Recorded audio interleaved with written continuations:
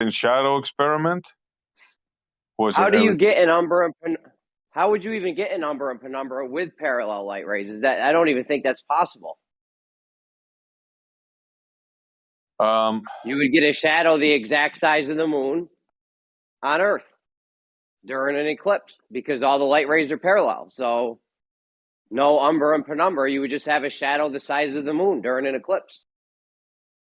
The parallel rays are passing the moon, and the moon's blocking out a section of them. That would be the shadow, right? Yeah, it would be. Yep. If all the light rays are parallel that are reaching Earth, then there wouldn't be an umbra and penumbra. There would just be a moon shadow the size of the moon on Earth. Yeah, at some point we're going to realize we're talking to idiots that are willing to say anything. That's why I get so aggravated, especially when they talk with this monotone voice and they act so smug. It's irritating, right? I hear you, brother. I try every moment to keep my control. Yeah, but it's just tiresome. Like it, I think it's like taught, right? Like they know it's aggravating. That's they do it on purpose. Yeah, they do it on purpose. Yeah. No passion. Where's the passion in these people? Yeah, but am I right though? If all the light rays were parallel and the moon went in between us and the sun, then we would just have a moon shadow the size of the moon on Earth, and there wouldn't be. Yeah, and not only that, their model depends on that, and not only that, guys, it has to be precise. Try it yourself. Get a flashlight, get a little marble, and try to do it yourself. You'll see. You have to zoom in like a microscope. You got to get it just right. This is not just a sun shining, and it has to be like fine-tuned. Like, wouldn't other planets cast shadows on the Earth too? They never get in between? I never really thought about that or looked into it, but it seems like if there's like Mercury or Venus or something. That might be a dumb question.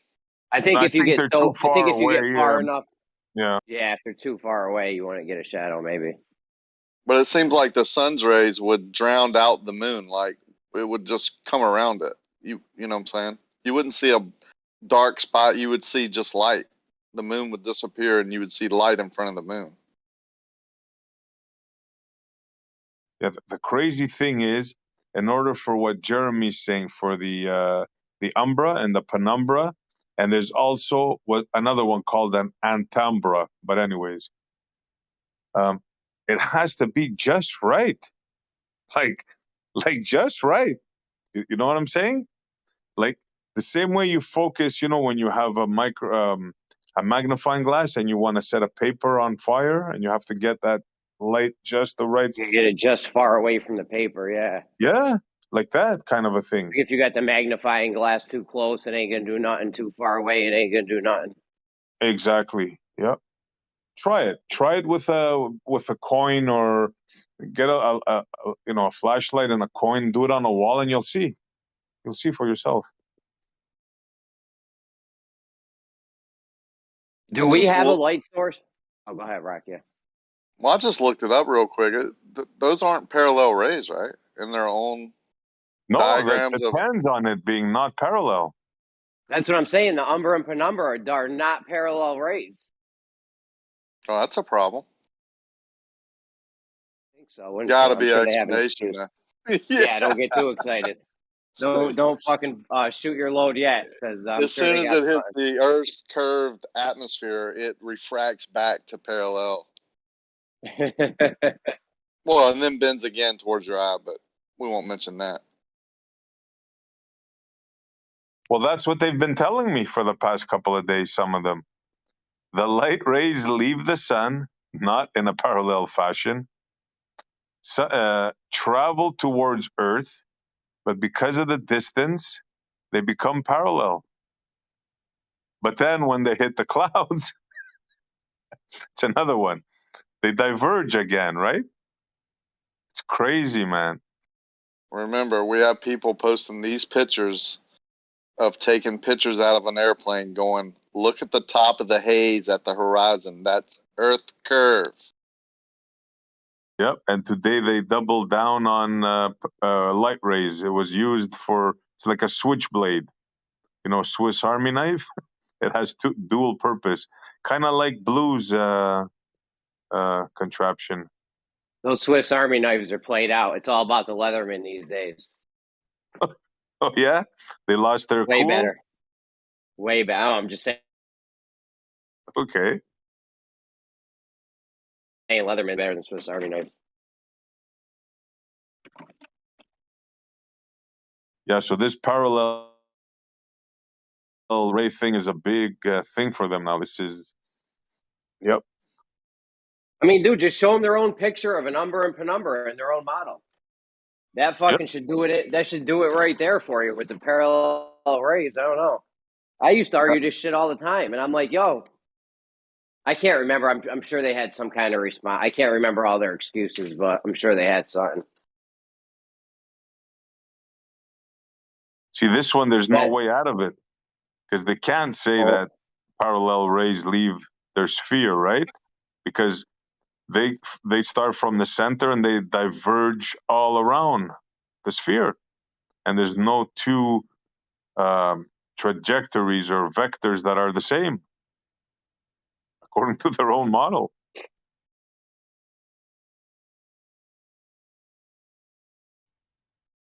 So I don't see any way. They'll probably find something. I'm curious to see what they come up with. They got something, I'm sure. Yeah. I want to go off what the first person says though, because you know, I always try to top Globers. You know what I mean? Like I wouldn't go to I would go to Zanuck, Kosho, Doofus, people like that. Even the top Globers though fuck you over sometimes because I don't know. Yeah, I don't know. You can't believe any. I don't know. Well, we got Kosho's take. We got Eggshell's take on it. How about? Oh, there's B-Ball. Hey, B-Ball, what's up, bro? Definitely wouldn't start with him.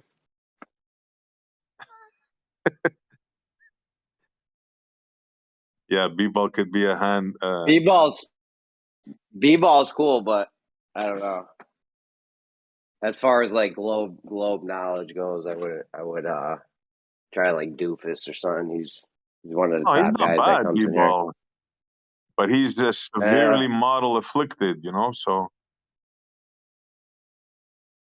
Well, maybe you should try to ask some random person instead of just some top shithead who's just going to give you the answer of the week. You know what I mean? They're all going to say the same thing. Good point, Chad. Bro, just random people don't even know this shit, dude. If you walked up to a random person and said, "What's the Umbra and Penumbra?" they wouldn't even know. Well, you might find somebody that might know, and they'll probably give you a totally different answer and be like, "Hey, I ain't never heard that before." Yeah. So the same shit that you hear day after day after day after day. I've been trying to get an answer to my brown stuff, blue stuff here for a week now, and I just kind of zoomed in, and you look at the, where the water meets that brown land there.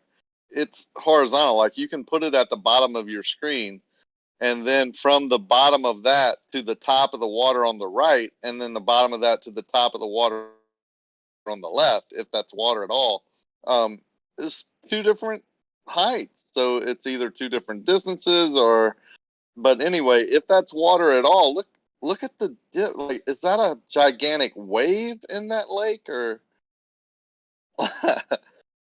what's that blue stuff? I can't remember what that movie was from. You found the drop. Clearly, I know it. There's a drop.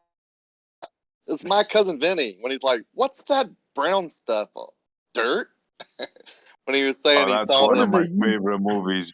My cousin Vinny. He saw the robbers coming out of the store through that dusty, dirty screen with all those trees. What are those things hanging off the tree? Leaves? How many fingers am I holding up? The two Utes.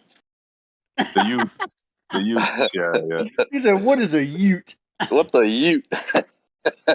Oh, I'm sorry, the two Utes. The judge in that movie, I think, is the guy that played Herman Munster. It is Fred Gwynn. Yeah. Jeremy, you're hot, Mike. No, that movie was good. Yeah, it was. Hasn't been. Anybody know what that blue stuff is? Is that water?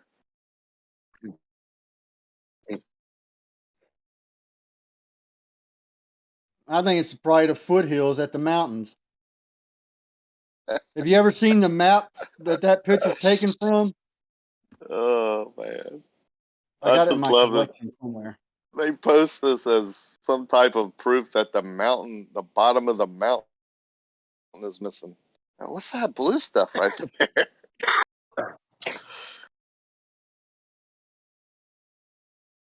B-Ball, what's up, man? Why aren't you posting all your buildings disappearing over that turbulent water anymore? It's strange. Almost like, I don't know. I'm almost sad in a way not to see What- them 40 times a day. with the waves where they're hosting the surfboard championship. Oh, look at that water. What's that blue stuff right there, B-Ball, when it gets real shiny? Oh, those are sticks. Beyond those sticks right there where the water goes from like a dark blue to a light blue, it gets real shiny and smooth. What is that? Could that be a mirage? No way, huh? What's Shut that up, red people. what's that red liquid stuff in those tubes? You're not fighting down that, the camera doesn't even the camera level looks lower than the water level, to be honest. But either way, you shouldn't do that. Oh, that's a water level. Oh.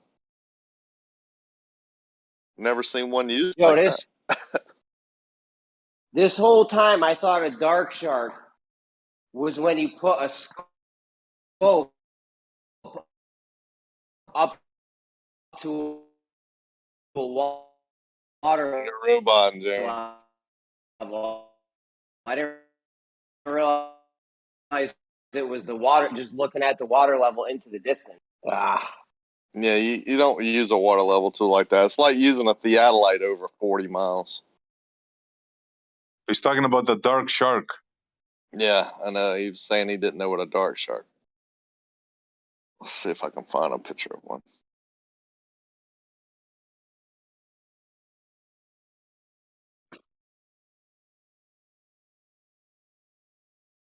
Hey, Rakia, that thing I Yep. posted, that's the map from apparently where the viewer was and the mountain.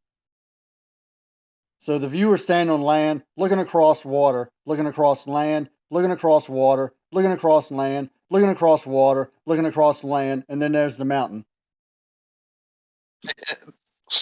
It don't get much worse than that. And plus, what was that? What was that? 100 miles? Where it's like way far away. So that blue stuff is water. It's hard to tell. Plus, it's way higher than the land, which seems strange to me.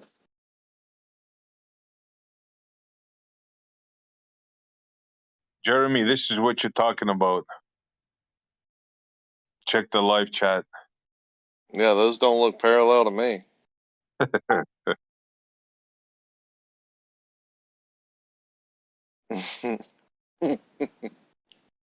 Houston, we's got a problem. Yeah, that's some goofy shit right there. I mean, a Yep. shadow is a shadow. If you're standing in the sun and then I walk in front of you, you're going to be in a black area. That's a shadow. See how simple that was? So if the light is coming from the sun, all this is going to be that's going to be in a shadow. I ain't never seen no shadow where it's like dark at a point and then it gets not as dark and lighter on the way out. I've never saw that. Yeah, see those light rays. Why wouldn't you draw a diagram with just all the light rays parallel? What's happening? Why would you draw all kinds of diagonal lines coming from the sun? Am I robot and stuff? Yeah. I got some of that. Yeah, but that right there where that moon is, all that area as big as the moon, that's gonna be black. That's a shadow. Ain't nobody ever saw a shadow go narrow here and then get lighter out there.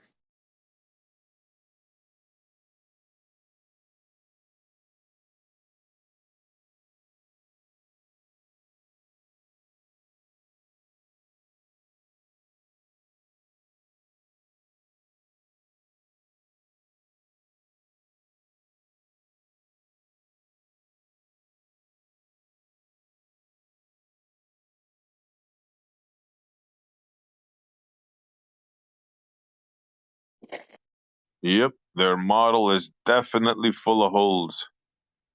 Like a spaghetti sifter. Hole here, hole there.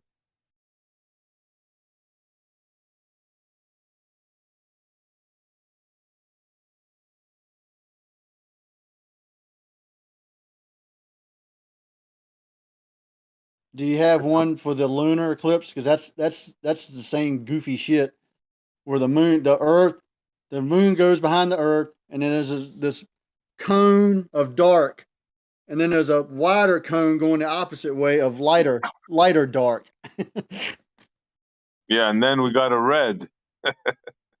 Yeah. Yeah, red. I've never seen a red shadow. That's I think the something else maker is going on changing the there. filter. Changing the filter.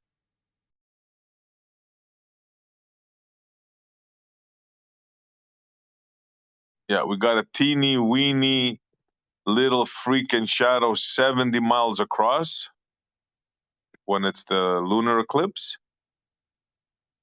And then the other way around. Like, what?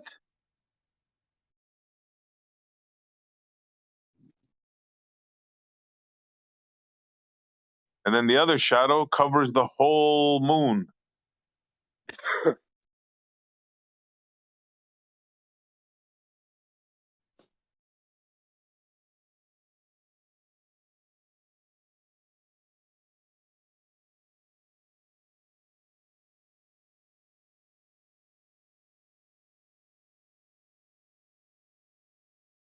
Yeah, why would you draw lines like that? If all the light rays are coming in parallel, why would you draw your lines all crisscross, diagonal, and shit? Wouldn't you just draw them all fucking parallel? Yeah. Like that diagram's telling me that the light rays are definitely not coming to Earth parallel. As you can see, I have a meme here. I was asking him this months ago when they were making fun of me with the new moon. I used that Umbra and Penumbra thing against them when they used to tell me light rays came in parallel. I can't remember the response though. This was probably a year or two ago. Yeah, it's like a double thing. It's like a double speak.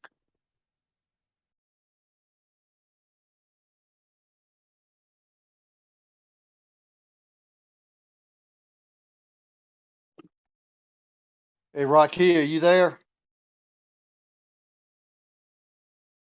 Yeah. What is that thing right there, right above the last text that you wrote? What am I looking at? I see like a tripod with 2 tubes of Kool-Aid in it, and then there's some mountains in the background, and I think in some buildings.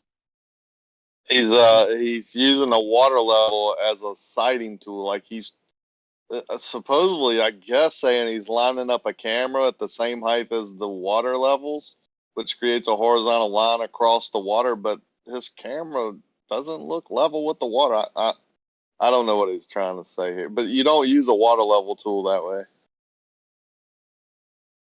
But at least he's saying that the water level tool does create a horizontal line. I mean, that's I like the way he's At least doing he's doing that. That's a start. Yeah, That's a because start. everyone else says it doesn't, you know. Yeah, why don't you come off mute, B-Ball, and tell us in the picture, 2 He minutes past the hour, what are you trying to show there, that the water level is not even or something? he must be busy. He comes in DC. He wouldn't, like, he must be doing something. Yeah, I'm not calling him out or anything. I'm just saying, yeah. No, fuck that. We're calling you out, B-Ball. Yeah, you're scared. You're probably scared. not at work. Fight. Yeah. He's in the military, man. He works. Oh, he works different hours. So we put in a long day on the boat, me and my two sons, and we had a crew there too, but they went home and I stayed in the hotel. We'll go Man, home I'm in the morning. starting to think that boat ain't never gonna be ready, bro. Ooh, me too, bro. Putting in It'll some be ready hours by on the it. time winter. By the time winter comes, it'll be all set. Yeah, Yeah. hurricane season. Oh, we gotta go to Florida. Store I can her. see the light at the end of the tunnel now, though, man. That's like before the list was so long, I was like, oh, jeez. But I made a list today of, you know, theoretically things we could do in a, you know, next weekend or this weekend coming up. So just keep plugging along. We had a good day today. Got all our electronics back up and running and mounted a bunch of stuff. So you got all the innards good to go? Just the paint ready? That needs. The majority of the paint is done. They're painting like the non-skid on the steps, like the piece that goes on the steps. There's a couple little hinge doors and cabinet doors that they're having to paint, and just odds and ends stuff, handles and rubber. We put up both rails on the side, and then a couple other handles. We installed them today. Just everything takes time. You know, you got to caulk everything. You got to drill the holes. Everything's got to be, you know, perfect so it doesn't get salt water in it and stuff like that. But like I said, I can see it another couple of days like we had today, and we would be getting really, really close. The lady with the isinglass and the cushions came today. They mounted the track for the isinglass, which is basically the enclosure for the top helm where you don't get sprayed with water.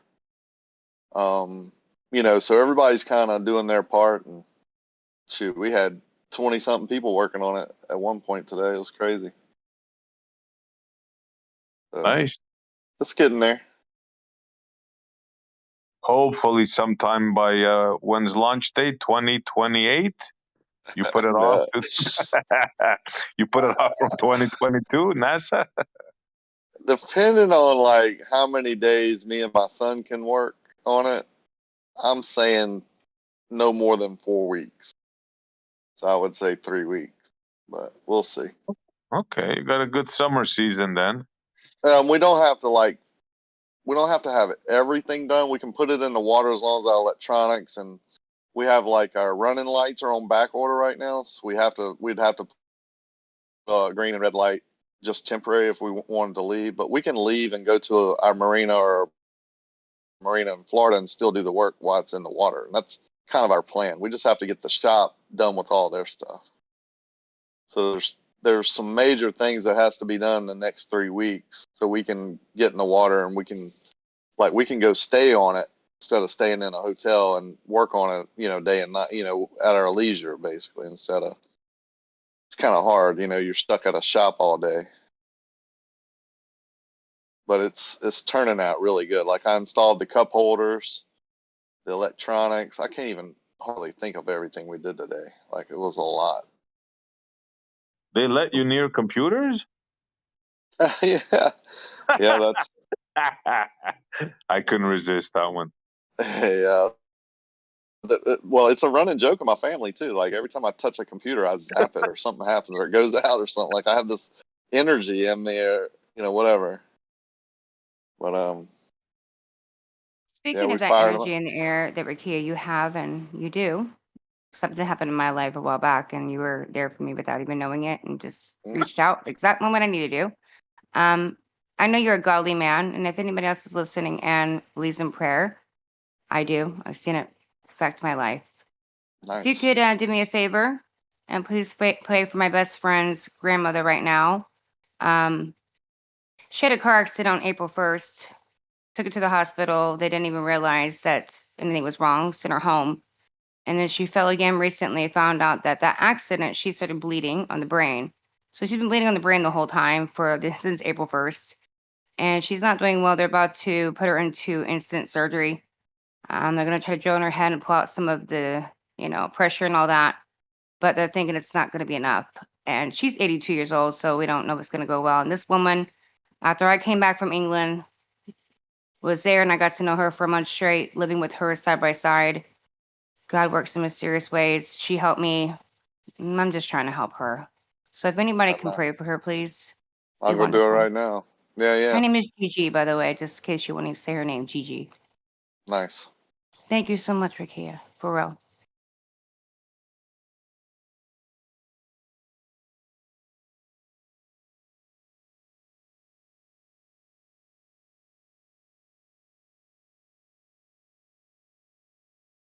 I'm not even religious, but my whole family was, and I really think there's power in prayer. Absolutely. Like that shit can reach out and like affect someone like that.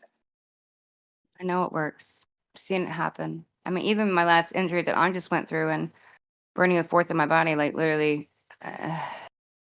yeah, God is good. And the prayers that were sent out and the love I received. Yeah, I'm glad I'm still standing. So we all go through that in our families, or we've been through it or something. It's always good to have compassion and understanding for others. It's not worth a fight. It's about caring about human beings on that level. Prayer does work, though. I've seen it. I'm just giving my own experience. If other people want to believe religiously or not, it's a fact for me.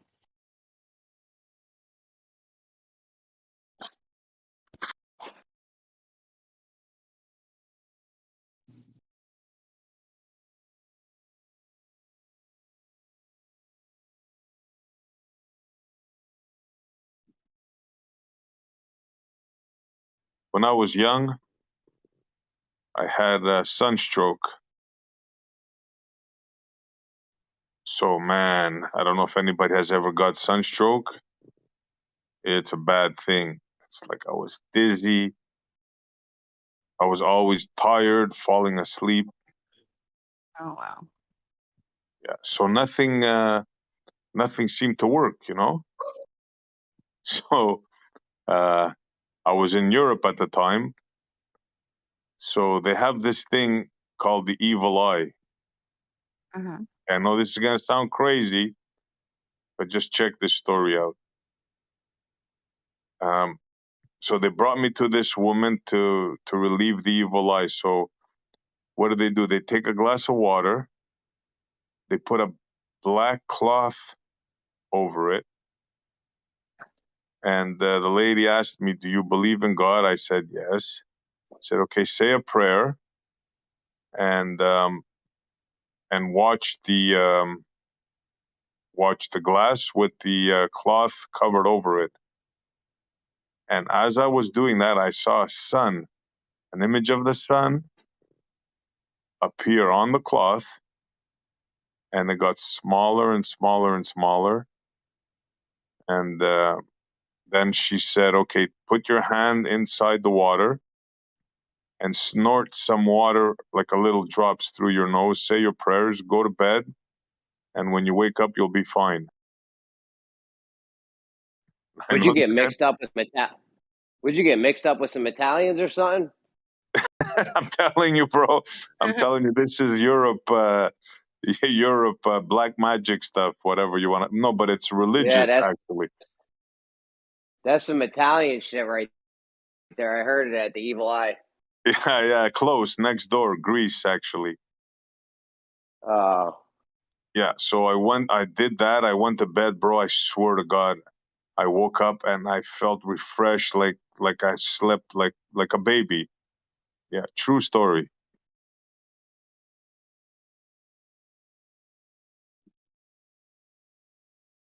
So since you were talking about power of prayers and stuff like that.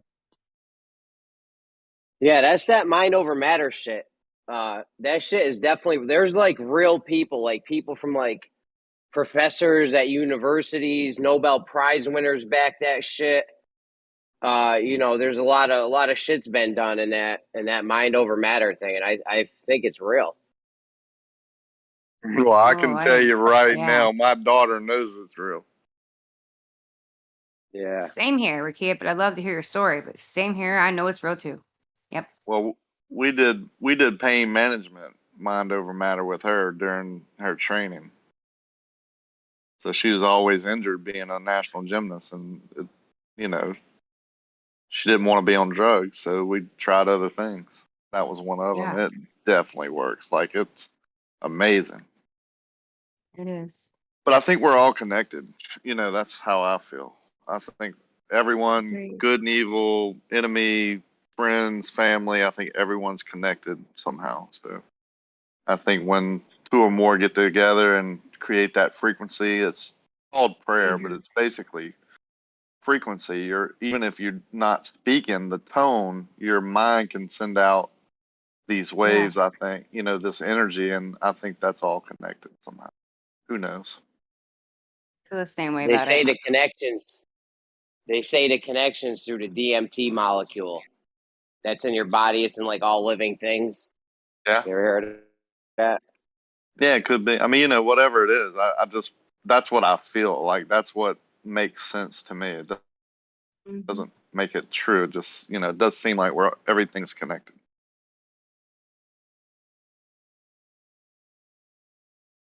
Mind over matter, power of suggestion. Yeah, the placebo effect. If you believe it, you know, the mind is a amazing thing. Like, Yeah, your aura. The Chinese, you know, they all study these things, you know. Staying positive, you know, you hear that. What comes around goes around. I mean, you know, there's all types of things that point towards it. there's a story about this guy in a jail situation.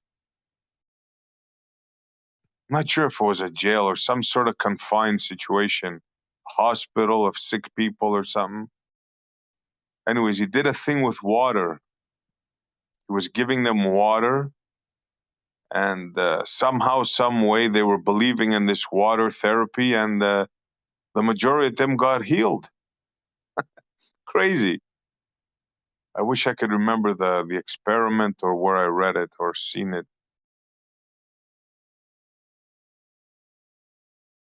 I saw something where people were doing they breathe in air from a beehive, honey beehive, right? And it's supposed to have this therapeutic thing to it where it like heals you or something. To put like a hose into a beehive or something, and you just breathe.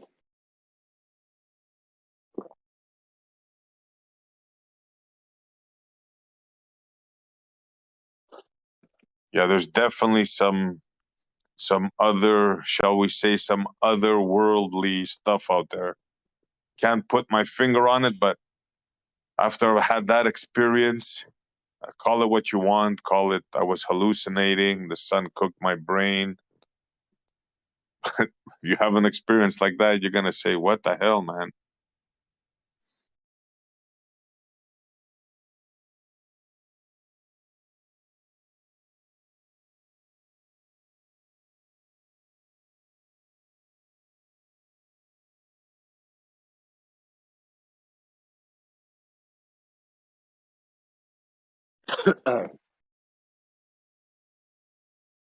Yeah, if they ever say sun rays are parallel, just show them the umbra and penumbra diagram and to ask them, does that look parallel to you? Yeah, I had that ready. I had it as a meme. It was one of the things I was routinely showing them, and Like, B-ball was how could one they of be? them. Yeah, how could if the light rays are parallel, how could you ever cast a bigger shadow than the moon? There would Exactly. be no umbra or penumbra, whatever one it is. I forget. The Whatever the umbra. big shadow is, Well, the the big big one. Yeah, one you is wouldn't. the penumbra. Yeah, you wouldn't get that if all the light rays were parallel. It would just drown that shit out. Even the umbra, How you you wouldn't gonna get. have a shadow in broad daylight where the sunlight's hitting it? It don't even make sense. Mm-hmm.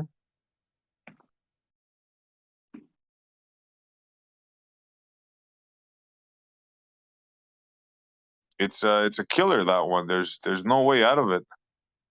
I don't know. I feel like they got out of it. I used this like a year or two ago, and they got out of it somehow. I don't know. Yeah, but you didn't use the how do they leave the sun as a sphere? You got to start off with that. Don't just show them that, right? First, you got to tell them: is it possible for your sphere model of the sun? Is it possible for the rays to leave in a parallel fashion? They're gonna have to say no, right? Then Well, you they'll say spring some that of them on them. are. They'll say some of them are parallel. How? They'll In say their some of them are model? parallel, and the only ones that reach us are the parallel ones. That's what they're gonna say. Yeah, of course. But it can't be because we wouldn't have that penumbra or umbra or whatever. Which one did you say the big one was? The big one is the penumbra. Yeah, you wouldn't get a penumbra. How the fuck do you get a shadow in broad daylight where the light's hitting it? That doesn't even make sense. Yeah, that's a problem for them, big time. And the precision, it has to be like exactly at the right spot. Kind of like the eclipse. The moon is just exactly, it's not the same size, of course, but it happens to be the exact distance just to cover it just right. Uh-huh. I missed you guys for real. Even though I hated all that bullshit on the servers and I had to get away from it for my own self-preservation, some as a human being. Man, coming back, I'm like, man, I miss these dudes. Man, they know what the hell they're talking about. Even when it's funny back and forth banter, as long as it's respectful. I don't know. I'm just happy to be back. You guys are good people. Well, it's good to have you here. Thank you, love.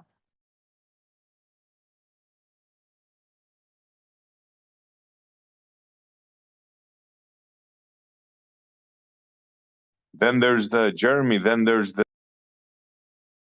other killer one with the eclipse, the solar eclipse, when the moon goes in front of the sun. It's just the right size to cover it, right? Okay, we'll let that one slide. But when it approaches the sun, you don't see it, you just see a shadow. And then when it leaves the sun, you don't see it again. How is that possible? I Moon don't know. shadow, moon shadow. Yeah. You know when you take a picture and there's a dark, like you would see. You ever see a picture of like something where the light's right behind them, and the whole object that you're seeing gets silhouetted, so Yep. it just looks black. Like you would see that. That's what you would see with them when the moon's approaching. You would see that Exactly. silhouette. Yeah, brother. Oh, there he is. Oh, I knew he was gonna do that. I knew this would bring him to life. Yeah. Look at his thing. Look at his thing. You guys are funny.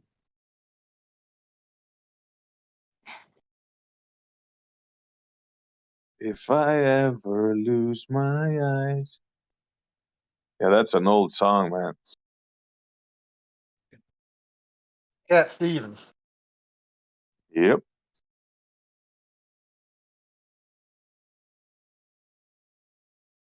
Man, that link is longer than the lyrics.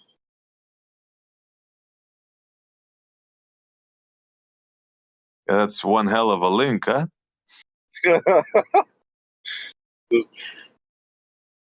Jeez, it's like a freaking page long.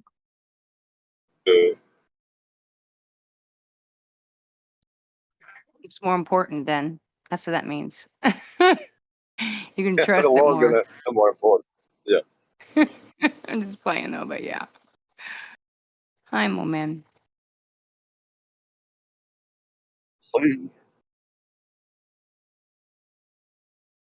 Fuck, it's raining. Driving to work, it's 5:24 a.m. and it's raining.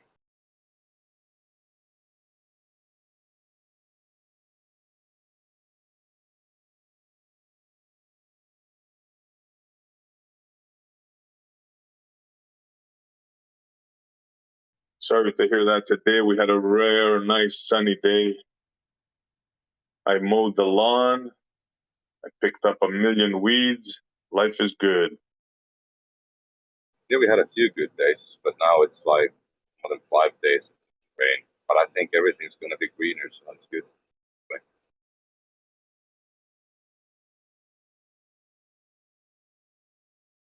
You're in Yeah, Finland. hopefully so. Most of them. Yeah. Yep. Our newest NATO members, soon to be. Yeah, I think so. Yeah. Turkey is putting on a fight, but I don't know how that goes. Yeah, they're just ass wipes. Yeah. But I guess one man's terrorist is one man's freedom fighter, so there's just one there. They're freedom fighters. They're definitely not freaking terrorists. They've been suppressed like dogs for centuries. Yeah. No, you guys are on the right track. Yeah, I think so too. But we'll see. It's a good thing that Putin said that it's okay for us to join, but we just can't handle that much infrastructure over here, which I don't even want. I don't want some nuclear missile over here.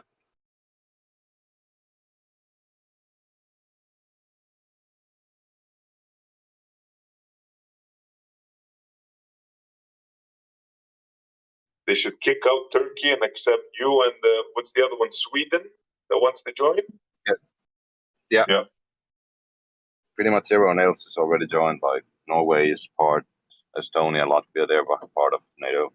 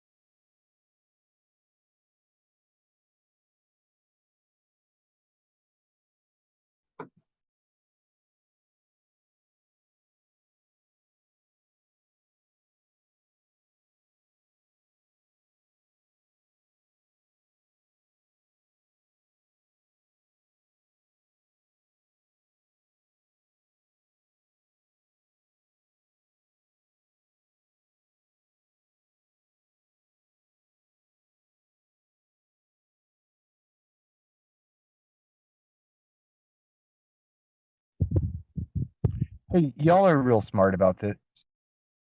I posted a picture or a video in chat of a sailboat with wheels going down a runway. Any guesstimates how fast they're going? You said a sailboat with wheels going down a runway? Yeah, it's part of Team Emirates New Zealand's attempt to break the land sail record. 20, 30 miles per hour, something like that. No, they're going faster than that. I'll go 80. That sounds close. How far? 65.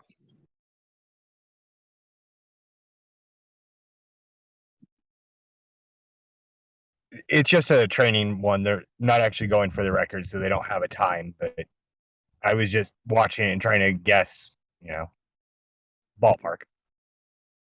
I heard that in regular conditions, it's like 30 miles per hour for the fastest clipper on water anyway. Who told you that? Well, that's what I found when I was looking for the top speeds of these racing yachts anyway. Oh, I'm Did you sorry, check sir. it, You got some very The you got some Google very said, inaccurate information. the Google said F-50, what was that? right, the F-50s in the Sail G are averaging 78 to 80 kilometers an hour.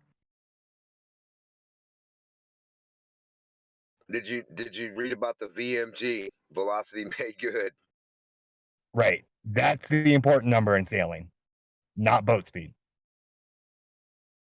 Right, but kind of equivalates to both in a way when you get done at the end of the race. I mean, just Yep.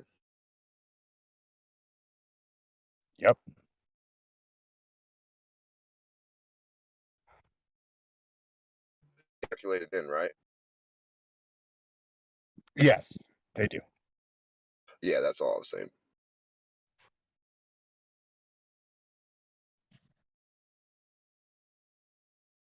So, like, what's your? I mean, what do you think they go? What do you think? What'd you say they were going? I didn't hear you. Kool-Aid. Well, for the purposes of figuring out how much distance is in the southern hemisphere, we'd normally be talking about what the Vendée Globe and races like that. Are they racing these F50s and Vendée Globe races and stuff like that? Those sorts of boats, I think, would tend to be a little slower since they have a cabin for sleeping, food, radio, and stuff like that. These F50s appear to be very spare. They appear Oh to be yeah, very lightweight, definitely. yes, but very spare. I don't know if you're going to be racing them down in the cold Arctic, Antarctic regions. The boats that they use Nope. for Vendée Globe and stuff like that would tend to be something a bit more bigger and sluggish. So I think for those boats, it would probably No. be closer to 30 miles per hour. So the Imoca 60, which is the leading class for the Vendée Globe and the Antarctic Yacht Race, their boat speeds are going to be average. Well, max conditions, you're looking about 45, 50 miles an hour. But Not bad. again, you're talking boat speed, and as DMOC pointed out, boat speed is only one of the factors that goes into figuring out what the VMG. And a race like the Vendée Globe, which is an upwind race, boat speed is basically irrelevant. So if we're going to try to use a boat speed of, say, 30 miles per hour to get some sort of distance from the boat speed to distance, we need something Nope. that's a bit more indicative of those races if we're going to try to figure out especially how much land is in the So southern hemiplane. And that appears to be closer to around 30 miles per hour for a regular boat, as opposed to these F50 very spare boats that are basically like big surfboards with sails, as far as I can see, with nothing else on them, as far as I can tell. So where you're falling down is you're still looking at boat speed. We don't care about boat speed. What we care about is the VMG number. How fast can they get upwind? That's the number we care about, not the boat speed. Okay, at the very least, we need a boat that's indicative of the race, like you said with the Vendée Globe, and you said that top would be like 45, but with resting, squalls, and stuff like that, how about we cut off, a third of that speed to go to something more like, 20, 30 average? No, not that you're still looking at boat speed. What you need to do is you need to think about VMG. They're not sailing in a straight line. They're going back and forth and sailing a longer distance. It takes their average down to like 15. I think 12 was the winner last time. If they're capable of higher speeds, I'd probably go with 30 being a conspiratard flatty. But without being on the boat to say, okay, it's going this fast, average, most of it would be a range. We'd have a range with a range of distances from that speed, from So the 15 to 30 mile per hour range if we're going double that. And that would give and us almost double the distance for the range.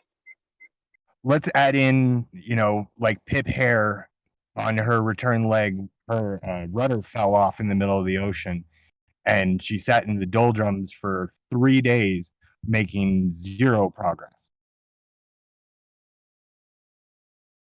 The main thing to simplify it is some sort of average-ish speed times the total time of the race to get some inkling of the total distance that's down there for a flattish and or roundish conception, especially if you talk about Vendée Globe and other sailing trips.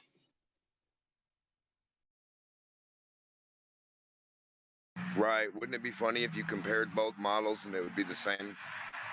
That'd be funny, huh? Well, I mean, if it's 30 miles per hour roughly for the higher range, it would be 30 miles per hour times 24 hours in a day times It's 100 not days or however long it took them to finish the race, whatever that 80 is. days. 80 days, and they're not doing 30 miles an hour. Let's talk in VMG, and they're doing 15 tops. Okay, then it's either 15 and or to 30 times 24 times 80. And that'll give us the rough distance of the southern hemi lane at that latitude.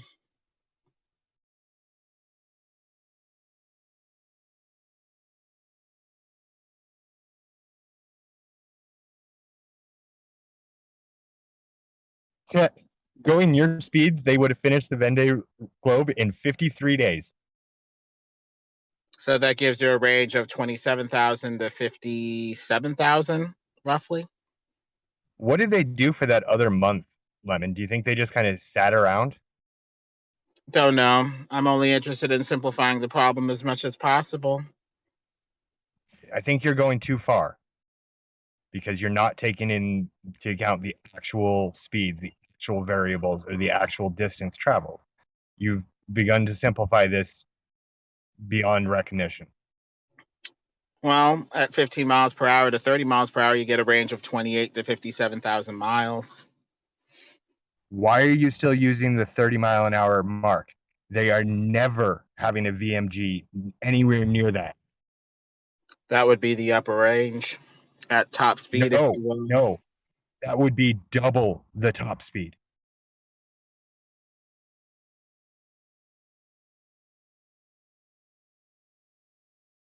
What latitude do they do this race at? The Vendée Globe. It starts in France, and the ICE is around the 50th latitude. It varies depending on topology. Around 60 degrees. It's half of the equator supposedly on the ball. So they really shouldn't be clocking more than, 12, 15,000 miles at that latitude. You take the cosine of 50 degrees, whatever that is, and multiply it times the circumference of the Earth to get the approximate circumference at that latitude, and it would go toward half. At 60, it would be half. So if it's anywhere beyond 12 to 15,000 miles for their the distance that they're clocking, based off of this math, then it's still a problem. Why do you ask a question? I tell you the correct answer, and you still use the wrong number. You said cosine 50. That's 10 degrees away from 60, which is close to half. No. Let's go to the calculator and see what I said. cosine of 50 is. I said the ICE is around the 50th parallel. Not 60th, not cosine of 50, around the 50th parallel. Topology sometimes says they can go further south and sometimes further north, but 50, not 60, 50. The cosine of 50 is 0.64. So you'd multiply basically 0.64 times the circumference of the Earth of 24,000-ish miles to get the new circumference. That's 2/3 of that. So that'd be what? 6, 12, 18, 16,000 miles roughly, I believe. So if they're clocking anything too far beyond 60,000 miles of latitude, where's all that extra land coming from to go to, what did I calculate, 28,000 to 57,000 based off of these speeds or whatever we're talking about? You know that the VMG line was just over 24,000 nautical miles,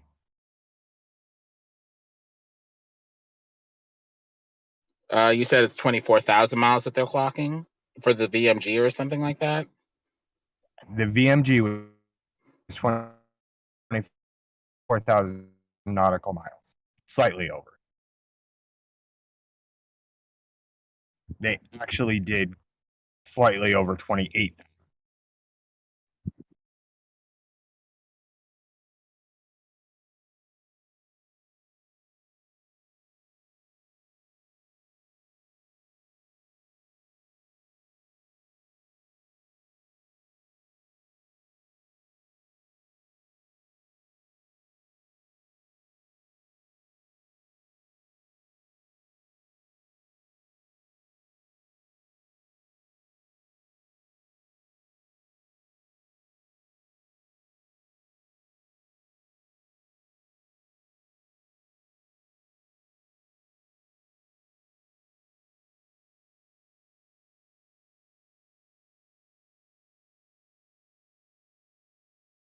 The next one of these races that will go is the Antarctic yacht race.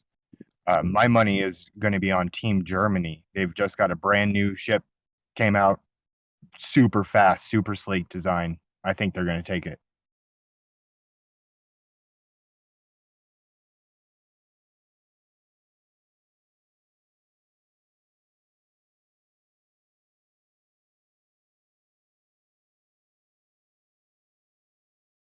These guys ever get caught cheating, like putting a little motor on, what are those things? The rotor, the thing that spins under the water that's connected to unlike a motor boat. What's that thing called? A propeller? Yeah, they ever get caught putting a little propeller under there and try speeding their shit up? I can't think of that one offhand, but people do get caught receiving outside assistance is the most common one. Because you could put a little propeller under there and have it like connected to magnets or something. So that way, if like anyone ever came to check or anything, you could just like hit the button and fucking let it drop to the bottom of the ocean or something, and you'd never find the fucking propeller.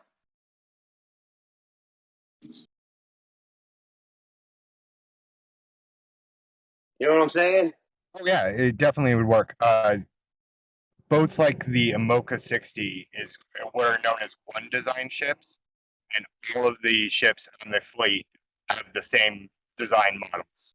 You know, there's modifications and things done up top, but all the big main parts are identical.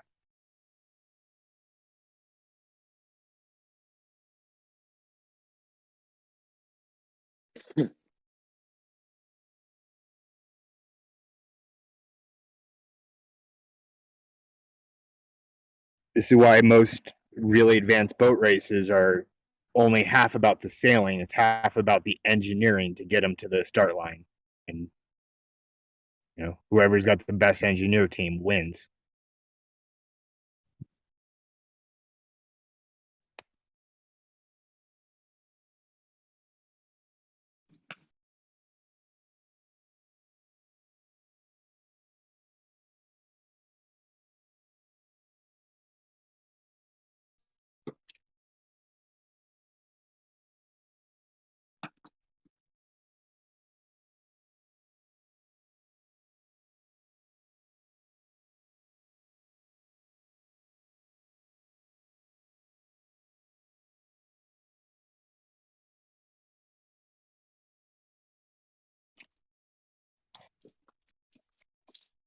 And if you're one of those dirty tree huggers like me, I would recommend you check out the ship called Climate Action Now.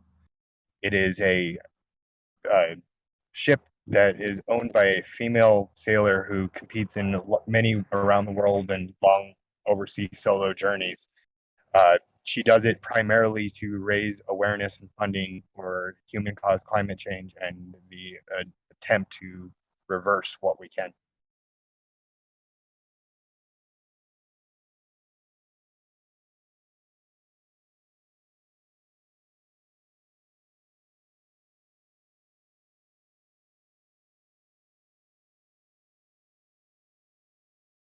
Really? I said human-caused climate change and nobody in the chat wanted to fight me over it?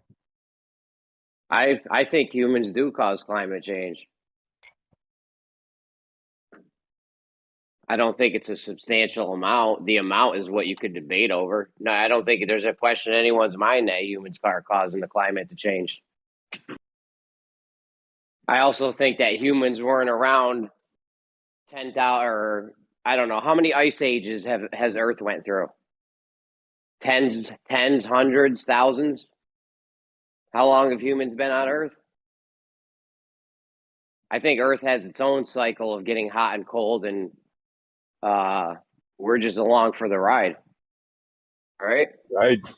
Were we doing climate change 10,000 years ago with the last ice age? You think that's what caused it? Yeah, but you know what we didn't have back then that we have now is junk mail, and I'm wondering if any of these activists go after these companies who send piles and piles of junk mail every day. Yeah, I mean, if they were really worried about climate change, they would stop using planned obsolescence. That's probably the biggest contributor to climate change on Earth. That is probably 100 times more than anything you could think of. Can you imagine how much it's got to cost to mine all the materials, ship them to a manufacturing place? They put them together, then they ship it to a store.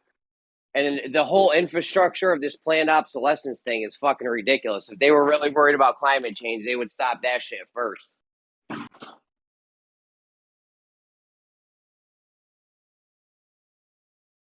But right though, there was no. I mean, according to the heliocentric model, we've been having ice ages since before fucking humans were even around. So I really don't think humans play that big of a role in whether it gets hot or cold on Earth. That's just me, though. I don't know if you remember, the big scare of the day way back was global cooling. Yeah, that was in the 70s. That wasn't even that long ago. That was, thank God they didn't do anything to fucking counteract that. Or we'd be in a Imagine. fucking, we'd be blazing it right now. They just say stuff and they have no freaking clue. From global cooling to global warming, now what? Climate change. They got both bases covered. I mean, it's a scam. It's a joke. Yeah, I was talking more about humans moving into natural habitat and kicking out the native species and, you know, plants and animals that we have caused genocide on. And how many different species go extinct every day because humans are fucking it up? Oh yeah, we are definitely the only creature on this planet that will kill everything, like all those fish, all those deer, or yeah, we're definitely a destructive. Yeah. I don't know. I think if sharks could, they would eat everything that they could. They wouldn't give a Yeah. shit about how much was left. Any animal, any power on Earth, Sponges any are empire. Sponges are well known for depleting their environment of all the nutrients, so they starve to death. Say again, what? SpongeBob? Sponges, what? Sponges, SpongeBob SquarePants? no, sponges will deplete their environment and starve to death. Oh, really? Yeah, I thought we were the only species. Okay. no. Hogs are well known for their destructive tendencies, including the destruction of of any crop and food source that they are not immediately using. Wild hogs are the ones we created, domesticated ones. Yes, but wild hogs are the ones you see doing it. So the ones that we domesticated and got back to the wild, is that what you're saying? It would have to be that, right? Well, have you ever been down to Texas? There's lots of hogs down there. It didn't come from a natural breeding, but they came from a selective breeding, but they are now a feral hog. So is that a natural, unnatural? I don't know. It's a damn feral hog. Shoot the thing. I seen a show on that where they pay them to go and kill them. Man, those things are nasty, eh? Wow.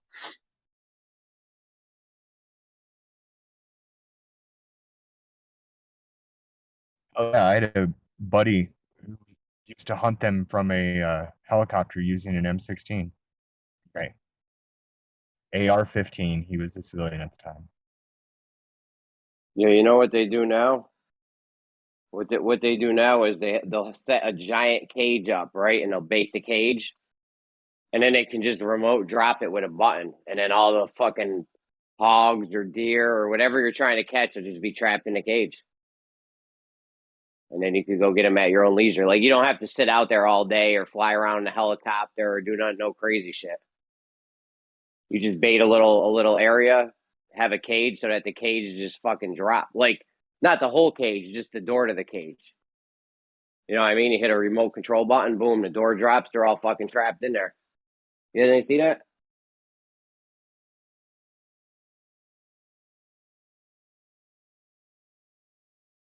I haven't seen that one. I've seen the ones they run into and step on the pressure plate, but No, yeah, these are new ones so that they wait. Because you might have one run in and hit the pressure plate, and then you just might have like one or two in there. This one, you can wait till they're all their whole fucking families in there.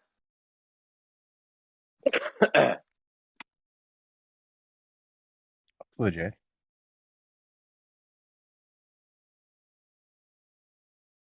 you ever see the show called Life After Humans? Yeah. Yeah, everything starts to get overgrown and shit. The dams shut off, everything. Yeah. Yeah.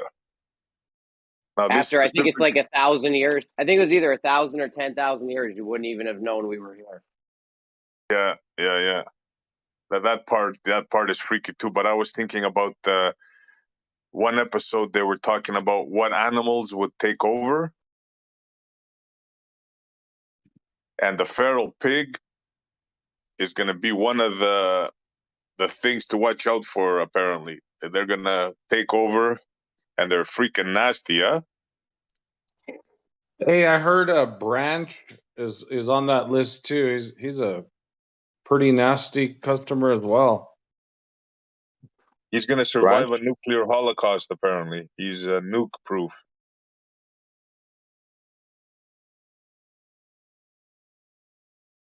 If anybody Shout out, was, Brad. I'd give it.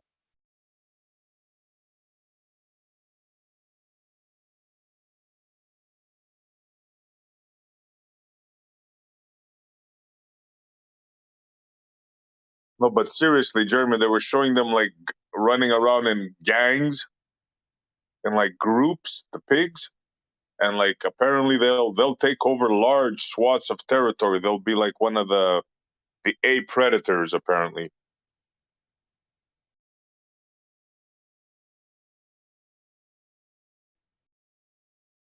Hey, that's one funny category of description on groups of animals. Like there's like packs and dens but there's some weird names for groups of animals.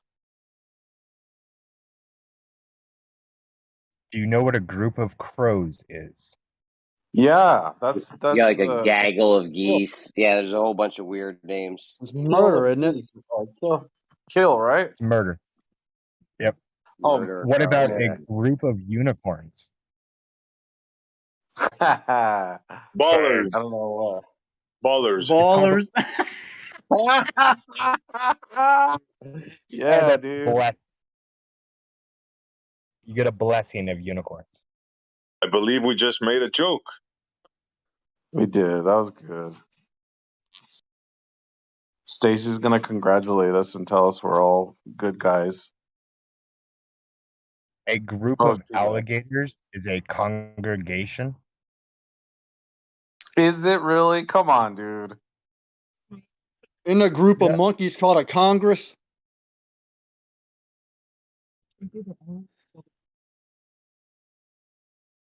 A group of owls is a parliament. A group of what? Owls? Oh, yes, dude.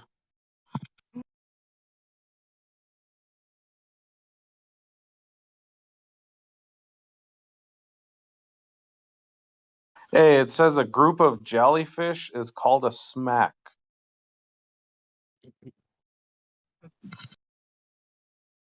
A group of porcupines is a prickle.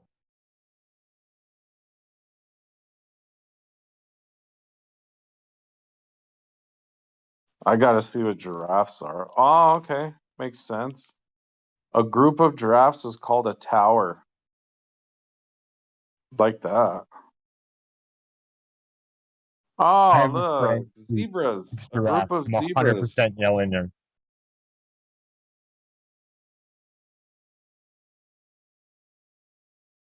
The thing we have to name things, huh?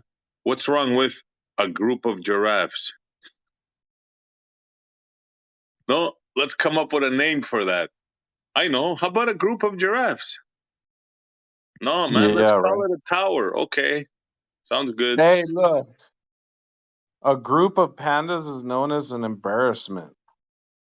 Of course. Shit. First I agreed with D. Now I'm agreeing with SE. What the hell is today? What the hell is what? Today. Something must be in the atmosphere. It's all fucked up.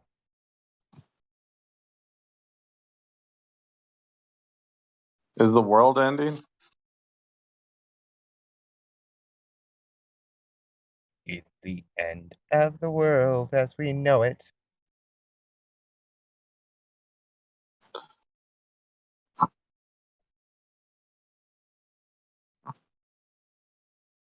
Oh my god. That it is towel day, so maybe the scenic bypass will be built tomorrow and we won't have to deal with it.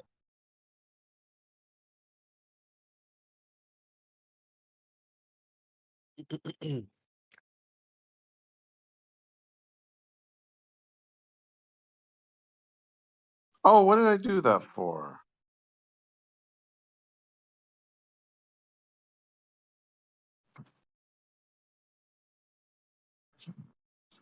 Hey, do you guys want to play some chess? Anybody want to challenge me? I promise I'll win.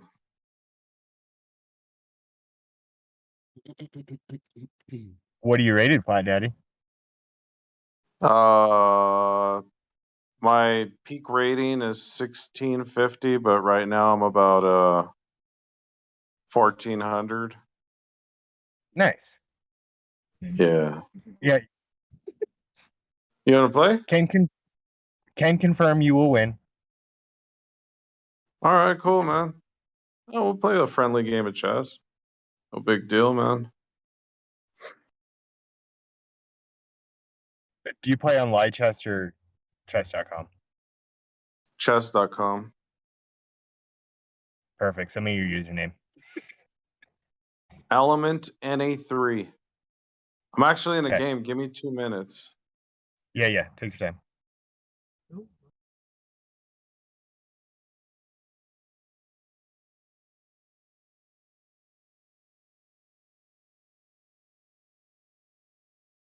All I got to do is convert this to a win. Basically, I basically won, but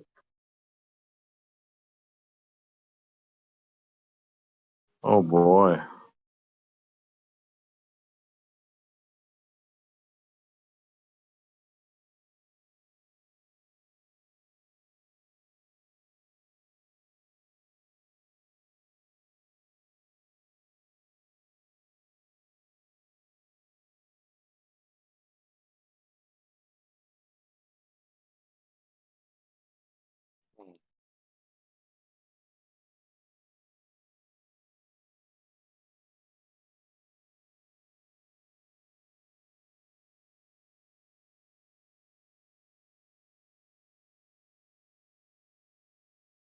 Oh boy. Yeah, I'm playing bad.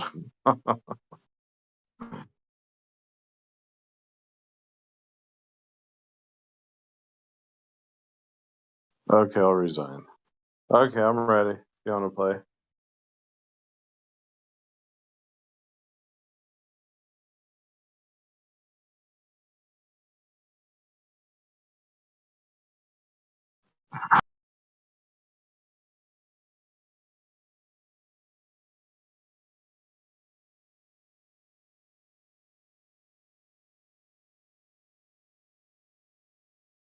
Hey, what's your name, dude? So I know who's like inviting me.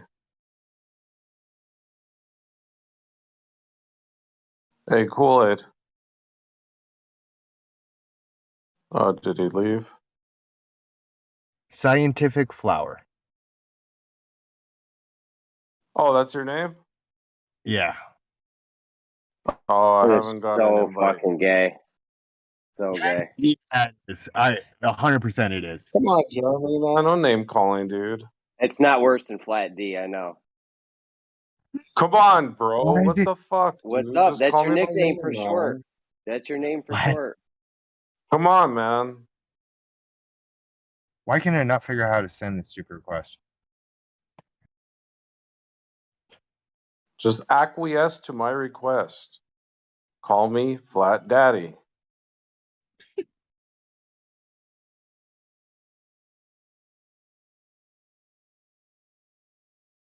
It was element NE3, right?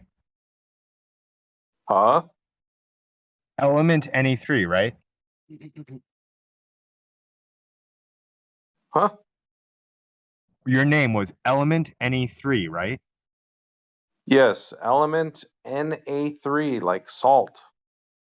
Oh, Here, let's see if this works.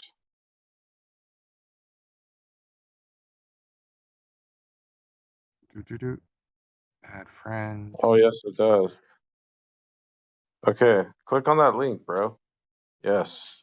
No, I don't want to play a 10-minute game. Are you crazy? I only play 3-minute blitz, dude. Oh my God, 3 minutes? Yeah, okay, I'll do 5, but I ain't doing 3. No, and I can't draw you either, dude. Come on, man. Well, then we gotta play this game out. No, I'll just send me another invite. Oh, yeah, we can abort it. All right, you want 3 minutes? It's gonna be bad. Okay, dude, I'm seriously gonna crush you. Oh yeah, I'm Bro. well aware.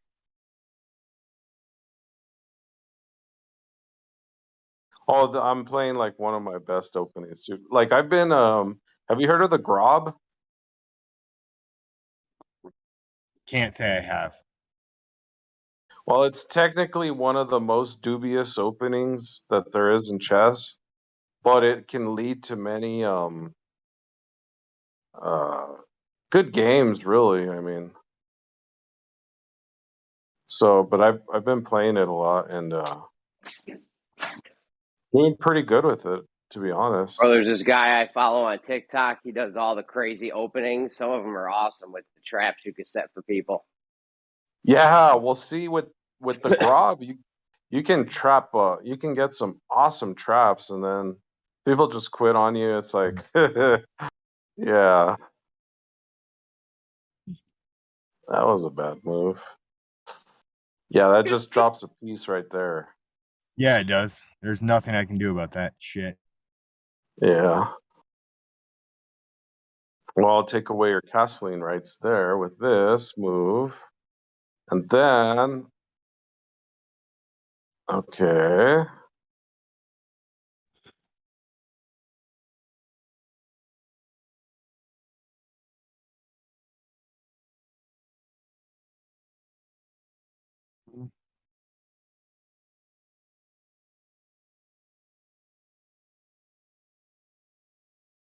Where's the win? Like, isn't there a win like somewhere right here? Yeah, somewhere.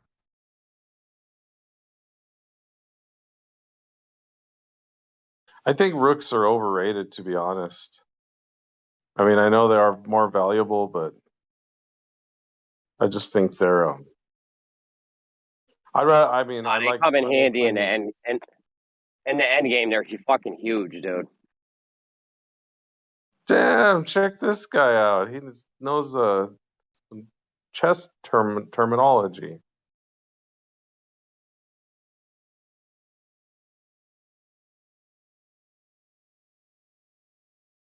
Yeah, I'm pretty good. I just can't play those little 5-minute, 10-minute games and shit.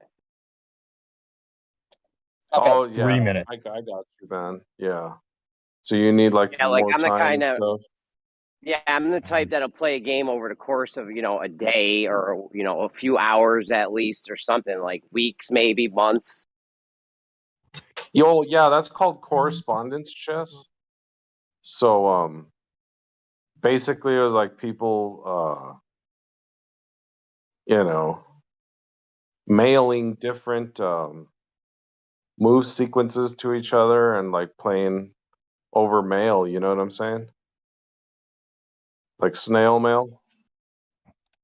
Yeah, well nowadays you could do it, however, but yeah. So I think what I can do is watch. I think I can still get them. It's going to be hard, but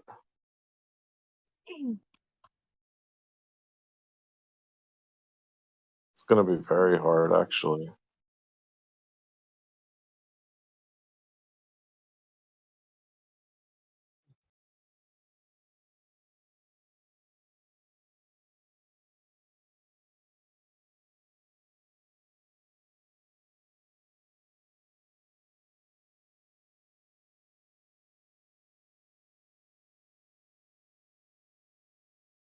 Okay, I got something right here. Check this one out. No. Let's No. go, baby. Oh, you hung it. Got you, man. Fork. See it? Yeah. I'm trying to save anything here, but it's all dies.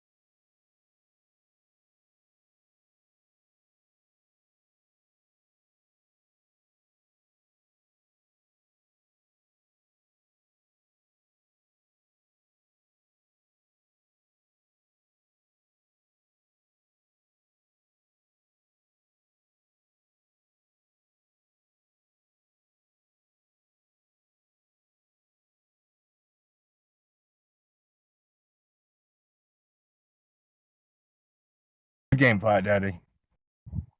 Good game, dude. It actually did a hell of a lot better than I thought I was going to. Yeah, you did good, dude. You almost beat me, to be honest, man. I was getting a little scared. You want to play again? I'm good. I've got. Uh, I'm having a problem with my middle game, just converting any kind of advantage there. all it takes, man, is one pawn, dude, and that's how you basically convert advantages.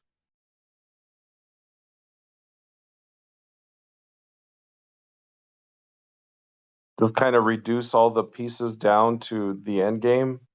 Once you're in the end game and say you're up a pawn, that's all it really takes.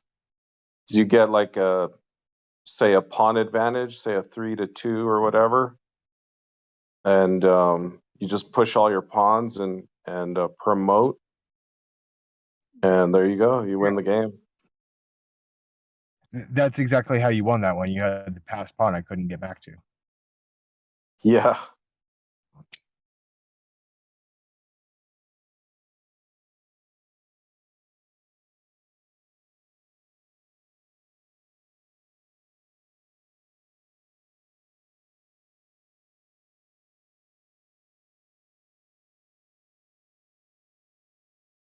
So isn't that cool, man? How chess can bring a glober and a flat earther together, man.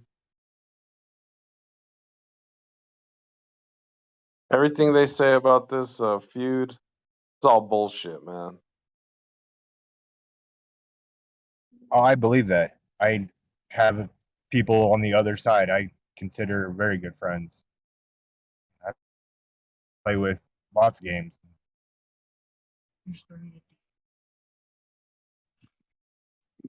I'm running an entire D&D game where I'm the only person who believes the Earth is a sphere sitting at the table.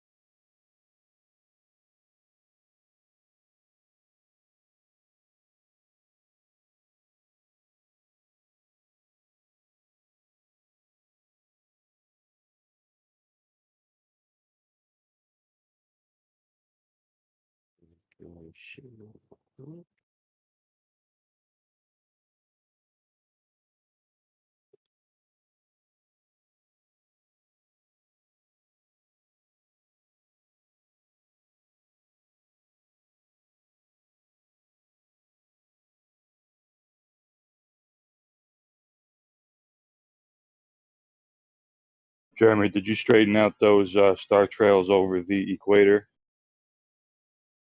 I mean, that was going on for hours this afternoon. Dude, that shit's been going on for days, bro. That wasn't the first time.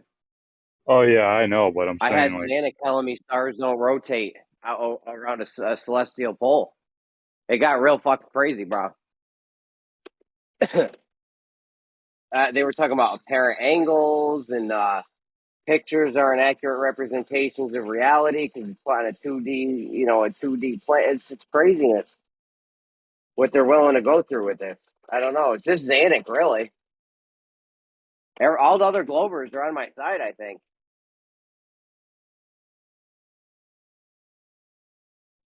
sometimes I just think they need something to talk about. They just need Literally, something just to. Xanax. Maybe eggshells might be with them too, so I'm not sure.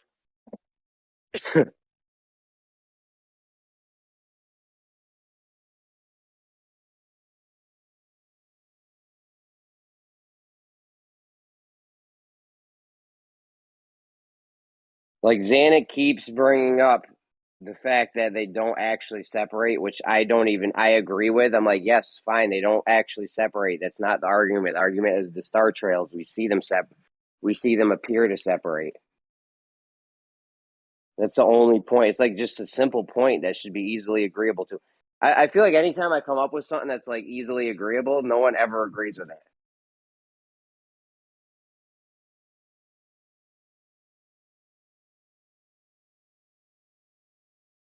Do you look at it from all angles? What do you mean, star trails or? No, like whenever, because you just said, whenever you think of something that's, agreeable, no one agrees with it. And that's how I feel sometimes. But then I try to look at it from, quote unquote, the enemy's perspective. And then I try to figure out if they could have any possible answer. And if it's a yes, then I don't really bring it up. Yeah, no, I think about it from their point of view. This stuff should be easily agreeable for the Globers. Yeah, I'm only thinking about them.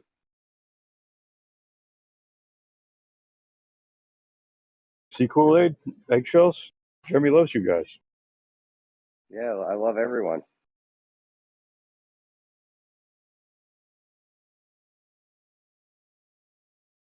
Like, yeah, this shit should be easily agreeable. Like, star trails appear to deviate if you're standing at the equator. Should be easily agreeable for anyone to, especially a Glober. That's their model. Like I don't know, man. I don't fucking get it. You would have to have a really large field of view for that to even matter. I don't. Nah. All you would need to do is see one star trail right above the equator and then one star trail directly to the left or the right. That's all your field of view would need to be.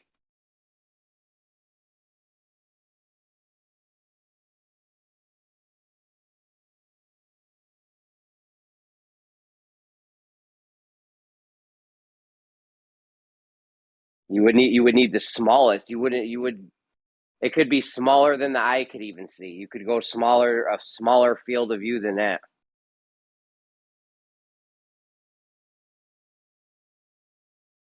You could like block out part of your vision and that would still happen. Part of the camera lens or whatever. It has to, dude. In the north, you have stars rotating around celestial pole, and now over the equator, stars that are directly above the equator, they go in a straight line. So one line's curving, the other line's going straight. Should be easily agreeable.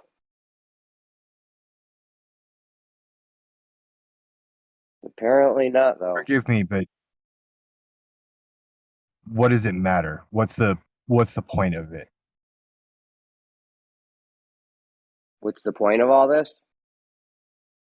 Like if they do, if they don't. To be honest, I'm having a hard time visualizing it. It's a me thing. I've smoked too much. The point What is, does it we matter see. though? Yeah, the point is, we see things happening in the sky that aren't actually happening.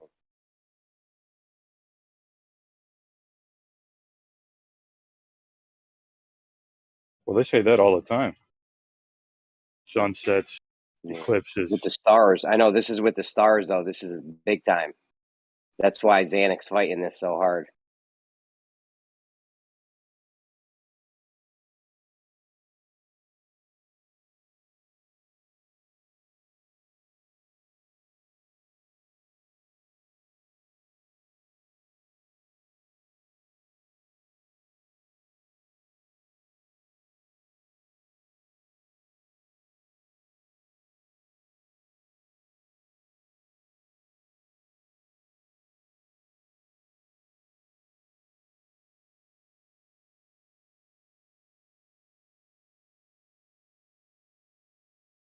I think Eggshells is fighting it too. Still, I'm not sure.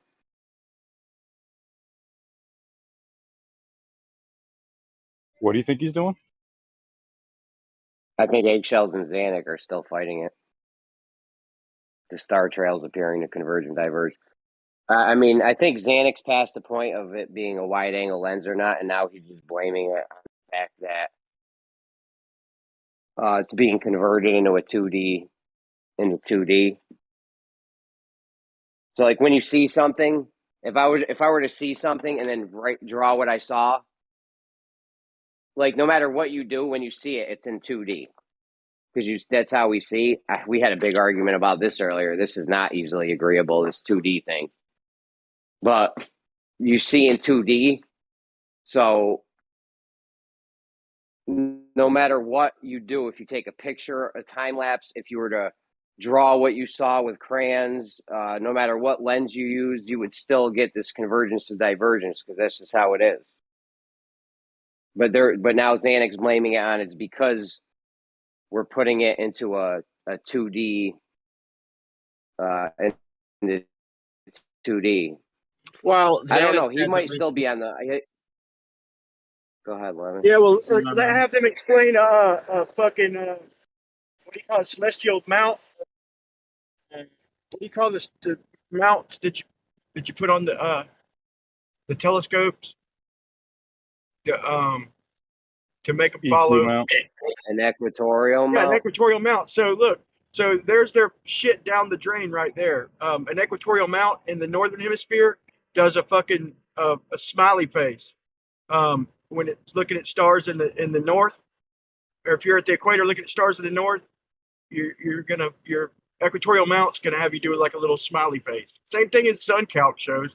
And in the south, if you're looking south from the equator, it's gonna do a frown. Okay, they can't get around this, bro. They lose their equatorial mount fucking argument. One where everything they do, they shit on another argument. Well, Zanuck did talk about the 2D thing, saying that we see in angles, but angles are 2D. They can only widen by going up, down, or left and right.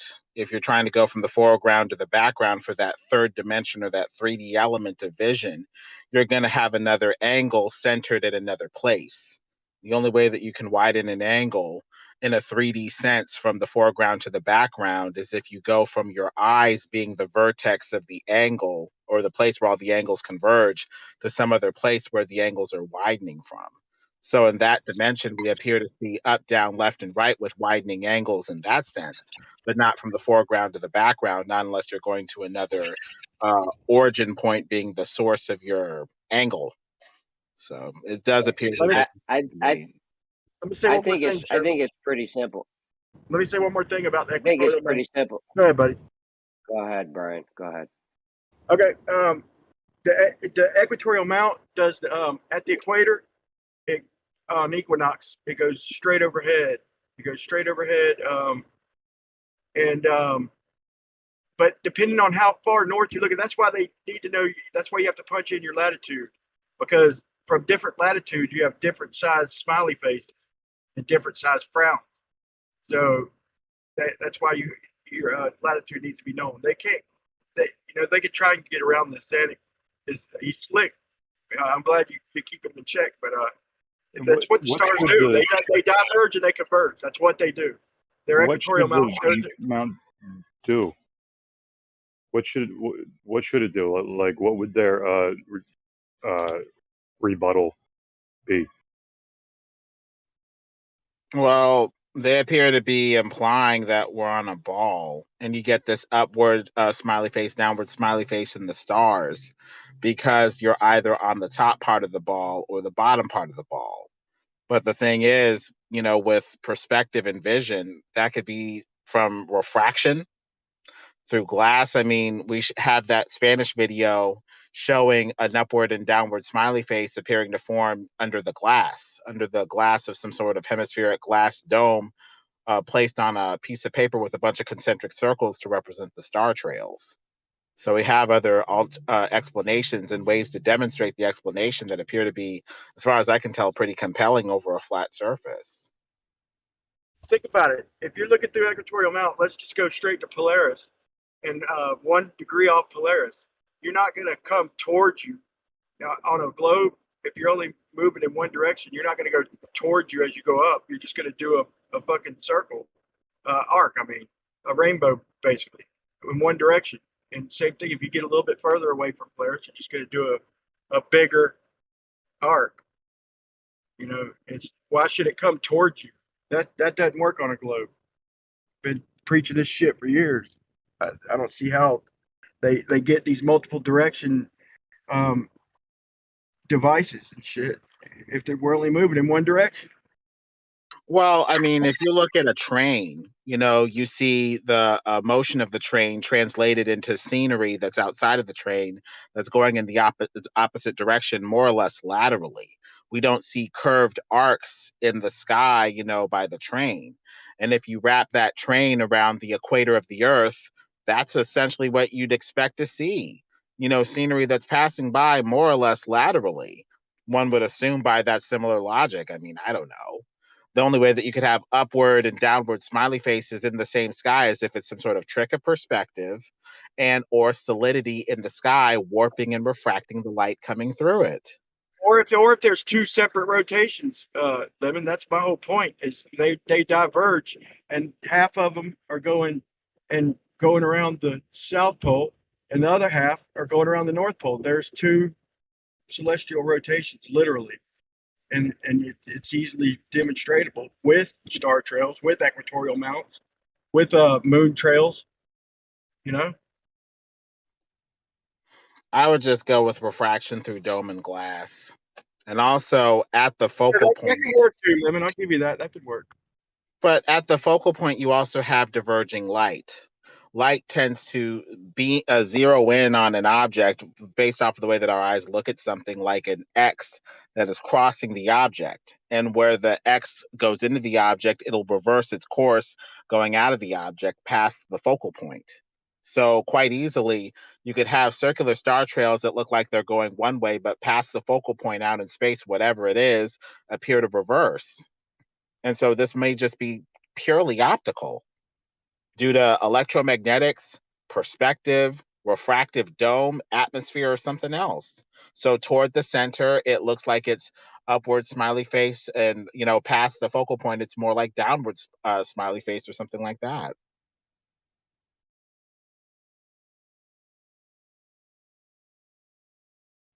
Hell, you can see it with parallax in front of your own eyes. Hold your finger in front of your eyes, pull your finger away. Now focus on the place where your finger was when it was closer to your eyes, and you'll see a parallax image of two fingers where the light, appears to be diverging from the object. And where the light goes past the object and diverges, you're going to get weird aspect ratios. Something that's above will appear below or above something else. So past the focal point, things appear to reverse based off of the way that parallax works, vision works, and stuff like that. I guess the question is, what is the focal point in space? When you're looking at the sun, moon, and stars, it's kind of hard to say what, if any, focal point there is.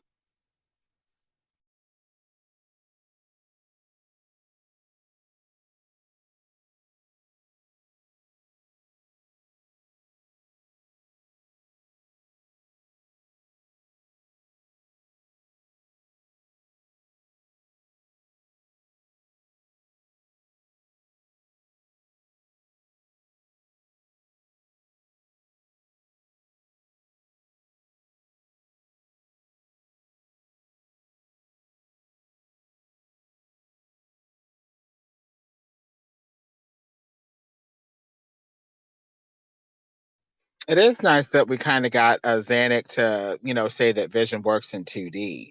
At first, he was like, vision's 3D, but later on, he was kind of like, yeah, vision is kind of 2D. So, progress.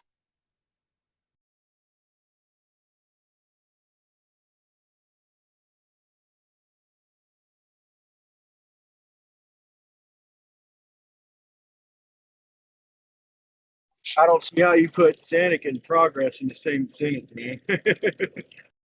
Well, he's going to disagree with what we say on principle because he's basically saying the experts have to have it right, not the humble conspiratard flatties. Yeah, but there's no shape of Earth experts. That's us. And the globe, the anti-flat earthers and the flat earthers, we're the experts in this debate, forthright. We're the ones who spent years studying it. There's no scientists out there who specialize in Earth shape. Yeah. We're just trying to figure it out too. It's just going to take some time and some humility for all sides to just put their heads together on this stuff.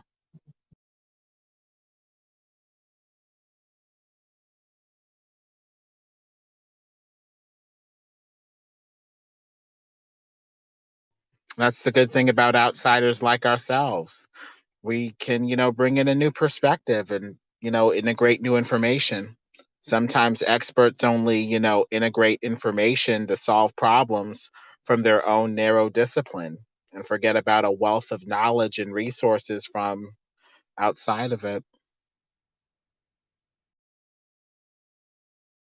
What about the ISS? Wasn't that any worthwhile knowledge?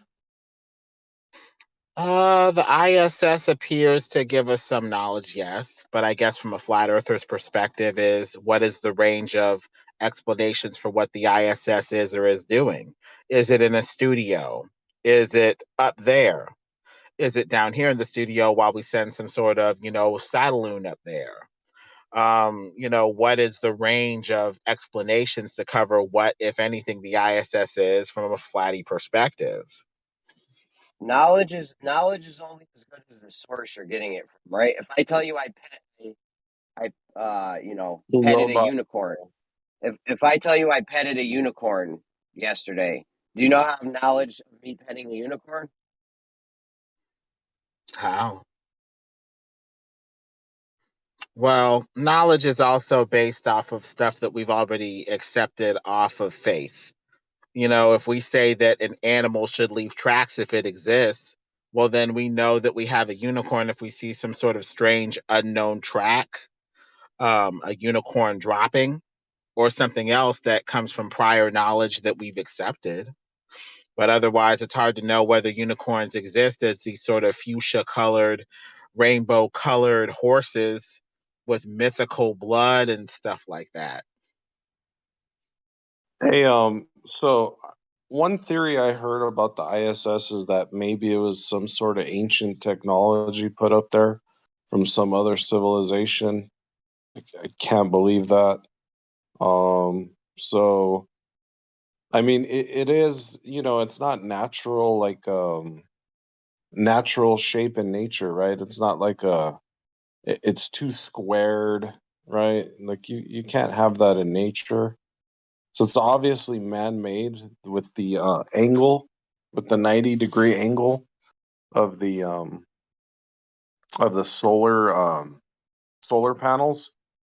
So with that, I mean, it's obviously not some sort of I wouldn't be too sure. They got 90-degree angles and shit underneath the water near Japan, and people fight to the death that nature did it because it could have only been made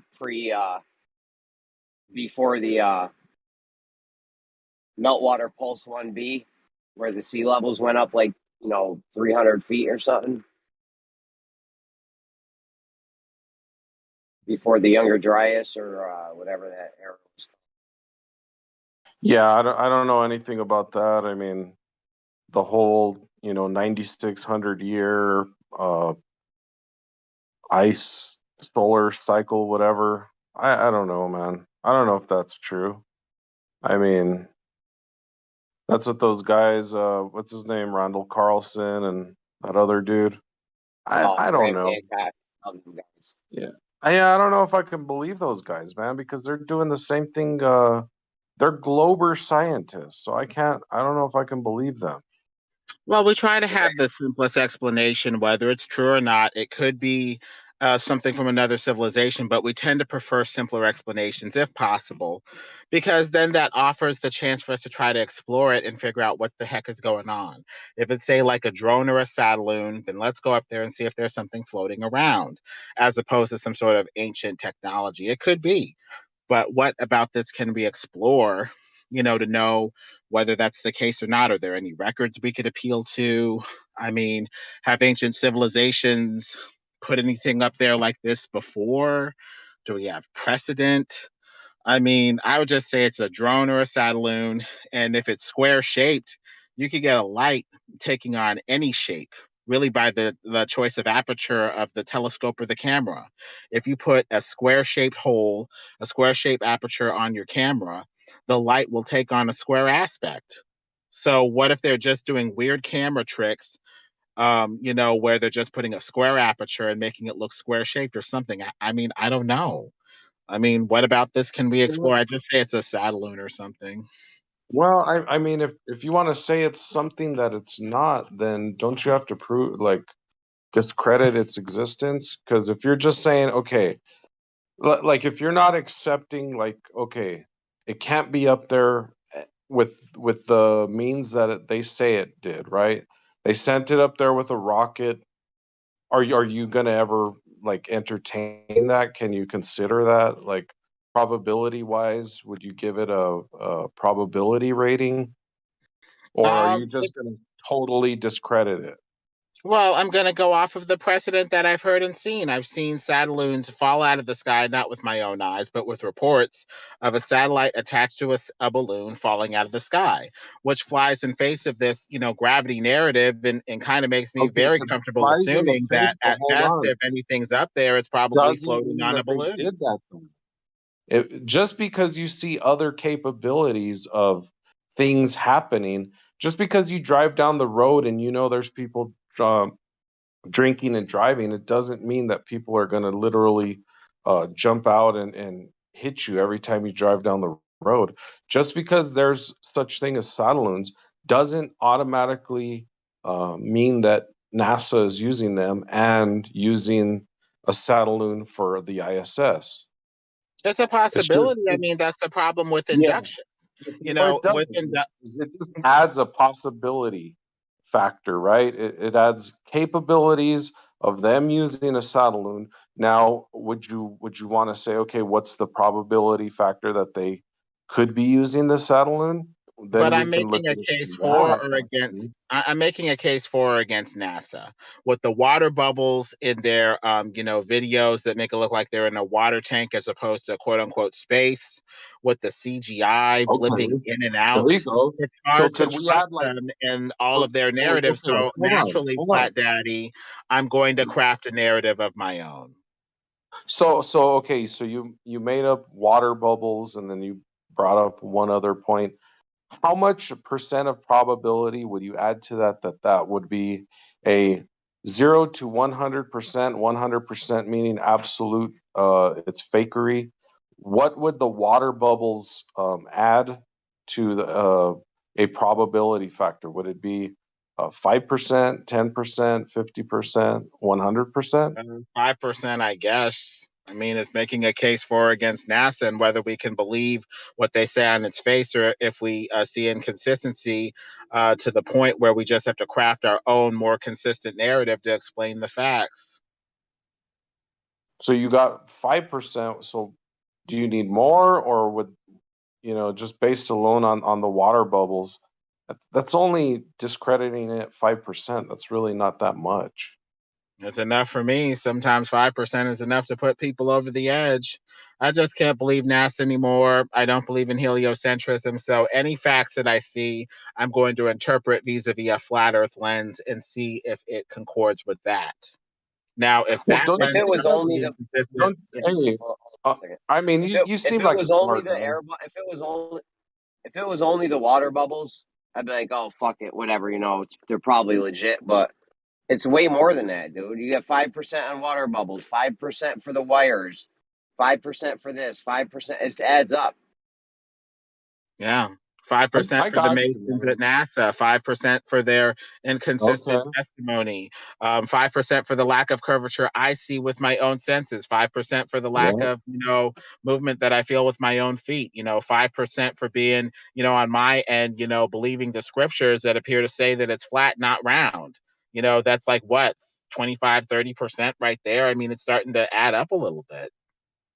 Like, okay, but see, if we do that with everything, like, and we could like start looking at people and judging people the wrong way. Like, just say like some cop is like, well, this person's wearing these clothes that make them look like a thief, so I'm gonna follow him a little more. So that's add 5%. And then, this person is has bad teeth, so that means that they're doing drugs and they're sniffling. I mean, you could start totally like doing this to everything and kind of like taking not giving things a chance to actually. I'm just saying, instead of jumping to conclusions, what if we give a little more, uh, A not little more leeway to more. NASCAR? I mean, maybe. I mean, the thing is, people have to judge and make conclusions all the time. We may not talk about it verbally. We may lie about it to, stay, in good standing with, other people and be thought of as not being, discriminatory or a bigot about this or that, about NASA, even about this story, even about this person and the way they look or whatever, too. But the thing is, people have to make judgment calls. Why? Because actions and choices typically have consequences, some of which we can mitigate, some of which we cannot mitigate. Unfortunately, one product of drug use is, in crack cocaine or something like that, is bad teeth. Are people justified in assuming that that's the cause? No, that's a problem with induction. Sometimes you need to gather additional data. Sometimes, people did this or that or the third, and, it's some sort of other explanation. But the thing is, choices do have causes, and people are justified, at least up to a point, and saying this has this consequence, like, satelloons falling out of the sky because they're not floating around the ball due to gravity, but because they're attached to a balloon. Okay, so if this evidence that you've gathered against NASA is not the consensus view, what does that mean? Like, okay, the whole world, well, not the whole world. Let's say 90% of the world believes that NASA is a legit company or a legit organization, right? So why is it only 10% of the people like us want to criticize and don't believe in NASA? So Because does 90% that of mean? the Go ahead. because Is there 90% of the because wait, 90% of the world. hey, Jeremy, is it a possibility that we're seeing something different than everybody else, or are we seeing the truth? Actually, majority of the world doesn't believe in Yeah, NASA. So 90% of the world has. Even if it was 90% of the world, they haven't looked into it like we have. They just say, "Oh, they landed on the moon. They did this, the ISS." Like they're not looking into it like we do. roughly 90% of the world thinks that NASA lies. Just a lot of them think they're hiding aliens or something in space. How do you Almost know, no, man? because I went around the whole United States and talked to people, and the only people that ever claim that NASA never Is the lies whole about. United States 90% of the world? You said the whole 90% of the world. Okay, so yeah, so almost everyone doesn't really think that NASA tells the truth about everything. The only people that do is the little corner of the internet of anti-flat earthers. In the real world, people don't necessarily think the earth is flat. They think NASA is lying to hide aliens. Almost no one thinks that NASA, a federal agency, doesn't lie. There's almost no one that fully believes in everything NASA says, except for people on here. I don't believe that, man. I'd like to see a citation, maybe a poll, some sort of, I mean, I saw a poll where like I think it was 50% of England didn't believe in the moon landing. That's just one case, and then I think it was like 60 or 70% of Russia didn't believe in the moon landings. You know what that I is? mean, and those are just one single event. Well, I can But ask they you don't one put that simple in the question news, though. right? Like, Because wait, how many people do you think believe there are aliens? You know what? Aliens is a popular thing, but Exactly. Well, if there were aliens, that means NASA lied personally, to I hide it. don't. That means NASA lied to hide the aliens. So majority of people think that NASA's lying about something. I traveled the United States, so I can only speak about the US, but everyone I asked, they said that they think NASA is hiding stuff in space.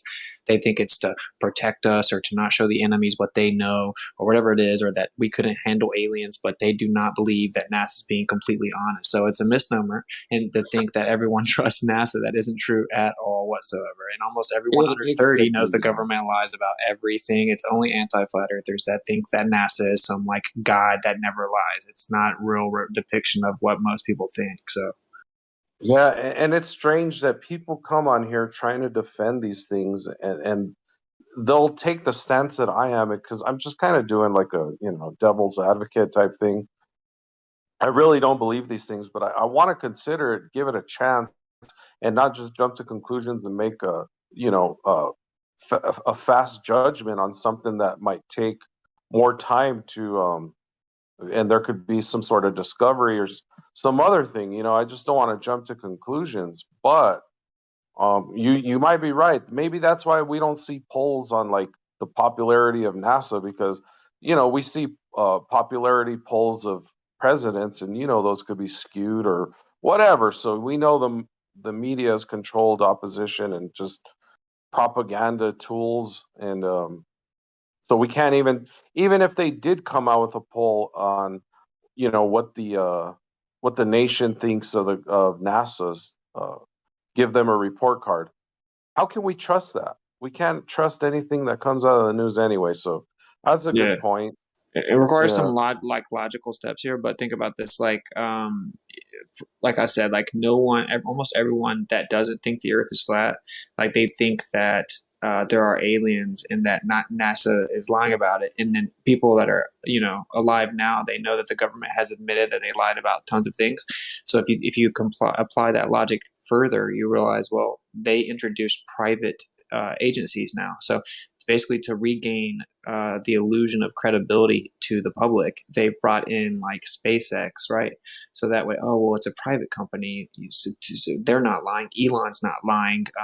Jeff Bezos isn't lying, even though, I mean, crazy, corrupt billionaire. What a joke. But the point is that like they had to bring in private companies to get their credibility back, because people have started to realize that NASA lies about a lot of things. So, and actually most people that are young, when I ask them, do they believe in the moon landing? They're like, I have no idea. And when I ask people, have you ever seen that moon landing footage? They say no.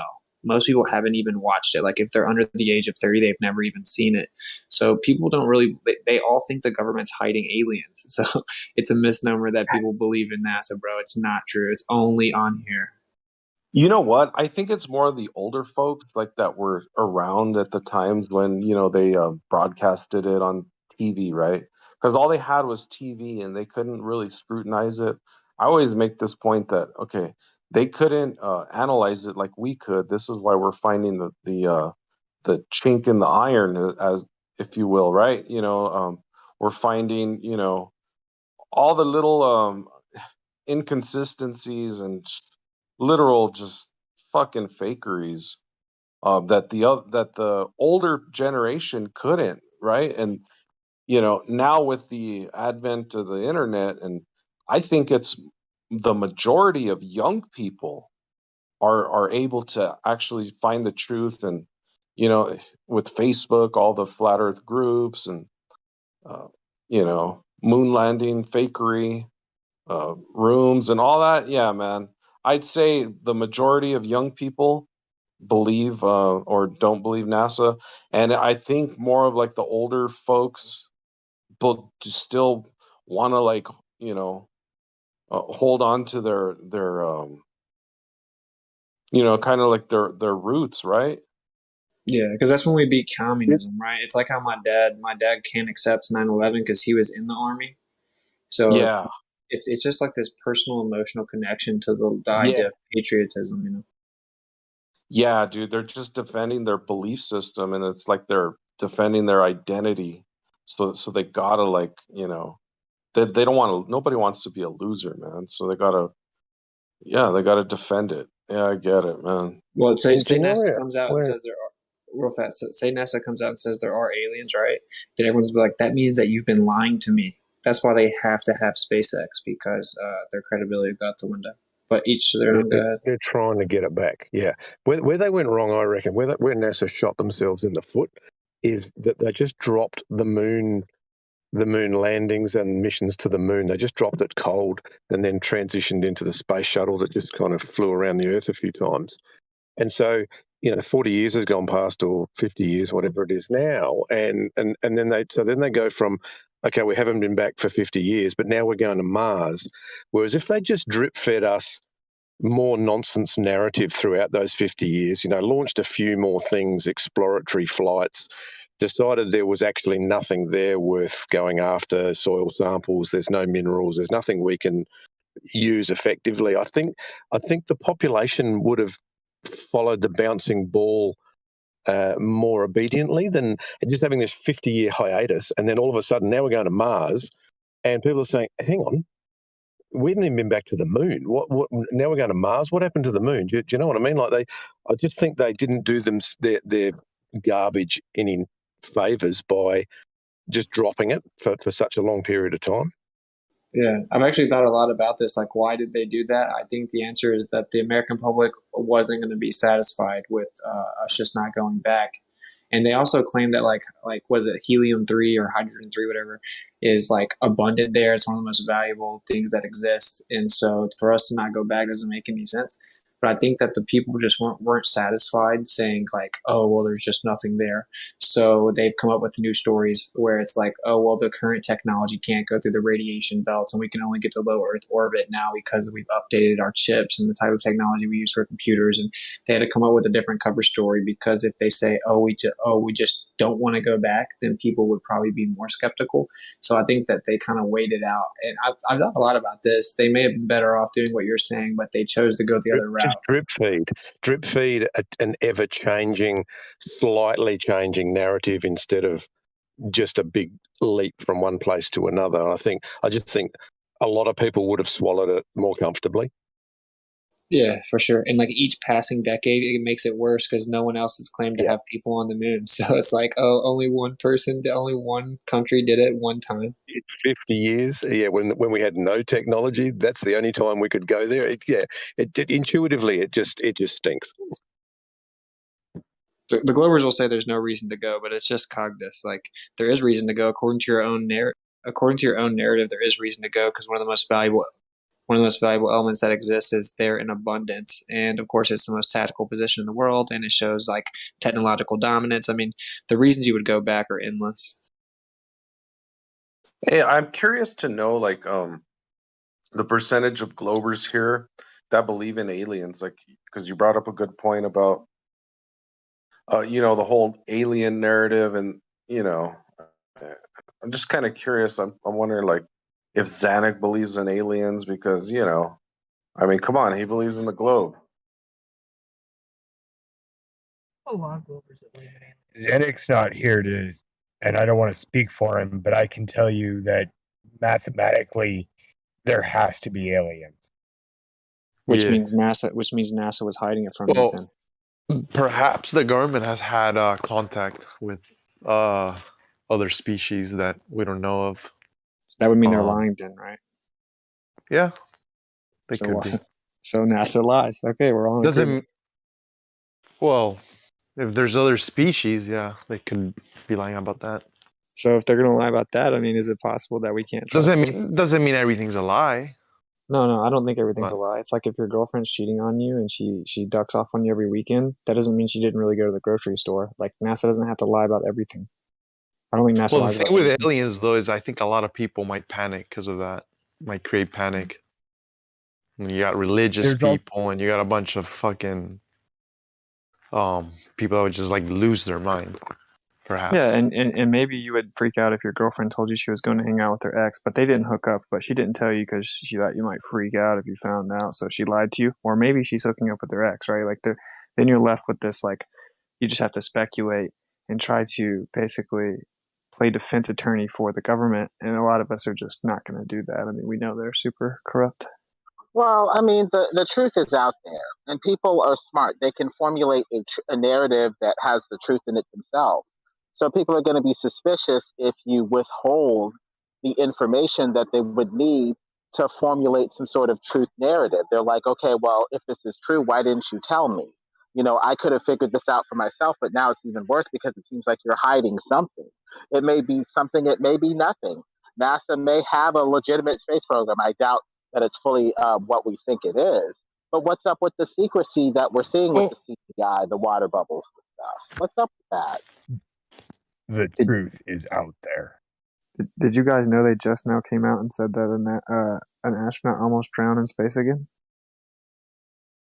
for the second time, like a few Who days ago? said that? NASA. NASA? Wow. An article? Yeah, I'll find it. So Pretty either funny. there's a It's lot of probably water in like space. probably meaning to not being able to breathe. Or a reference, who knows? No, like their helmet filled up with water. But Come even on, that man. interpretation is trying to basically maintain the NASA narrative, saying space is real, but we can ignore this anomaly that appears to say that they're in a water tank, or possibly even faking space by another interpretation. So that's, you know, what we're going to do, how we're going to interpret it. Well, I know you guys just want to know the official story so you can immediately believe it. So the official explanation is that the system within the suit that circulates water messed up, and then the suit starts filling up with water. That's the official. Were they doing like one of those trainings in those pools? No, this is when they're in space. Like the suit circulates water, and if there's a malfunction, the suit will start to fill up with water, and effectively the astronaut could drown. And it's happened twice, and the last time was like a week ago. I'll find it. What? The suit has water? I never knew that. Fuck.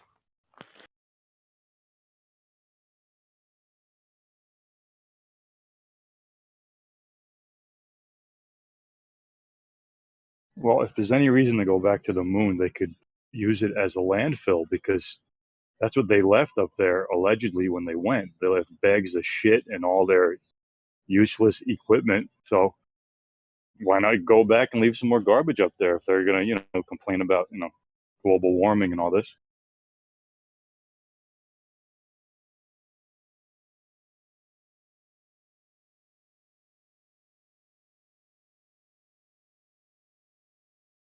Really expensive garbage truck.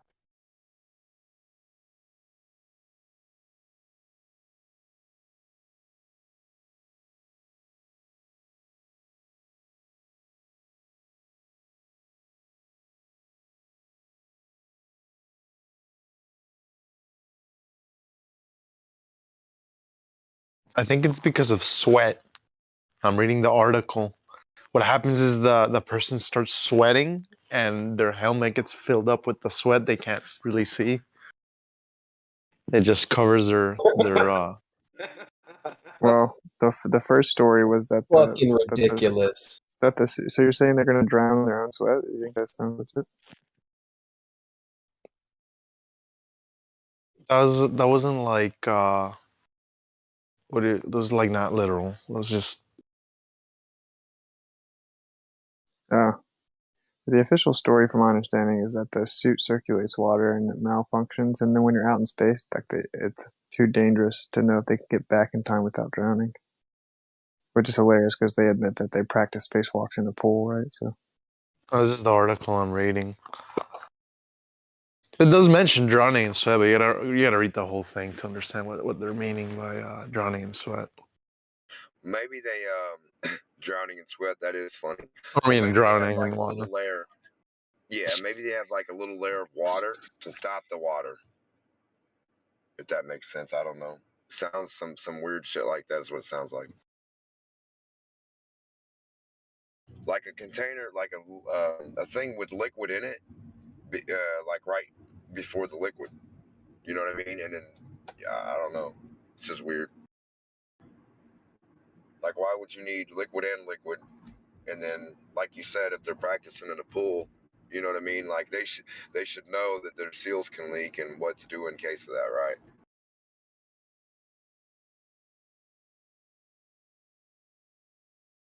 No, these are the most advanced technological geniuses in the world, but they messed that up. So here's the first time. Good. How can they go to space and it's okay and the temperatures, nothing bothers them, but they can't go to like extreme cold in front of your face right here in a lab? I call bullshit.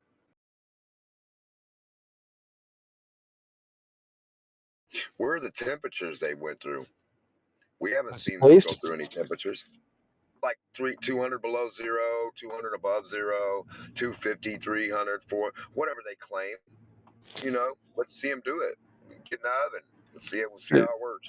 Dude, look, 2014, 2019, 2021, 2022. They've all said the story about the astronaut almost drowning. What? Yeah. 2014, 2019, 2021, and 2022. That's the only thing that can happen when you're in a pool. Let's see what this one says. ABC News.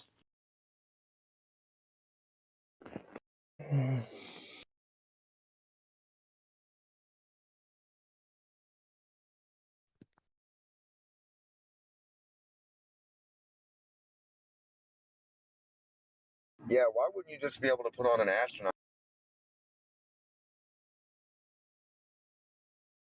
and traverse anywhere you want around the world with an astronaut suit on, no matter the temperature? Wouldn't you just be fine? What the hell's going on here?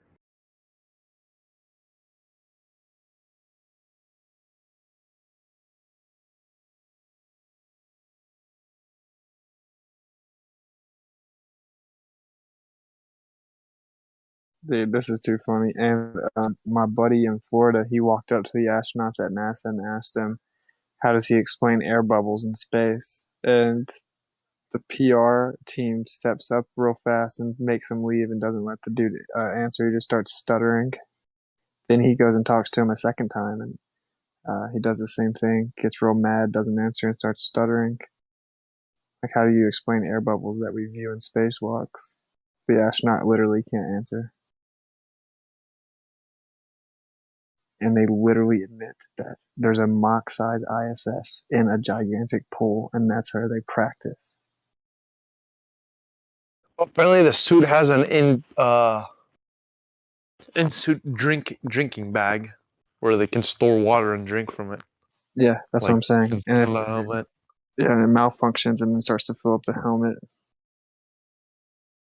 I thought was for like sweat related.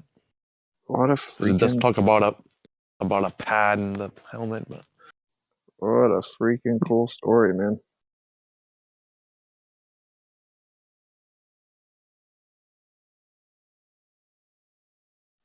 The question is though, why do they even have to admit that? So Yeah. And I'm reading here. So the design of the spacesuits used by the astronauts is 35 years old, and the agency is down to just 12 in use. Like, they got to be the most like unproductive, richest fucking agency in the world, and they're only using 12 fucking suits. Like, come on, man. Like you got fucking like shit stains on them and stuff. Like, I mean, you know, they're you know. yeah. Oh my god! Like, dude, can the Globers admit that it seems like they're pretty incompetent? and like Witsit, I'm sure like they only like have certain ones for females because you know they're probably getting them all bloody. Whoa. Yeah, I know, right? It's disgusting. Man, that's kind of crazy. Imagine what a menstrual cycle would be like in zero gravity. We've already talked about that on Ponchos a long time ago. That lady that stays up there 666 days. Think about the smell. Yeah, what a coincidence that they broke the record for the longest time woman is in space, and it's 666 days. Yeah. Hey, you know what? They're probably like, you know what? This 180. They're like, hey, look, I mean, this faking space thing is just too damn hard, and it's not worth it, right? Like, the juice isn't worth the squeeze. We gotta like come up with another plan to like steal all this money, and I mean, being in this, you know, you can shoot confined a hologram on the space moon. is just not worth it. Well, that's what they did with the moon landing, right? Like, they got so many people didn't believe in it. Like 1/3 of Americans didn't believe it at the time. So it's like, it's not worth the risk. To try to fake another moon landing is not worth it, because today's society will rip it apart. And they need better quality now, because they can't just show us some crappy black and white nonsense now. So it's But not aren't worth they going making back? it. So if you think about it, they did the smartest They're going thing. back, They just though. said that, oh, they're going back. They said they're going back 50 times, dude. They just pushed it back again. They just pushed it back for like the 8th time in a row. So all they have to Yeah, do is tell another you we're 5%. going to go back. Yeah, come on, man. I mean, another 5% thing against the case for NASA is usually technology advances and just keeps going up and up and up and lowering in price. NASA's Right. the total opposite. You know, it still costs about $50,000, well out of the range of most people to even get a ticket up there, assuming you're not some celebrity, number one. And number two, the space program stopped and hit a halt. And it didn't keep progressing. And now we're going to go to Mars all of a Because sudden. it After required too much huge money. growth. Yeah. I mean, it's just suspicious. That's 5% more against NASA. I mean, how much longer till we're at what, 99, 100% or whatever?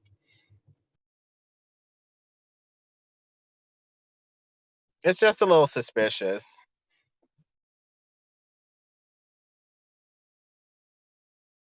And also, what about the WikiLeaks showing that they're in some desert in Nevada or something like that, filming the moon landing? What about a funny thing happened on the way to the moon, which flies in the face of the space program itself? If they can't even get to the moon and they're faking going to the moon, how are they going to go anywhere else like Mars or anywhere else more ambitious? That's not consistent. So the inconsistency of the narrative alone is suspicious.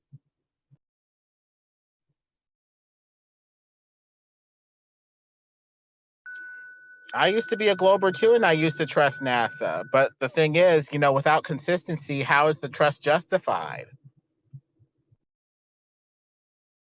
I mean, to trust some organization or something in the face of inconsistency, you need faith. And I'm sorry, my faith in heliocentrism, NASA, it's shattered.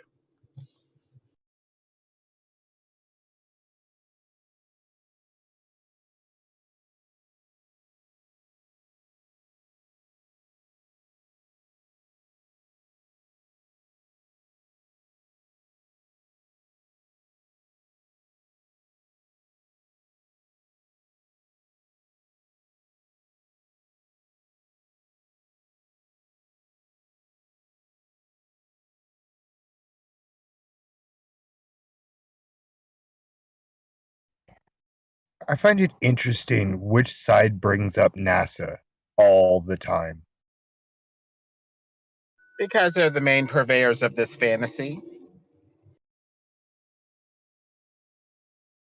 You would think all of us who argue this day in and day out would use them then, except I very, very rarely hear any baller bring up NASA. I think they bring them up implicitly, saying all the scientists think that it's a ball or something. Which scientists are they talking about? The people at NASA, the aerospace engineers, that sort of thing. Who else are they talking about? You don't need NASA to prove that we're on a globe. Like, that's just a very small thing people like to pick on.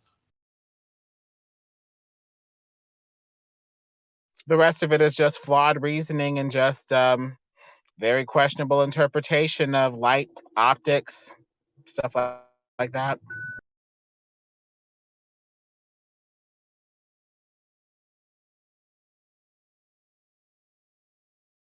Globers forget about things like perspective, making visual angles appear to converge, merge, and disappear, especially when looking out over a flat surface.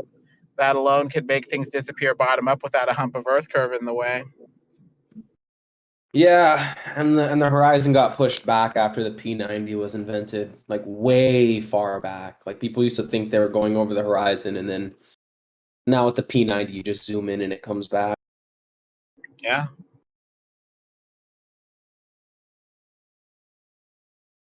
The horizon is just the apparent meeting of sky and ground. Do you think that P1200 they'll be able to see the bottom of those boats? Maybe.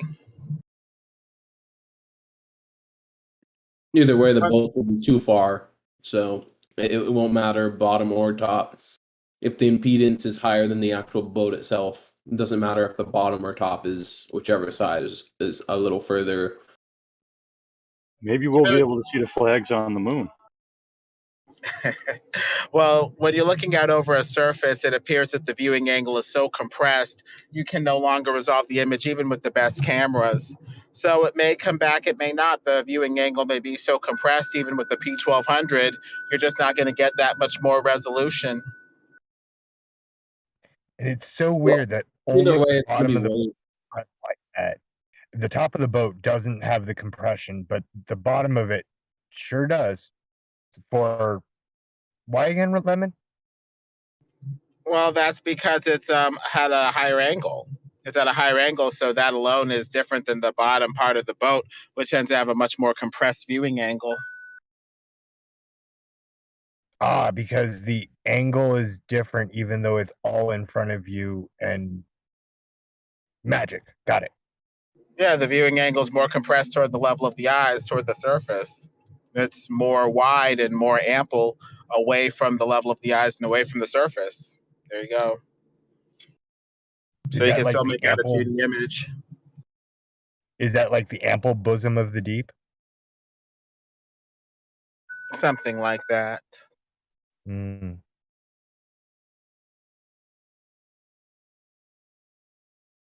Yo, what do you guys think of the Mars colonies just being underground? That's interesting. Assuming they've been to Mars as opposed to Devon Island in Like, red tint. like no, because they're gonna be inside these like little dome cities. So what stops them? Like we already know they have these like domes where they have like hollowed out entire mountains, and they have like trains that go all the way from one part to the other part of America and stuff.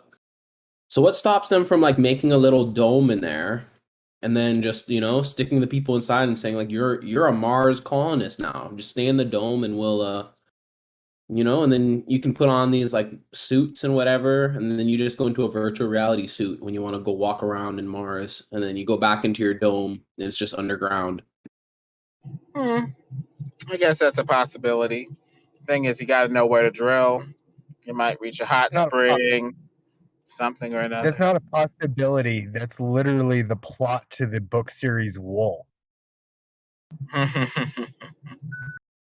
Yeah, so like there's all kinds of caves like man-made and natural that are huge, you know what I mean?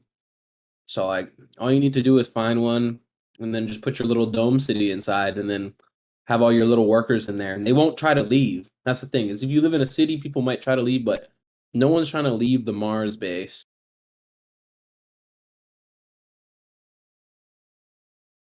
You got to read the third book. That's when they actually leave the city. You catch up with the story, dude. There's 5 books in the whole series.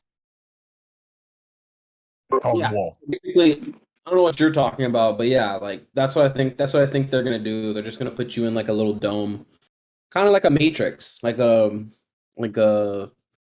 movie with Jim Carrey, where he's in that fake world. That's what they're gonna do to you. The All these problem movies, huh? occurs when there's a issue and something mechanical breaks down and they need the outside assistance. That's when you have the big problem. No, the people just do their everyday tasks and they live in their dome, and they're told that like the high priest scientists do the work, and then they go and they watch TV and they watch magic tricks of the high priest scientists working on the dome, and they believe it, and they just stay in their little dome and never question it.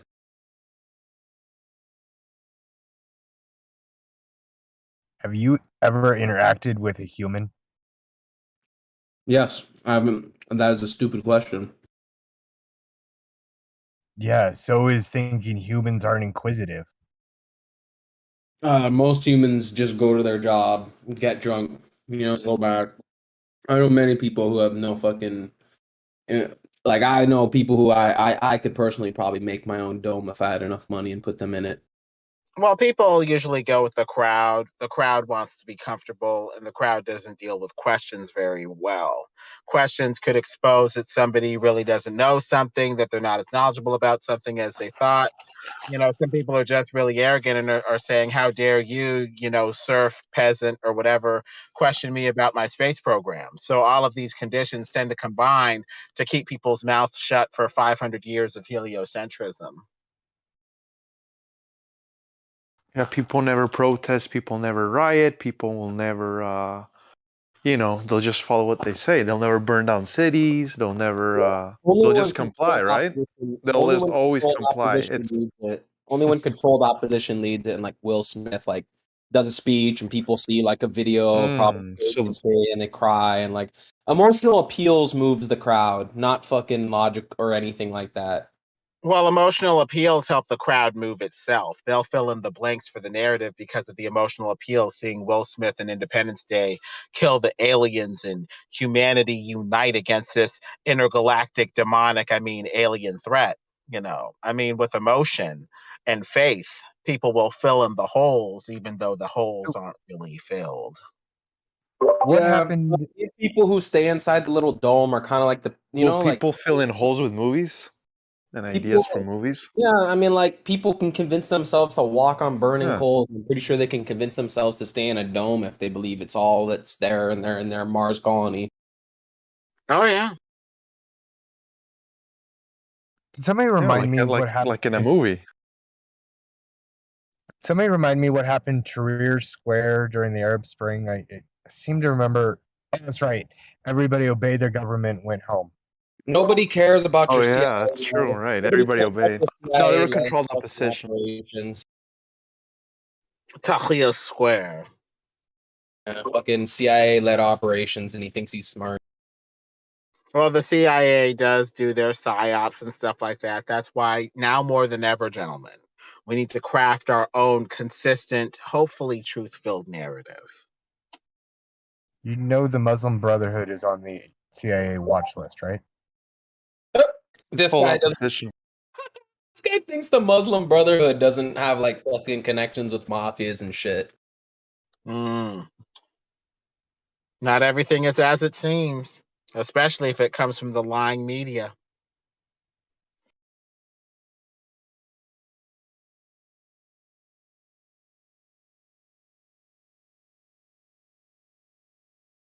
Anyways, but when the truth is presented, how do you know it's the truth? I think Kool-Aid, you should be the one to go to the Mars colony and check out and see if it's not a dome. You could probably figure it out, right? Well, we know the truth. Somebody did ask a question about how do you know what's true or what everyone is presented. Consistency with what we already have faith in or know is true. Usually you build on this to get a body of knowledge to have something that you can readily accept. If it is so far out there and so strange and true, you're going to need a high degree of faith to believe it without a body of prior experiences. I've taken some decisions based on faith, and some of them were not the right decisions. Well, faith can mislead you, man. But faith can experience something totally new that is totally outside of your category of experience, knowledge, and prior precedent and experience. You're going to need faith for that. Faith in the person who presented the information. Stepping out on faith and just taking a chance to experience something new that you haven't experienced before. Something is going to need to ground your faith to make you take action and believe or disbelieve. But if you disbelief on everything, is that just taking faith on what you think might be the truth? Just because it's something different? How's that Well, possible? disbelieve everything that's presented to you by, like, let's say, scientists or the news or whatever. Yeah, if you just disregard all that, then how do you do you just go with the opposite? Like, if that's what's presented, that's not the truth, man. That's not the truth. But then how do you know that might be the truth?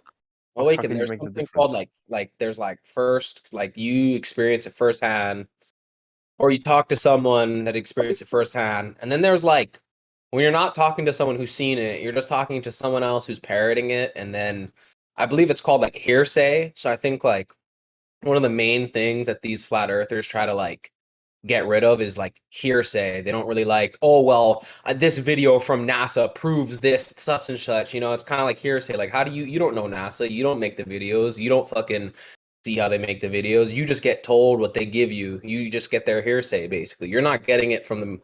Like, you're not talking to them originally. You're just looking at their website and just getting fucking what they're putting up publicly.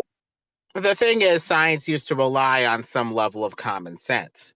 It said, you know, you haven't done this experiment, but this experiment is so common sense and built on principles that we have already more or less accepted. We can more or less accept this as new knowledge and new truth, just presented in a different way. But science nowadays is not like that anymore. It is so elitist and frankly mystical. It doesn't care if you understand. It doesn't care if you can do it yourself or not. And it doesn't care if you can go along with what they're saying or not. So what you have is the formings of a new esoteric priesthood that demands that you conform to their rigid orthodoxy and take what they say off of faith without any sort of common sense understanding or logic, necessary inference, or reasoning. That was put greatly. Honestly, that was a great way to put it. So we need to ask ourselves, when did science try to become, frankly, the new priesthood? If they want us to accept what they say on faith and not question it, Dr. Fauci and their Jesuits can go fly a kite. I already have a God and a faith, a Christian faith that's like that. I don't need them to use humanism, scientism, or force compliance out of me with their global warming orthodoxy, their 500 genders, or their latest scientific canards, be it heliocentrism or whatever the hell. The issue is, of course, science is the opposite of that, and asks that you go verify and double check results. That's what we have faith that they did. Whether they actually did that, though, is the question. And there are people that detract even from global warming orthodoxy and other orthodoxies, including the germ theory, that are brutally silenced and marginalized. The question is, do you do that?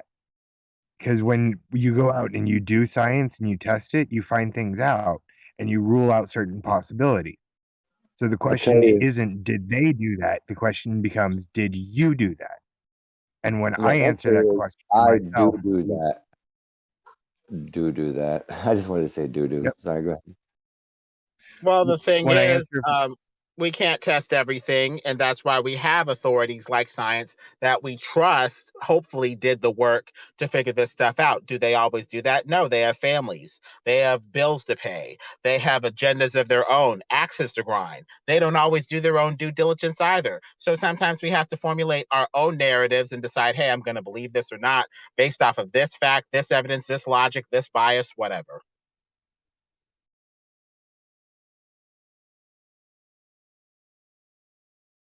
All we can do is point out consistencies or inconsistencies in the narrative. And if there's enough consistency there, maybe we can have faith, maybe we can't.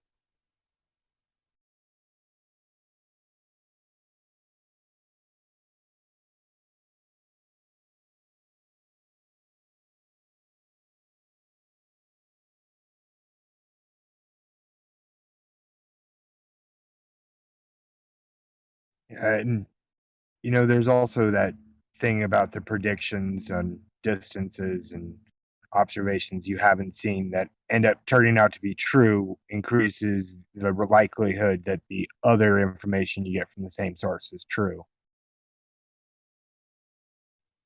Yeah.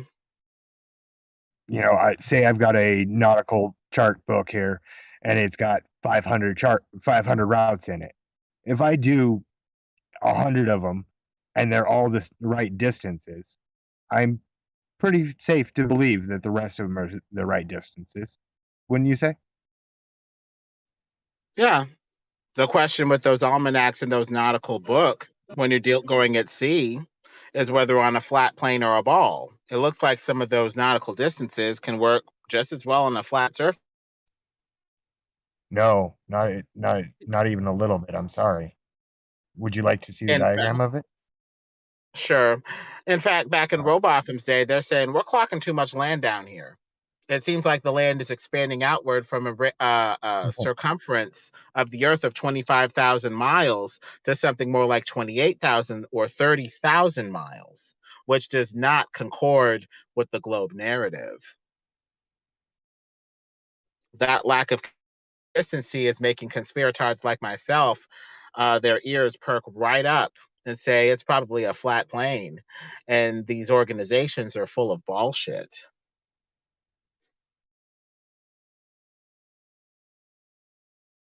Yeah, I mean, some people a long time ago said a lot of stupid things. Good thing modern navigation gets it right.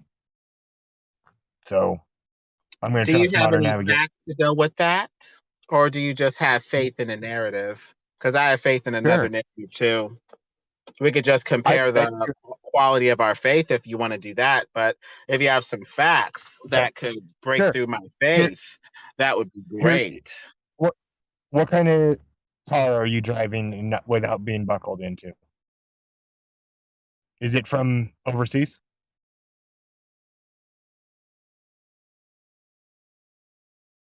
It is a fact that overseas cars came to this continent on a container ship using modern navigation techniques. Those techniques require the Haversine formula and do not work on a flat planar Earth. Google requires the Haversine formula to put in some sort of distance. Now, whether they actually went that route and or actually clocked that distance, that remains to be seen. They did. I need to see the miles per hour of the ship Then and it see if wouldn't be they can put in accurate something if flat it or hasn't been round. clocked. The distances wouldn't be accurate. The arrival times, the time it would take you at a certain speed wouldn't be accurate. Same with flight Not path. only that, we can need to even go double check faster if you want. The conversation we're having is being routed through giant undersea cables that bounce along under the oceans. We can actually mark the exact time it takes for the data packet to flow down the fiber optic cable. We know the speed of light in fiber optics, so therefore we know the distance. But most of those undersea cables deviate toward the north, where there appears to be less land and more economical cable laying, where you don't have to go toward the greater distances of the south. So when you're looking at that cable, aren't you looking at more or less the northern route anyway with less land? Wouldn't we need a The cable Southern Cross, that goes across the south? the Southern Cross cable network, which is one of the largest underwater cable networks, begs to differ. Sorry. Where is It's that all laid? Where is that cable laid? Is mostly, it laid in the southern hemisphere or what? yeah, it's most of it is around Australia, New Zealand, and that's the landfall points. Going in between continents in the south. Yeah, ideally we'd have a nice long cable snaking along the southern circumference past the equator to double check this globe nonsense. So why do they go up to a continent in the north and then over and then back down? These are individual cables. It's not like they're tying into the fucking north to get from South America to Australia. They literally have their own cables that go up to the north, then jog over across the Atlantic in the north, and then back down. Their own cables, the ones you're speaking That's of. So why in the fuck would they do that? 5% more. We're up to, I think, what, 45, 50? No, I was asking the other guy, Lemon, like why would they do that? They're going an extra freaking thousands of miles by going up and over and then back down. They just go straight over. Which cable network are you talking about specifically, Brian? Any of them, man. But I don't know the names in specific. I was talking to one guy who was helping out there. They're all owned by different corporations, and they make money based on data flow. So they're going to go where the data is. If you can get the contract to haul the data to and from Australia from Europe, you're going to do that line. If you can get the contract to do it somewhere else, you're going to get that line. Follow the money. I'm talking about they've got these things routed in between the southern continent. Now, it's not like they're That's tying in to a big giant wire grid. They got cables that go from South America to Australia that go up north, cut across the Atlantic, and then cut down. Why would they do that if it's a direct line from South America to Australia? That's what I'm asking. Is it one cable network, or is that a bunch of different cable networks put into the grid? I don't know, but what's that got to do with it? Because the cable networks are only going to carry the data they have to. They're not going to carry free data. No, I'm asking you why they don't just go if they put it together and intended to go from South America to Australia. Why wouldn't they go from South America to Australia? Can you cite which one intended to go from South America to Australia? Because the ones I'm familiar with don't have that contract. They have so things South like America South America can't talk to Australia. So can't Yeah, South America? Okay, then there is connection between South America and Australia. Probably through about 5 different networks.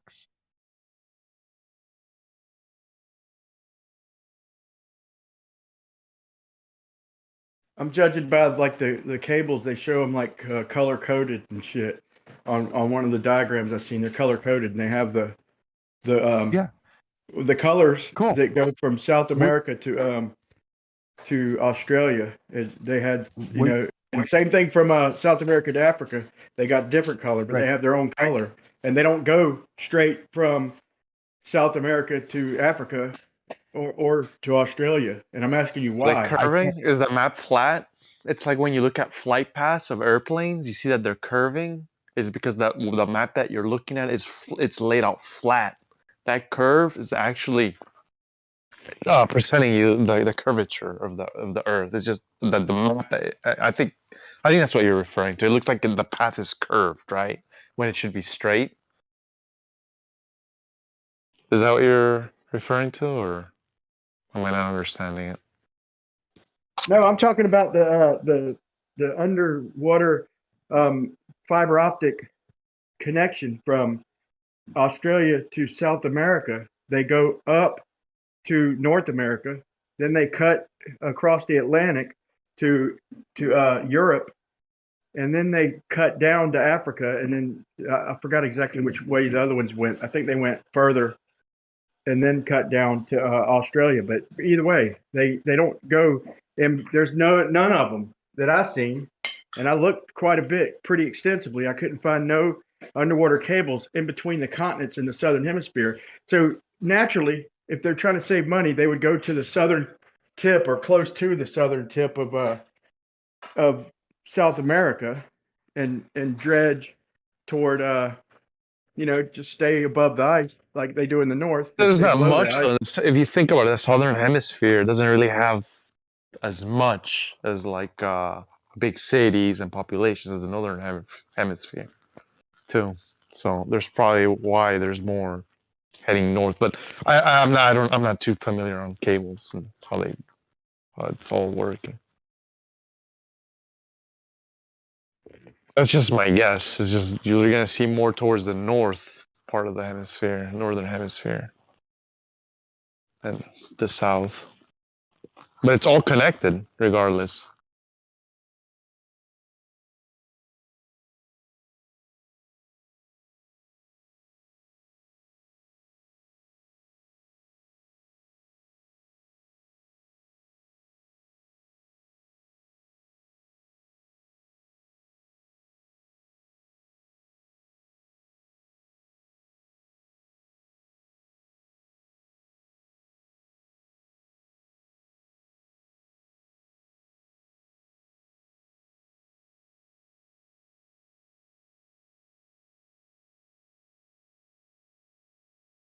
So, Brian, I just want to make sure I understand the question. You're wondering why the only cable network that comes out of Australia is the Southern Cross Cable Network, why there's not another one on the other side?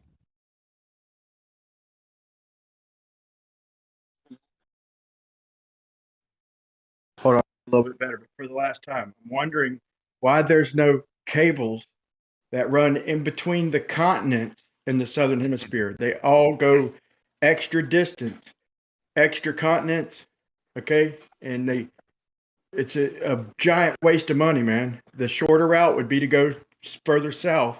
I mean, they're either just go straight across, then to go up and out of the way. But the ultimate quickest route would be to go to the southern tip of, or at least down pretty close to the southern South America, and go and connect to like Cape Horn in Africa. That would be just a few thousand miles. It wouldn't be no big deal. Instead, they go like 12,000 miles fucking up and over and back down. It's insane. So the reason that they do that is the Southern Cross Cable Network, which has a non-compete clause and are the only ones legally allowed to maintain underwater cables. Do they? So they have cables running between Africa and South America? No, the Southern Cross Cable Network goes the other way, where it ties into the global backbone, and it goes through the other cables to get there. But the only cables that can be offshore of Australia by international treaty is the Southern Cross Cable Network. Well, I figured you might say something like that. That's why I brought up the shortest distance between South America and Africa. That'd be like from South America to like around Cape Horn. It wouldn't be that far at all. It'd be about the same distance or close to it as the cables we have here in the north. Instead, they go way up out of the way. They go up and over and then back down. That's insane, dude. So can you give me a reason why they don't have any cables between Africa and South America? Money. The Southern Cross Cable Network. That's exactly my argument, bro. It's there's no way in the world they would spend that much money fucking routing shit out of the way. Except in real life, they would fucking do it the most inexpensive way, and that would be to do it from South America straight to Africa down south, further south. Except that would be splitting the money between two cable networks, and as it stands right now, there's a monopoly, and only one cable network can make it. My answer is the greedy fucks who own the Southern Cross Cable Network.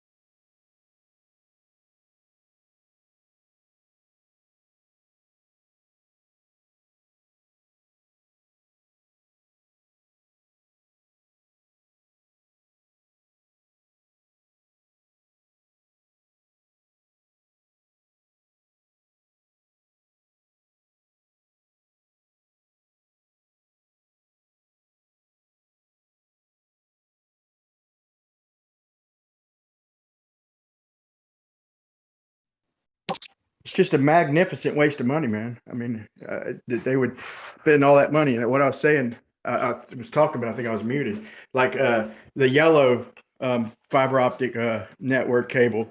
It shows it going up north. I'm not sure it was yellow, but I'm just using that as an example. Not like it's tying in, everything's tied into the north. And I'm not saying that it doesn't tie in, but it had its own cable connecting its own color, its own, indicating its own cable connecting South America and Africa. But it's a magnificent waste of money going up and then over and then back down. It's like triple the distance, globe distance, when it's just a little hop, skip, and a jump across for whatever company to do that.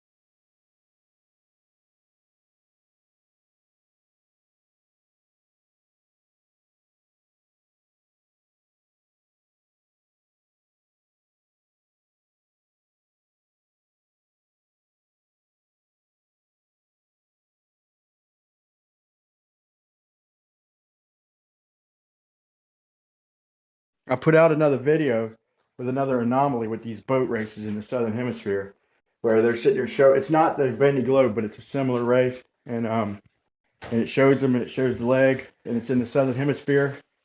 Starts out in the north, and it comes down, and then crosses over toward Africa.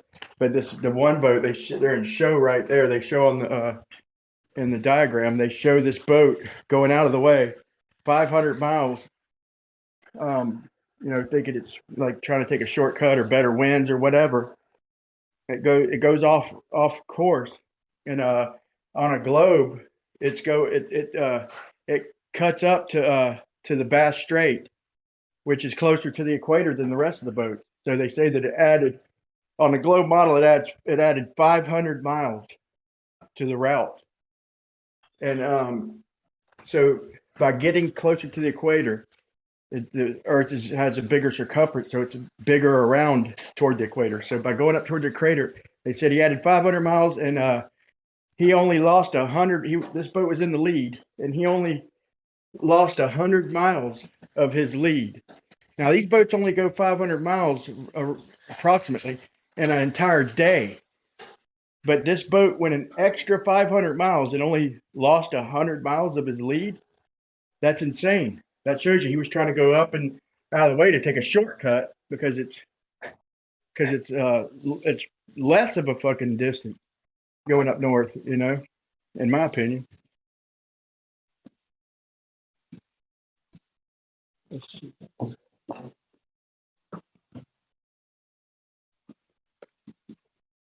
I saw that video of yours, Brian. What race was that? Yeah, I know. I was just trying to figure it out. Why would they go through above Tasmania to go on a boat race, unless it's a race that was around Tasmania? I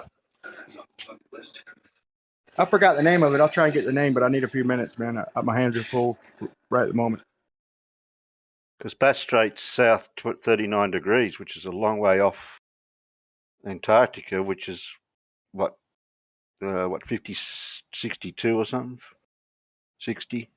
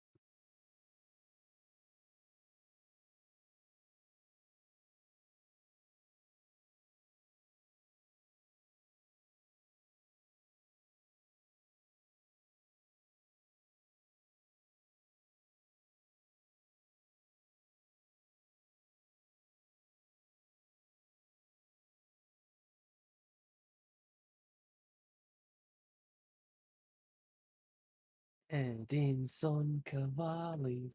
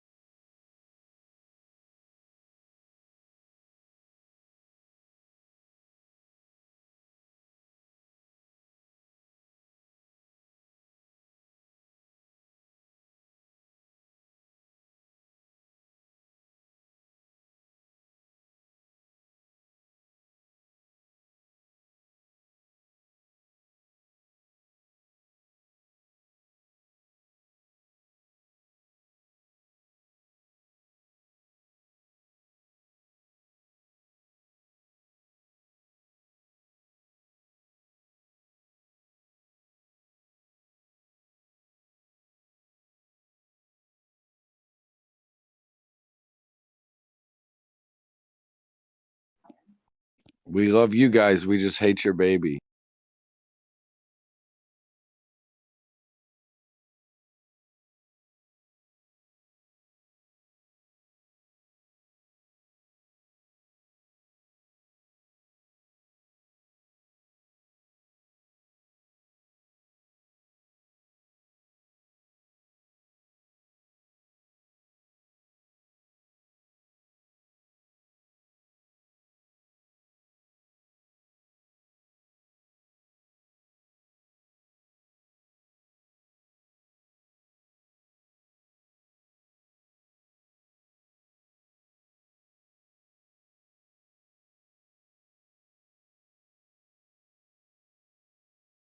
I had to step away for a minute. I apologize. Brian, did you find the name of that race? Jasmine. Jasmine was the name of the race?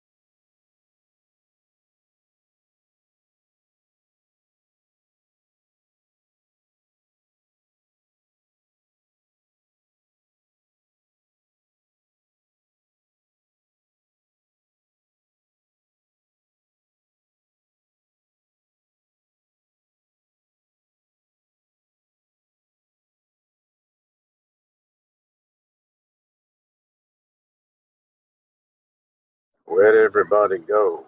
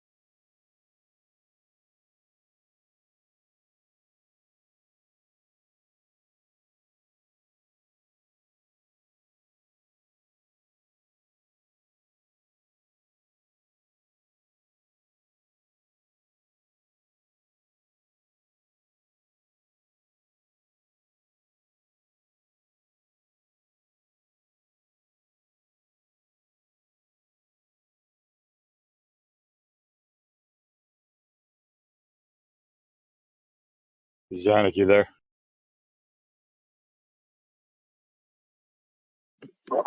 I'm here, clicked in. What's going on? Yeah, I was wondering what the point is of relativity. Like, why did Einstein come up with that?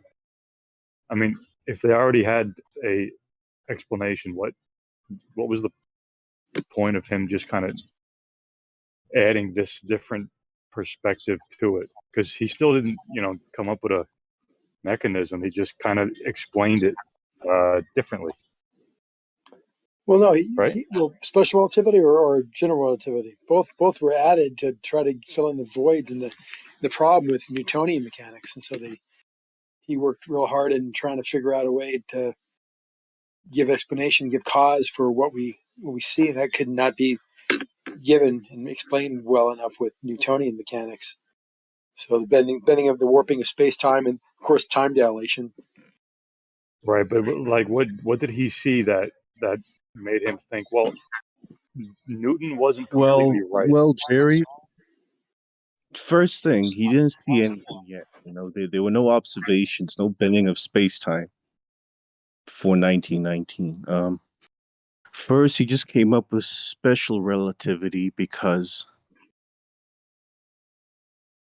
the ether got debunked, right? So because there's no more ether, we now had a better understanding of what space was. And with special relativity, sorry man, I just woke up. That's all right. Time dilation. Yeah, so with special relativity, he was able to use Maxwell's equations to get a better understanding of light, to understand what the principle is behind light. And what he found out was c, which is the speed of light, is basically the speed of causality, and that there's a geometric nature to reality. You could see it as the whole universe is like some sort of manifold that evolves through time. But this evolution happens at the space-time interval. So the speed of causality. And that's the ultimate limit. And then he also discovered that space and time can be seen as like the same thing, and that there's equivalence between mass and energy. And like this, will help give us breakthroughs within quantum mechanics and things. With general relativity, it was a bit more now. Because now that he had his theory of special relativity, he wanted to now work on theory of gravity, because we did have observations that couldn't be explained by Newtonian mechanics, like I think it's the retrograde of Mercury. I forgot which planet. Yeah, but it couldn't be explained by Newtonian mechanics. So he tried to come up with a theory that could explain that could explain the structure of our universe, and yeah, that would just be kind of a theory of everything. Yeah. It's not like he had a real, I mean, in terms of a need to do it, there was no need for him to do it. It's not like physics at the time needed his theories. It's just because, we now realize there's no more ether. Something was needed to now fill that void, and he came up with space-time. Oh, I would say okay. that's maybe the main reason he did it, but there was no need for him to do it. Newtonian gravity was still a pretty. It sounds like he needed it because without ether, there had to be something else going on. Well, the thing is now, without ether, we now know that light doesn't move in a preferred frame of reference, right? That the speed of light is fixed, Right. no matter what direction it moves in. So now we know light doesn't need a medium to propagate through, and the speed of light will be fixed at a max limit within a vacuum, regardless of what direction it flows through. So with that revelation and that understanding, he could now come up with a more defined understanding of causality and the nature of our universe. Show where you have no medium. Come on, Nate. We know have- light doesn't need a medium to propagate through. Oh my God. Obviously, in 1905, that was the idea. Obviously, today, it's a bit more nuanced. But in 1905, when Einstein published his paper, special relativity, the idea was light doesn't need a medium to propagate. Quantum mechanics was still in its infancy.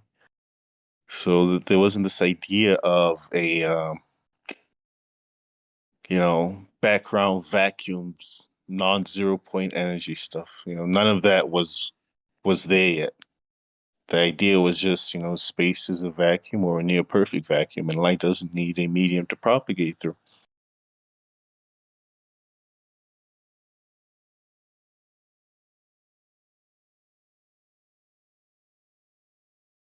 Also, I mean, with ether gone, there was now this new big race to replace our understanding of light. There was Einstein. Tesla had his own theory of gravity.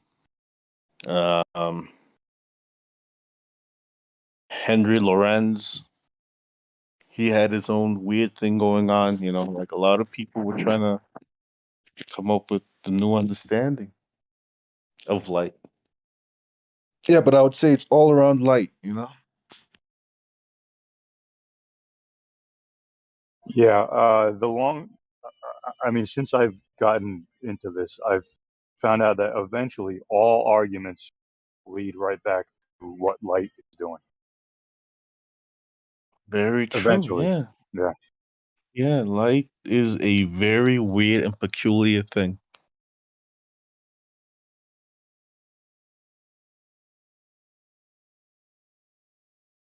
And our understanding of it, has really opened a lot of other doorways within physics.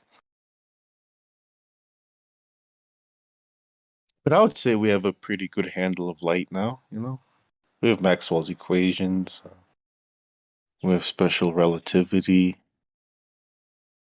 We have QED, quantum electrodynamics. That's just electromagnetic laws at the quantum level, and that's like the most accurate theory we have in the whole of physics, QED. So I think we're on top of light now.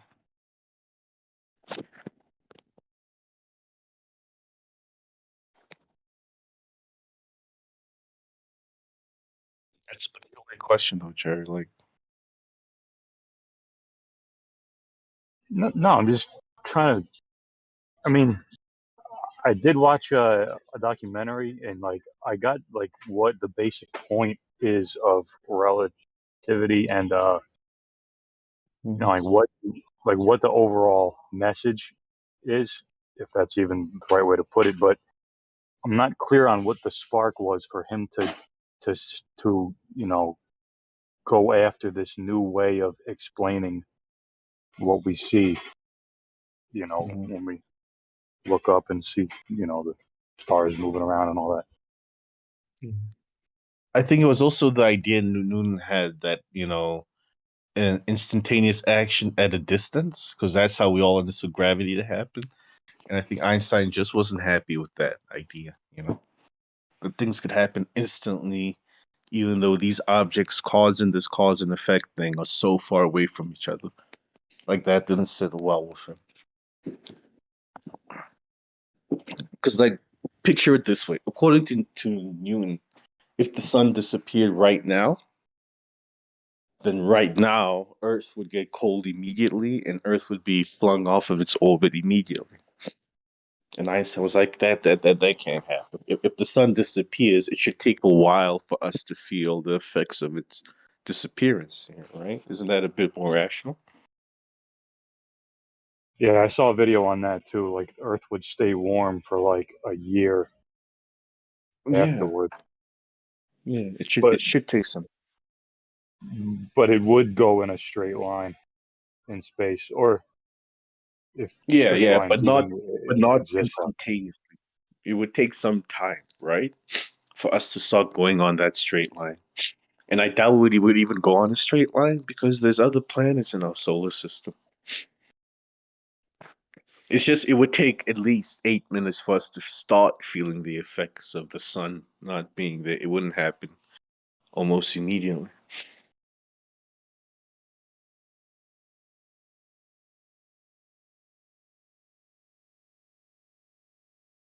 That's really interesting. That kind of actually puts more weight and credence to the idea that the warping and bending of space time and the causality of that by the mass of the sun, when it's gone, that distortion is still there. It's been moving at the speed of light, so it's already distorting the space. But now the sun is gone, that distortion is independent of it, and it continues to travel until it reaches us. Exactly. It's very interesting. That I never thought about that as being kind of a proof or a sign that it does exist. The concept exists.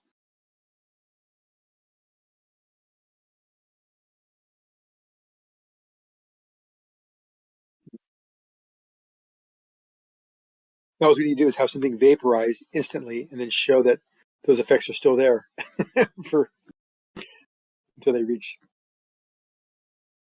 some destination based on the speed of light. Zanuck, you know about radiation? What kind of radiation?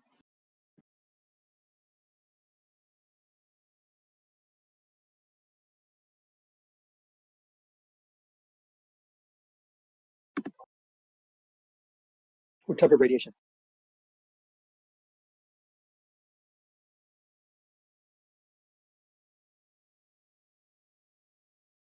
Atomic.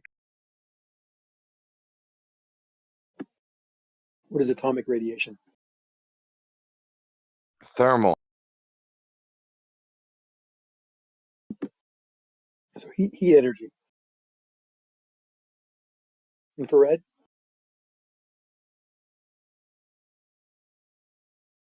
Is it matter? No. Is it material? No. Does it have mass? No. What a clown.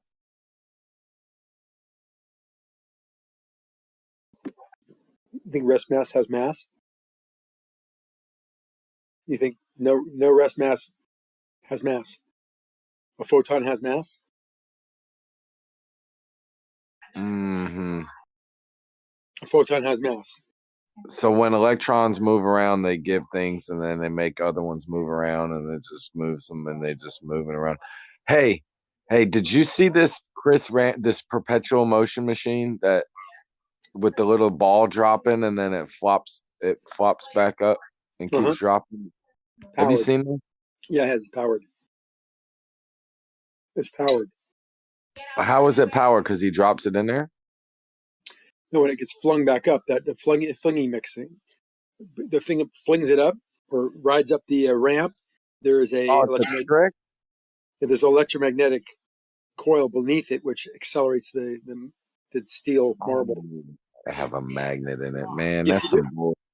If you want to prove it not to be true, all you do is make it out of porcelain or something and see if it does the same thing. It won't.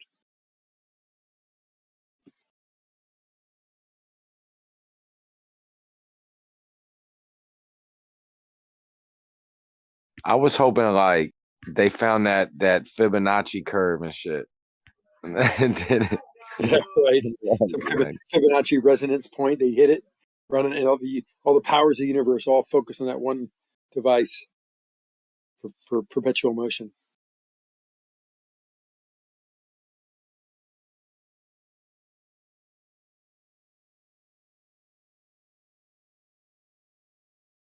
Uh-huh.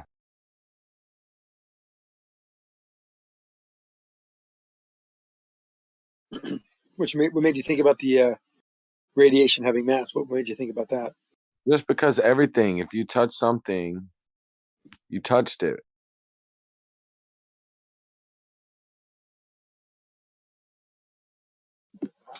Hey, you gave it energy. Where did your energy? Your mass? Well, there is the magnetic forces. There's this static electricity. These forces, they're all relatives of the forces that holds atoms and molecules together. Electrostatics, as Whitsitt always likes to bring up.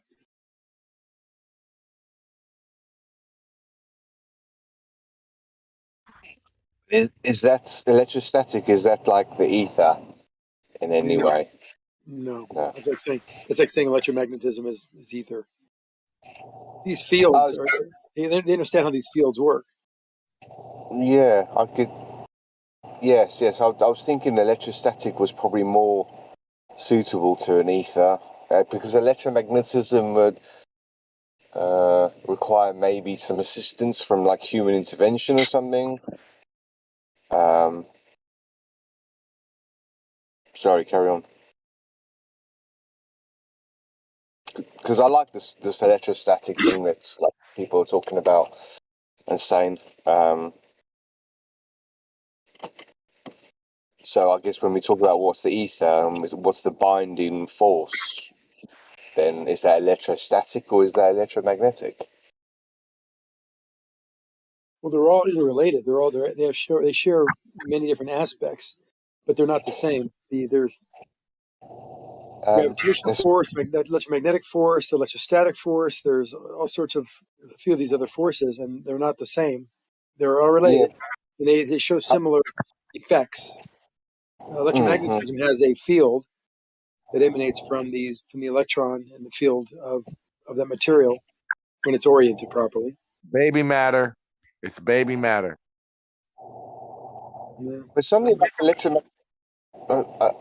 I'm just trying to put like what's easier to create, what's more natural. Like you've got electrostatic happens like naturally more often. I know what you're saying. It just seems like electrostatic's more natural than electromagnetic. But it's very weak compared to all the, even though it's a strong, in theory, force. If you quantify it, it's very weak compared to the things that are proportional to mass. The force that mass can create is enormous. We haven't been able to develop any kind of electrostatic forces. Yeah, but you need to be able to put a force on that whatever mass. Sorry, you were saying about mass, but you need to like sort of be able to move the mass to create any energy and stuff, don't you? Like That's the magnet. If you're breaking magnetic fields, lines of flux, the breaking of those field lines requires a force. But electrostatic will create electricity. Yeah, but it'll happen and it doesn't need a flux. It'll just sort of happen, won't it? Because it needs a flux. But if you look at electrostatics at a quantum level, then when you touch something, there's a repulsion. It's very similar to magnetism of why you're not actually touching the actual object. The electron fields are actually repelling you. That's a very strong force. But we're at a quantum level versus a macro level. Would you like a potato analogy? What's the potato analogy? I mean, it's like to me, it's like some Einstein stuff. Like, you know what I mean? Like, you can imagine Einstein just, using any material, but he could have been eating dinner and, thought about it as simply as eating mashed potatoes or something. Okay. Right. Think about mashed potatoes and then think about fancy potatoes like twice baked potato or potato casserole or, potato cake or anything potato bread, anything you could do with the potatoes right? Potato It's chip? still potatoes. Now it's fancy potatoes, okay? They're fancy and they look fancier than the plain raw potato meat, right? You know, you can have canned potatoes, like you can have all this crazy stuff, and it wouldn't even have to be nothing added. It could still just be the potatoes, right? Mashed potatoes. Oh, come on, get on with it for Christ's sake. Damn. All right, so so right, so but you know, you're even if you have potato flakes, okay, it's still the same stuff. Now, you can't like take apart little pieces of the potato bread and say it's not potato anymore. Okay. And it's the same stuff, right? Like energy and matter. Just because the energy is organized and looks real pretty and everything, it doesn't mean it's not still energy. All this matter obeying by its own laws. But that doesn't mean it's, oh, well, this matter's formed now, so you don't call it energy anymore. Or like, you know what I mean? Well, the matter's dissipated or turned into these little energies and photons, so or potato flakes, and so we don't call it, you know what I mean, matter anymore because it's just and it's always potatoes. Okay, it's always the same stuff, all of it, right?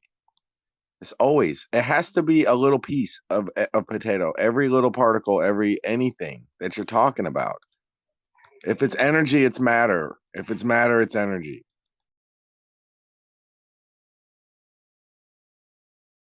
If you say so. What? Yeah, I get it. I get it. I was just saying, like, more the electromagnetism is more organized, and it's more. You need a device to make an electromagnetism. Electromagnetism in nature, I don't understand. I don't think that it happens. I think. Sorry about that. I think, like I was saying, electrostatic is more natural. The sun during, we have more static during the day. The sun helps with the electrostatic, but I'd say electrostatic is more natural. I understand the potato analogy, totally.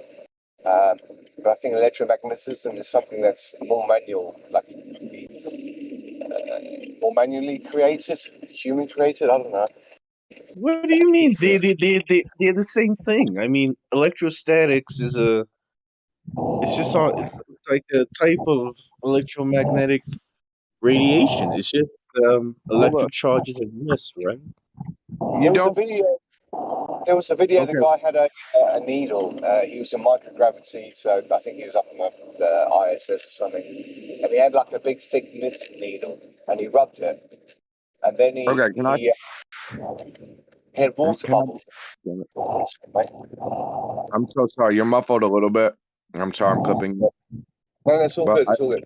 Quick. I, The guy dropped little drops of water onto the needle, and it started orbiting the needle. And when it got to the end of the point, it came back on itself. Just the same way that the sun moves up and down, it goes from right to left at a northwest angle, and when it comes down, it's coming down at a southwest angle. that's pretty interesting. I never knew that orbit thing. That water. I've seen the water orbit thing. I didn't know like you found a little circuit pattern in it. I do. Yeah.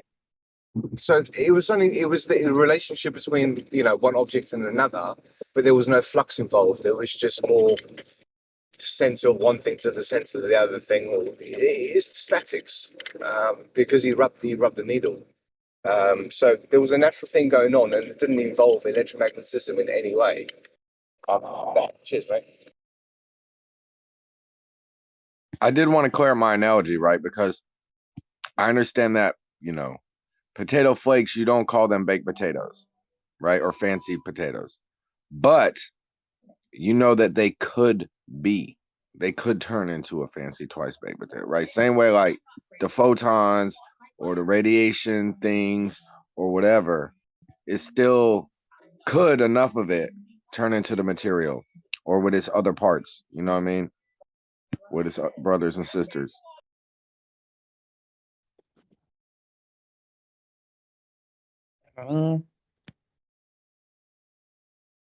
There's always a medium.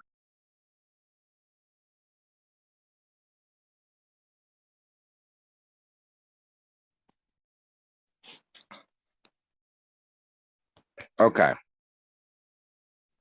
When the sun radiates to us, that means little pieces of the sun are touching us.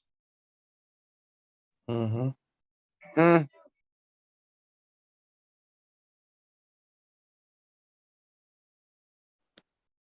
Who keeps filling up the sun so it's the same size? What? The Why sun is itself. Oh, the sun itself. Oh my god. It creates its own, you know, mass through energy. And energy through mass.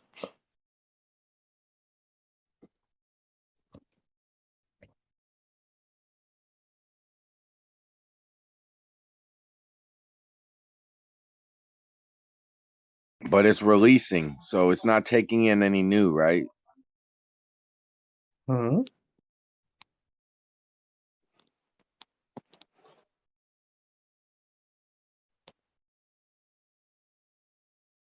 No, I don't think it's taken in anything. No, you know, the sun has a steady supply of hydrogen that it built up over billions of years Steady that it's supply. burning right now. It burns a steady. It doesn't have a supply. I don't think supplies It a does good have a word. supply. It's burning hydrogen. Where did it Yeah, get but all of that hydrogen? supply. Yeah, it's got a steady supply of hydrogen at You its don't. core that it's burning. Obviously, it's going to run out after some time, but it's a long time that it's going to take to run out. That's why I say it's a steady supply. It's going to take billions and billions of years for that supply to run out. So wouldn't you call that a steady supply? I would say the sun's like burning mechanism has a steady supply. The sun itself doesn't have a steady supply. The sun has an X supply. Okay, okay. It has a finite supply. How about that? Are we happy with that? Yeah, I know that. I think it was what can convert itself into hydrogen, and that would probably be the supply. I think it's like What? methane can turn into hydrogen, if I'm right. So if you got methane, How do you turn methane? What? No, hydrogen is fused together to make helium. Then helium. yeah.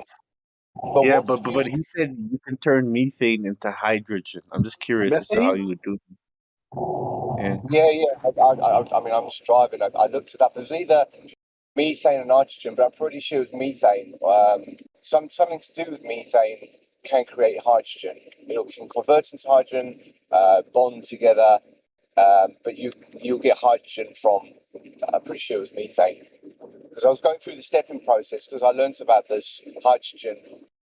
For hydrogen turning into helium, that's what the sun does. It converts it. So, is there something that converts to hydrogen, and then you can kind of get the order?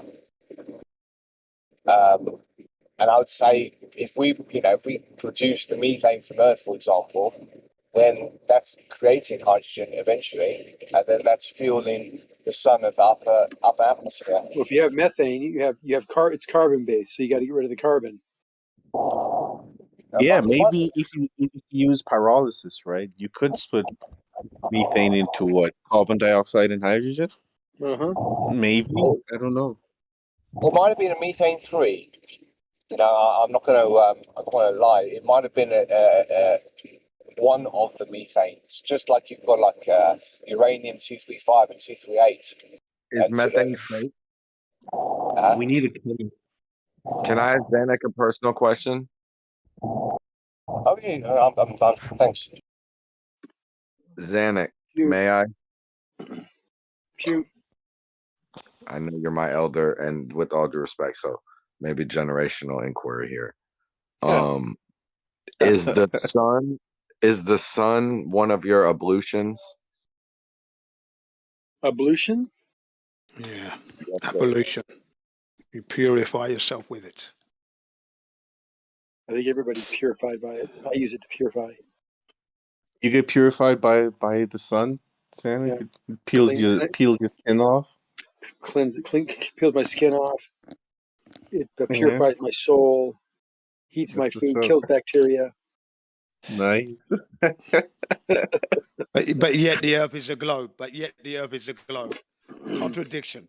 You don't appreciate the sun. The How way does you it talk, you can control? tell. I can tell by the way you speak, because remember this, folks. Don't forget this. No matter how long, whatever you say, the sun is going to be around a long time to come. You're going to be dead. Your children's children's children's are going to pass on, but the sun is going to be there. Okay? Be sure of that. Be sure of that. How do Yeah, you we know all that, agree. Jin? How How do I know boy that? Jin? How do you know that? Yeah. How do I know that? Because hmm that is the power of the creation that we live on. This What if it's creation just an called old Earth. rickety light bulb? What if it's Nah, just it's an not. old It's none rickety of those light bulb? things. It's But none of how do those you know things. that is the power of the Because creation that we live on? it's not of man. It's not of man. That's How why. do you know it's It not is of not of man? How do man. you know man didn't put the sun It's in not the of man. sky? It's not of How do you man. know that? How do you know I that? know Tell that. us. I know that How? because How? you can see from the existence of my 60 years, I've seen enough to know. 60 years is But more than enough to know. yeah, More just than because you old doesn't mean you live long enough it to see the means a sun lot. Don't put into the dismiss that sky. like it's nothing. 60 I mean, years is when you were enough born, the to sun know. was in the sky already. Your whole 60 years, it's Correct. been in the sky. You haven't Correct. seen the So it was there. sun do anything different throughout your whole 60 years. So how do you know Correct. that the That's sun's why I gonna know. be there long after Exactly we why I know. die? That's exactly why I know. What if it? Well, what if the Yeah. sun And when you look goes at down and ancient never comes up while your grandkids are images, alive? Then what? let's wait and see. Let's wait and see. No, but you made the claim, Chin, that the sun's gonna That's be here correct. long after we die. So I It's want to going to be know how well you out know there that. But because how do it's you know already that? here. I know that 60 years. My 60 years is All right, enough to could know. you show us your cause and effect scientific experiment? It doesn't come under the scientific experiment. This is the creation we're talking about. Yeah, What? it's beyond that. It's above your scientific man-made It's above science. experiment and scientific method to try and understand what the creator has made for us. You can use it to a certain extent. Yeah, of course, but you can't know everything. This I do know. Speaking as a human being born from the creator, my mother's Mm-hmm. womb, Mm-hmm. normal human being, I know that the sun will be around well after all of us have gone here and our children's children's children's have gone. All right. See? Right. That's it. That's it. Speculating, talking this, helium that, helium this. No. You don't know. You can never know. You're not up there. You can't get up there. That's the But you first thing you know. should understand. But Jin, that's Yeah, I crazy. We can't get can up never there. I know, can't but even get you up there. know. I can't even get But up there you to see somehow know, even though Earth. you can't get up there, that the Yeah, sun's gonna yeah, be there yeah. long after we die. How do Yep, you know yep. this? I know this. It's been around before I was born. It'll be around Mm-hmm. after I'm gone. The electric field is weakening apparently, so they're saying the sun is whiter. You know, things like this. The electric field weakening. What's the impact? 60 years ago, the sun crossed the equator 2.5 degrees east of where it crossed the equator today. So the sun has moved. Is it going to go down? We don't know that. We don't really know that. We don't really know that. Did you fucking measure it? Did you actually measure the shit? No. So it's another fucking story, man. Let's get real here. Get real here. They've lied about things, yeah? Don't put all your life into that nonsense. That's bullshit. Complete and utter. But is that like Move 2 running fucking around? degrees. Is that like running Man-made around crap. flat with no model, with no map, with nothing? It's just insane, mate. But if you take the old information, the old maps, and they'll show you the data, right? That was, and we've moved 20 degrees. So 20 The degrees sun has west. moved nowhere. The sun has moved nowhere. It's on its course all the time. If you Hasn't were to, changed its Oh, path. hi there. I can speak now. Hi, Yeah, how well are done. all of you guys? Oh, if you were we're to, debating the sun. if you were to Well, find out the What are we what are we debating about the sun? well, people seem to think it's moved 2 degrees in my 60 years, for example. Well, it's Really? do we now? Where is everybody standing on? Do we believe that it's in the center of the Earth, or is in the center of the solar system? No. I don't believe in the solar Yes, system one, yes. so that's not We my all line. believe it's in the center of the solar system, Jin included. Gotcha. No, exclude me from that shit. Okay, why I'm don't not. you believe in the solar system? It's just nothing that it doesn't really prove anything to me. What is more reality, or what I can take as reality, is this: the sun and the moon are above my head, rotating. So the Okay, solar so system, as you see it, the solar system as it's been described to us, is a fantasy, because Earth does not orbit the sun. So there you okay, go. Goodbye, solar system. so does the But not the solar system.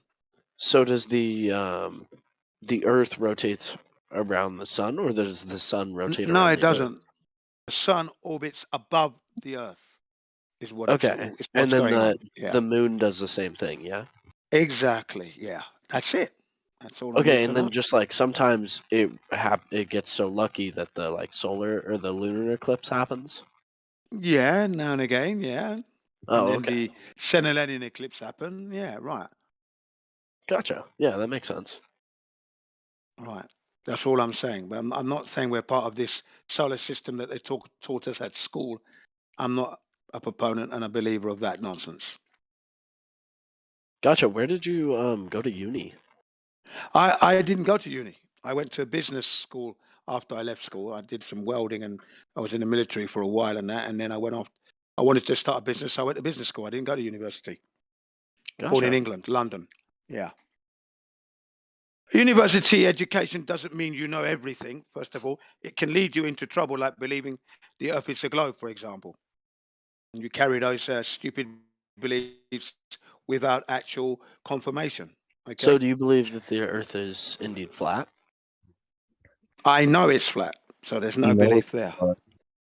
Gotcha. Yeah. So how does Yeah. how does everything work? Everything works as it's always worked from the day you came out of your mother's womb. natural law. Natural law.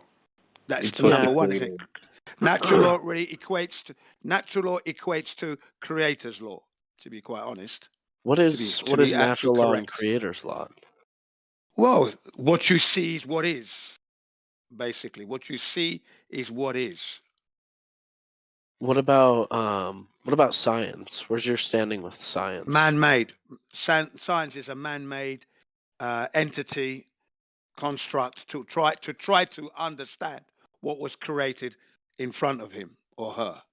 That's what science is, basically, to get an understanding, and we can use it to a certain limit, but there will be a limit. But you think the limit is at the shape of Well, the there's Earth? no way we can know what the sun is, for example, and how it's up there. We can't know that unless we go up there. The moon is not a So, place that we can go to. so what do you So believe that the images from the Hubble telescope are, or like any of the the Hubble NASA telescope is not up there. The Hubble telescope is not up there because a human being It's not who's in zooming charge. anywhere. Hang There on, is no one. There's because the observatories they human have on the being. ground. Thanks very much. The human being that's actually responsible for looking after this Hubble and keeping an eye on it, he said himself he hadn't seen it for 25 years. So there, you know, there's one clear evidence that it's not up there already. And But if how you can you be in can't charge see, of something what if it's just and super not set far eyes away? on it? What if No, it's it's just not that super far. far away? It's not what? It's not that far. Well, So what is it? I mean, About space is 300 pretty. miles from the Earth. The Oh, Hubble also, you don't telescope. send an aging engineer up to check on the Hubble, right? You train up and send an astronaut. No, you got it wrong, Talk you see, about because there is a orbit. man on Earth I see. there is a man supposedly a man on Earth who is responsible for keeping an eye on this Hubble and letting us know in what What? condition it's in. And he Yeah, was, I isn't there know, a whole he was team? asked by, I will say this, he was asked by Robert Pisano on the phone, how long have you been working for NASA and et cetera, et cetera. He said 25 years. When was the last time you saw the Hubble? He hadn't seen it in his life. He hadn't even seen it in space in his life. Well, what about Come on. the astronaut? Well, because if he designed the Hubble, then he's not the one that goes on a rocket ship to go visit it. You know, like he doesn't see it. You know, he's just Well, a head operations man. therein lies your problem. Therein lies your problem. How can you have a man supposed to be responsible for the upkeep and making sure that the Hubble is where it is and that, but Well, it's not not have just eyes on one it? person. You know, it's not just one person. It takes a full team of people Yeah, he's got a to team, look but over such he an is the leader aircraft. of the team. He's the leader of the team, and he hadn't set eyes on it. It's not up there anyway. I know that it's not up there. Nature's laws don't allow things to be floating above the earth and staying up there, keeping an eye. The So where did Creator you didn't give man that power. come up with this nature's law, or where did you learn about this nature's law We are supposedly? all we are all about nature, because when you come out of your mother's womb, that's a natural act in itself. Coming out of your mother's womb, then sucking on your mother's breast for nutrition and food so you can grow to be the Wally that believes in the globe, tells you that it's natural. It's not There you man-made, go. is it? But how? Okay, so have you ever like taken like a cruise or anything? I've flown, I've been in the army, I've jumped out of planes, I've have sailed, Okay, so canoed. when you've jumped out of plane, can you not see Yeah. the curvature of the Earth? When I jumped out the plane, the day I jumped out the plane, I was more concerned in making sure I landed properly and did the proper landing roll. But what I surveyed was level without taking in that the Earth is level. I took because at that point NASA had gone to the moon, the Earth is a ball, so that wasn't on my mind. It was just enjoying the view and making sure I landed properly. So, and I didn't see when I go back to that experience, not 1 degree of curvature did I see. And the first time I actually Jin, sorry to interrupt. Let's just get was, things straight here. The high priests of scientism actually tell us that we won't be able to see the curve even if we're 200,000 feet up in the air. Right, Yeah, because that would be viewing Neil deGrasse distance. Tyson. Yeah, that would be Neil deGrasse Tyson. Yeah, correct. He said we wouldn't be able to see So the can I Earth's curvature can from I ask what 1,000 feet up. can I ask what scientism is? Yeah, scientism is a religion of science, basically, and in the proponents of scientism are arguing amongst themselves, and they can't agree upon the Big Bang and other things.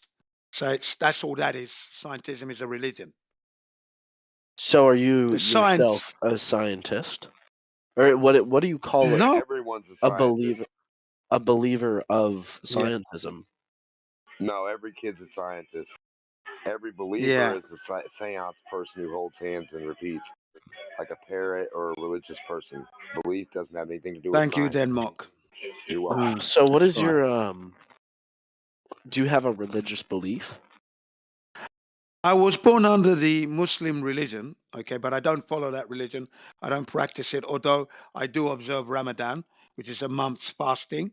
I don't eat pork.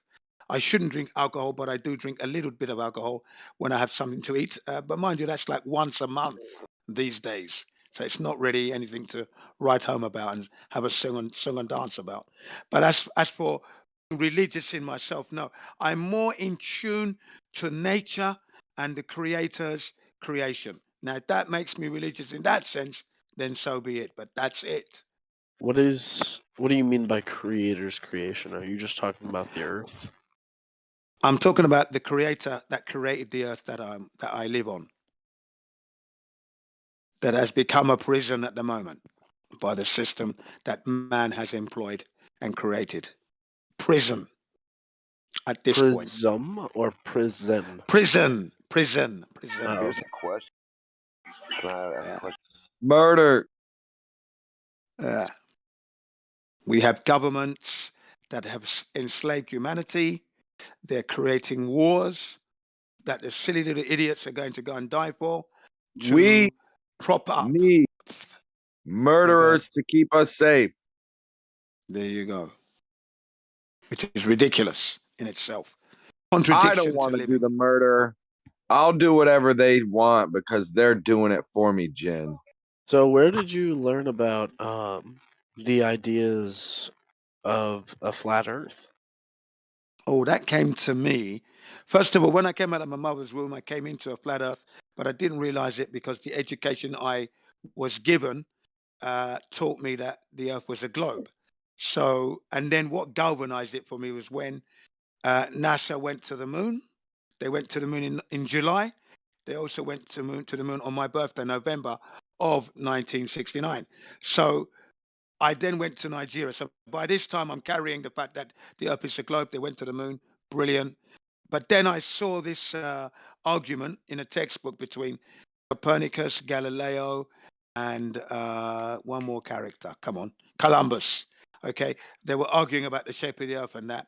And then I saw this image of a ship falling off the edge of the Earth. When I saw this black and white lined image, it galvanized it for me that the Earth cannot be flat. So the reason I know the Earth is flat is because it was brought to my attention in 2014, but I ignored it. And I then decided to click in 2015. And that's when I woke up to my Gotcha. idiocy and my ignorance. Yeah. So a book written by people in the 1700s really made you realize it. That's not what he said. No, that's not what I'm saying. What I'm saying is the books that I looked at in Nigeria, because I left Britain. So the first time I heard of the flat Earth was in Nigeria. The textbooks stated that the Earth couldn't be flat. And when I saw the image of a ship falling off the edge of this flat Earth thing, I thought, as a kid, remember, oh yeah, that's bloody ridiculous. How could that be? How could the Earth be flat? Look at what's going on. 90-degree All the drop. A falling off the 90-degree drop. How could that be? Yeah, Elevator yeah. Earth. Elevator Earths aren't possible on a globe, are they? Hey, Shuttle, what made you think the Earth was a globe? But that galvanized me anyway. Well, That was I'm trying the to- final Hey, Shuttle, what made pinpoint. Shuttle, what The made Earth is a globe. Shuttle, what made you think the Earth was a globe? Well, I personally like going skydiving, you know, and I don't know. Nah, I've there's been no able to there's no understand curvature. that there is. Yo, come on, Jin. I don't know. I think I'm starting to change my beliefs a little bit, you know. Words. What? Are you becoming a flat earther? Oh, I'm glad you said that. Good man. Oh, You're this paying guy's gonna attention. try to intimidate you away from freely thinking and try to pull the Not at all. consensus card so that That could never happen. Why does it make Yeah, you that mad could if never someone else starts So, thinking for themselves? because It's you're weird. painting a picture of my character instead of letting me paint it myself. It's like me saying, "Don't trust Whitson. He's gonna make you do this, that, and the third." Like that. That's a bit fucked up, man. I'm just Please saying, don't like, do it, that. I just think it's weird when Yeah, someone but starts don't to say open that up. about me. I'm I think just it's curious weird. as to why. Oh, you said Yeah, it in a let's you said it in I'm a a tone flatterer. of disbelief. Like, what? You're gonna? Oh, you would dare even think Yeah, of that? it's pretty interesting. I've literally never seen somebody in the process of becoming a flat earther, and yeah, I'm let them getting to just see flow. Let more. it flow. Let it flow. Yeah, Let's see come where on, it Whitson. goes. Jesus. Let it flow. I've never seen So, somebody in the Let it process flow of and being let's an see where it astronaut. goes. so Shuttle, what is it? Yeah. What are you seeing or questioning that has you becoming a flat earther? Yeah. Brilliant. That's a great question. Thank you, Jen. I don't know. A lot of the scientists and like the evidence just seems so fake. Okay. What evidence would you be talking about? Like Or the lack of? pictures of like NASA and the ones that they create could be Mm-hmm. so easily manipulated. Isn't it weird they admit they're manipulated? Yeah, that doesn't seem right. Good. Okay. Anything else, or is it just NASA? A lot of NASA. I don't know. I'm really learning a lot through this community. Sage is looking into it. Brilliant. Hey, man, That's a good statement. He's man of saying he's consciousness. learning a lot for this community, which means he's been listening. So can you go back a little bit and think about what you heard and try and remember now? I want you to try and remember what you've been listening to and just bring that to the forefront. The solar system, it doesn't make much sense, you know, and like even you yourself said that you don't believe in it. Or you know that it is not, you know, a thing. Well, it's not physically possible, so you don't really have to believe. Yeah. What hey, makes you man, say it's not physically possible? you can't have a vacuum next to gas pressure. Well, Hey, man, demonstrate it. Man of consciousness, what did you think when you found out that the pictures from NASA weren't actually real pictures and that they were all altered composites? I thought that was pretty cool because I always did wonder how is it possible to just take a picture of Earth from space unless you're really far away. So what did you think when you found out they were all CGI? When I found out that they were all composites, I thought that met my expectations. That's what I expected to figure out. Oh, so you Because never I mean, thought that? I've seen people like stand right near buildings and take pictures of them. I've always thought like how is he able to do that when he's so close? How does he get the whole building within view? And then I found out that they do. It's like composites. So I assume that's what they should also be doing for But space. they supposedly took Hang a on a picture of second. it That's a from the perfectly moon. good So response. no, Have any no, of you it's That's not. still guys? a It's perfect dishonest. response. No, Have because any they of you guys supposed No, took a ever? real He's picture saying that from he the moon. believed it. Hang on. He said he believed it because he didn't have any reason to suspect anything. Come on, man. Put yourself back into his shoes when you were there believing the globe, yeah? Don't Yeah, forget that, Whisper. The this man is is okay. telling you, but the Thank man you, is Jim. telling you why he believes the earth is a globe. He saw the pictures. He had no reason to suspect, just like me. Okay, no reason to suspect. So he believes it's a globe. That's not what he Okay, said. he So didn't tell you. that's not what he said there, Jin. So seems like you're coming Okay. at the wrong guy here, bud. So what he actually said was he fully All right. expected when he found out that they weren't real, he thought that made perfect sense and he didn't expect them to be real. That's what he just said. That's not what I said. I expected them to be composites. Composites are real pictures. Yeah. That's what he said So to me. That's what I thought he But said. Yeah. okay, but they don't yeah, no, claim Jin, that they're Jin, real Jin, pictures, Jin, buddy. you got what I said 100%. They don't claim they're real Pictures I pictures. They saw claim they're matched computer my generated, expectations. though. That's So, correct. But understand but a he's not computer aware of generated that. He picture is a wasn't aware picture of that at the generated from time of real looking at data. pictures. Show us So how you compose something, man of consciousness. even How then, would it you didn't, composite the worry ocean? me. 'Cause I've worked with How would photography you and composite the ocean? Tell picture us. generated It doesn't pictures matter who and you work pictures with. generated from data. Wait, I'm And just I like, know you can take raw data and turn that into Hold on a a real second. image. No, how would you Obviously, it's composite not the the same ocean? as like what a normal camera does, but that's basically what your phone camera does. So right, look, I I'm not mean, trying So to. what would I'm you not do? trying. How would you do it? Man, real fast, man of conscience. I'm not trying to fight with you or anything. I'm just explaining that the truth is, everyone just assumed we had real pictures because they claimed there was a real picture from the moon. not And everyone, not everyone. You wait, can't sit and say everyone. can I please just make my point, man? So in 1972, they claimed they took a real picture, right? And so everyone, at least most of us, just thought, oh well, there's pictures of Earth from space. So they took one in 72, and then when you look into it, you find out every other picture after that they claim are actually computer generated. That didn't surprise you at all. No. Okay, I'm gonna get out of here. I mean, the question would Later, be, were you aware of that fact? Were you aware of that fact? And the answer would be no. You wasn't aware. The image of Earth that you saw I was was. real to you. Yeah, how could that not be strange when they claim to have all these probes and space vehicles and all these things, rovers going to Mars and satellites? How could it not be strange that they don't have thousands upon thousands of pictures of this proposed globe? Yeah, just turn They around, do have take a pictures. picture. Yeah, they do have pictures. They might be digital, they might be composites, but every picture you take with your camera phone is a digital picture. Are you gonna tell me it's not a real picture now? No, these are Like, I mean, computer come on, man. generated. You think it's the same if I take a picture of you with my camera? It's the same as a computer generated image?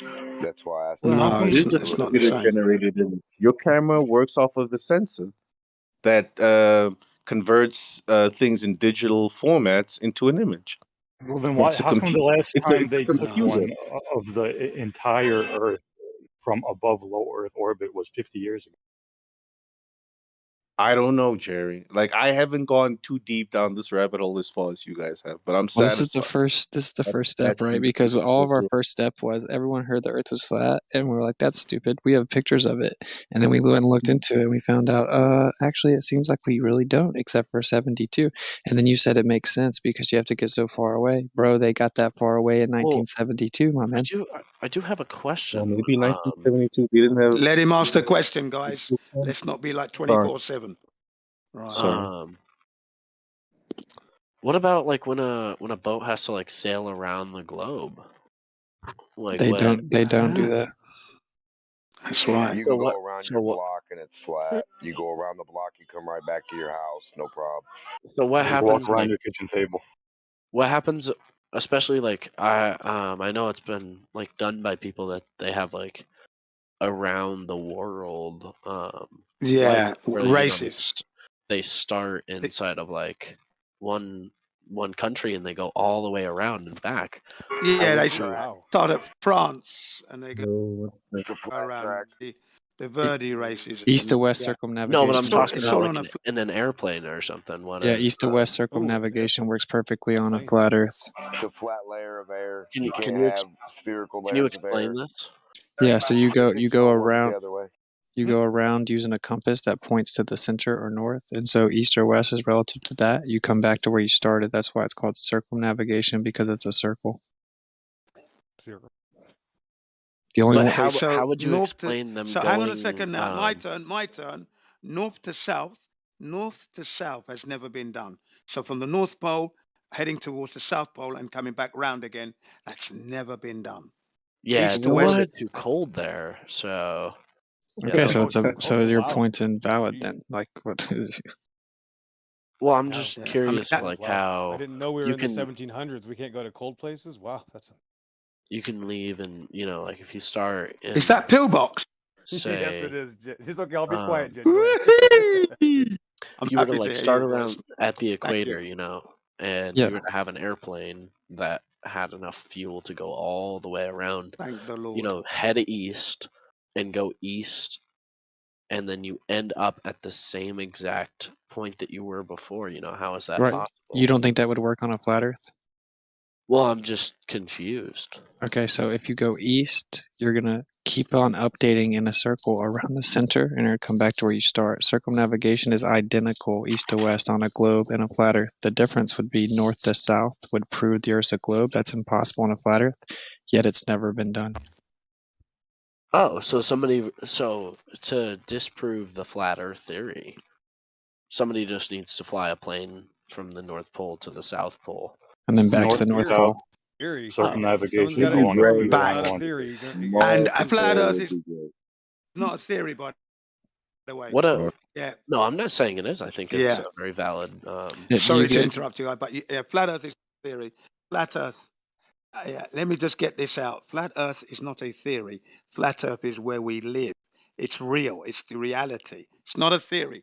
The theory is the globe. The Yeah, globe but is the thing that we cannot prove. It's semantical though, Yeah, Shuttle. go Do you understand that if you went north to south, that would prove the Earth's a globe, but that's never been done.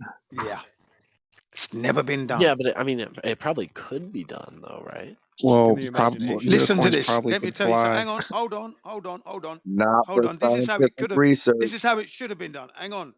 Get this out quickly. This is how it should have been done, because human beings are into breaking records and getting it into the Guinness Book of Records here. So the military should have done this years ago by having you have the aircraft that carries the fuel in the tank, and then you have the airplanes flying. They come up to refuel. That's how that should have been done years ago, and it hasn't been done. Well, And that I would don't be a think that it'd be like a. I don't think that the people who own those resources, like planes with from air to air refueling, I don't think their main concern is disproving.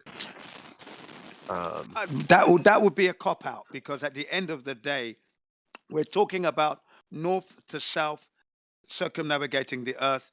You had Admiral Byrd, supposedly the first man to travel by plane to the North Pole and back, and he never made it there. He never made it to the North Pole in his plane.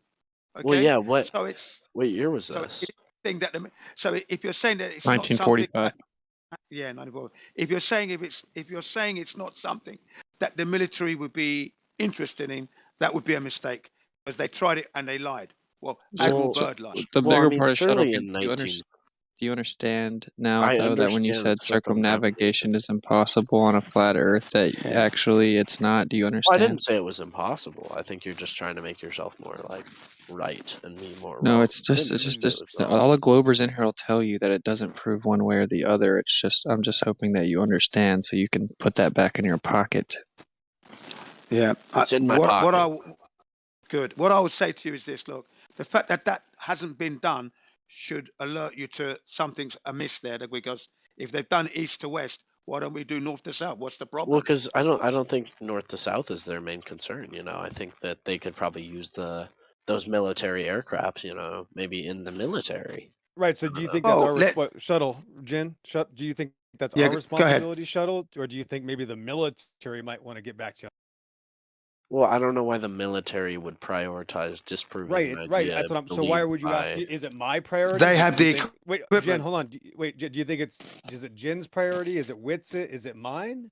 Is it our It's priority? not any of your guys' priority. It's just you're saying that, like, you know, they should do this, but I'm just kind of here to say maybe they should. Well, that's the well. Whose claim is? Are you making the claim, or you're asking us? Because we're not the one. Like, what's the problem? Like, we're not the ones saying that we've done it, have we? Have you done it? I didn't say that. Well, Shuttle, I'm trying to reach you in the middle here, right? Go ahead, So just so you understand, okay? East to west circumnavigation happens basically daily. Happened for many, many years. It doesn't prove either way. North to south would prove that the Earth's a globe. It's never happened. So circumnavigation does not serve any value to this conversation other than the fact that it's never been done, and that seems pretty convenient because it's impossible on a flat Earth. Have you guys ever Yeah. So, have any of you guys ever witnessed a rocket? Yes, I watched 3 in 1 year. Last year. No, but like in person? Yes, I documented 3 of them in person last year. Gotcha. Where did they go? Did you touch? They just shoot up in the air and go back down over the ocean. Yep, they do. I watched them. But like, you know, they drop something off like around in the. Well, they typically all shoot towards the Bermuda Triangle, which is where no one goes. Actually, some people went on a boat out into the ocean and found tons of rockets in the ocean, conveniently. Probably a coincidence. Yeah, but they gotta come back Yeah, down, you know. In the Like, water, yeah. They usually shoot up and then release something, and that becomes something that is in orbit, and then the rocket comes back down because the rocket itself is only the propellant that uses to get the source up there. Right, but when you actually watch it, they all go down. So, like, the whole thing comes back down and looks like it's in a parabolic trajectory. And the claim is, well, actually, it looks like it's What do you mean going by down. parabolic trajectory? A Curve. parabola, a curve, yeah. But, Parabola, yeah. but Well, so I mean, the claim, rockets don't just let go me to just, a parabola. yeah, they objectively Yes, do. they do. Every single one. Every single one. Even the globe claims they do. So the claim is that it looks like they're coming But back they down, but don't. they're. No, I actually. No, they Have do. you ever Honestly, they watched do. one in person? Yeah, well, I actually live in Florida. Oh, cool. And That's where I I live lived, and I next watched them to it. numerous times and documented them with P900s, including infrared. They objectively are parabolic. According to NASA, they're parabolic as well. Do you know what parabolic means? Yes, actually, I do. That's why I'm using the word. What would you describe parabolic to be? In a curved trajectory, consistent with parabolic like is Pythagorean theorem. Do you know what Pythagorean theorem is? Pythagorean theorem does not have anything to do with. Oh, it does. It does. What? Nothing to do with a parabola. Well, okay. Actually, I got a question. If there were so many, like, you know, if this is such a good idea, then why are there, where is it? Why are there only this many people believing in it? There's 11 million there's in loads. Brazil. There's 11 million in Brazil alone. Try again. There you go. 11 million flat earthers? In Brazil In alone. Brazil. So that's also called Can an you, appeal can to you send me majority. can you send me the data of this? Yeah, sure, but that's also appeal to majority. So if slavery is objectively immoral, then why did majority of people go along with it? It's a terrible And argument. it's still happening today. Still happening today, by the way. Yeah. It's called an slavery. appeal to majority fallacy. Yeah, would you mind sending me that 11 million in Brazil? Just flat Google earthers? it, dude. No, well, I mean, you said that you had the research, yeah? Yeah, just Google it. Well, I can't find it right now. What do you want You me to haven't search up? Googled it, then? No, I have. Flat Earth flat earthers Population. Brazil. Just type in 11 million flat Well, no, earthers you in can't Brazil. look up the answer to your research in order to find It'll research. pull up the article I'm talking about, bud. It's a mainstream Yeah, article. You have to remember the algorithm. But Shuttle, would you agree with the idea that that something can be true even though masses of people don't know that truth, and that something can be true without the masses yeah, being aware? absolutely, man. Yeah. All right. Right, like whenever we went to the war in Vietnam, they told the American public that Vietnam blew up our ship, and then we went and attacked them. And then only decades later did the U.S. government come out and say, actually, we blew up our own ship. So for decades, everyone thought that Vietnam blew up our ship, but actually, the whole entire time, we blew up our own ship. So it didn't matter that everyone thought the wrong thing, right? What happened? 2011. I mean, what does this have to do with flat Earth? It's just an okay. example of the fact that majority of people can be wrong. It doesn't requires have. a little. It requires a little bit of life understanding and basic, experience to understand this concept, man. It's going to take a little bit longer to unravel all the deceptions and cartoons. You got to bear with us. Do you understand the point, bro? It's that a bunch of people thought that Vietnam attacked our ship, but the truth was that we blew up our own ship. So the fact that everyone thought that means nothing. Well, why would they? Why would they lie? That would be the next question, right? Why would they lie about that, Shuttle? So they could go get tons. They could go get tons of opium from the Himalayan foothills. Damn, but they killed 3 million people with it. I don't know. If was that terrible. worth it? They killed 3 million people, so there's got to be a better reason. Well, they probably made $3 million every day. So. Oh, okay, cool. Well, $3 million isn't much to the U.S. government. I agree. I know. That's what I'm saying. 3 million people died. That's a lot of deaths, Shuttle. That's what I know. Yeah. Well, he What didn't say about Pearl deaths, he said Harbor? dollars. What about Pearl Harbor? Hey, Shuttle, was it What wrong about for the Pearl- government to do that? I mean, yeah, I suppose. Right, because everyone in the United States was actually opposed to the Vietnam War, and we were protesting it in the streets. Not really everybody. Oh, okay, so you're just a contrarian. So I was using it as a colloquial term, right? So majority of the I'm U.S. sorry, what was that word that you just used? You're a contrarian. Majority of No. What'd you say after that? colloquial use. So majority of. Can you explain that one? Yeah, just for intents and purposes of casual conversation, there are terms that we use that don't have to be hyper-specific. If your response is pedantic and semantical, it's a non sequitur. So anyway, my point is that a majority of the U.S. was opposed to the Vietnam War. In fact, there were major Do you play protests. Pogo Stuck? He's having a seizure. I think we got a troll, boys. Switch gears. No, he's all right. He's all right. This is called He's the trying to get- cognitus malfunction. He's having a panic he's trying to attack, get man. Come on, he's trying to get close to the flat Earth. Come on, guys. He's not a troll. He's trying to get. He's trying to get there. Let him get there, guys. I guess So I'm another just troll struggling jumps in. to like understand some aspects of it. You know what I Yeah, mean? that's right. We're trying to can help you out, understand that. man. We're trying to. Well, Hey, let's I got not a go question. too far in the. I mean, I don't want to go too far in the weeds with it. Sometimes we're answering questions that really shouldn't be answered. We're talking about reality, Shuttle. Everybody in reality already agrees with us. That's the point. The military-industrial complex makes all their maps flat and their models flat. Well, you can't, because I've used them. I've used them at Fort Knox. That's how I know they're all Well, flat Earth like, models. Isn't that do you think crazy? that? Well, I'm just saying, isn't that crazy? Well, could Almost you got let me done with my talk? sentence. Go ahead. Yeah, go ahead. I don't think if I was inside of like a war or something, I'd want to whip out a fucking ball, like just to see where they were. Right, because everyone would nobody, die. in history, not one person in history's ever done that. That's the point. Yeah, it's Yeah, your so imagination, it doesn't- not your right. Yeah, it doesn't it's make in much your sense. imagination. Yeah, Could you let me exactly. talk? It's in your. I know, Shuttle. Just relax. It's in your imagination. That's the point. It's nowhere else but your imagination. We're just trying to show you that, and that's why people can't accept what we're showing you in reality. That's the whole point. Well, I don't think that it would make much sense. Like, I think that it is able, To make like a straw man? it is possible to make a flat map of something that is circular. Well, circles are flat, so. It's possible to imagine Or something that elephants is with feathers. globe. Yeah, My bad. too. Something Right, of it's a possible. You sphere can do whatever shape, you want. Right. Something Hey, of a Shuttle. sphere shape. You can make Shuttle, a do you flat map. do you not understand his point that when the military creates technology, they have to assume the Earth is flat and non-rotating for the technology to actually work? No, they don't. Well, that's Yes, what they nope, say. there's So. a deny. Well, it's a hand wave dismissal, so you're already running away from the fact. I've Yeah, got 44 documents to the contrary. I've got 44 documents to the contrary, ready to go, ready to shoot at you whenever you want them. Also, actually, could you just send me all 44? Yeah, Could we you send will. me all Right, 44? and there's you know how many that say how many there are for evidence All for right, a I'm gonna ball put Earth. There's 0.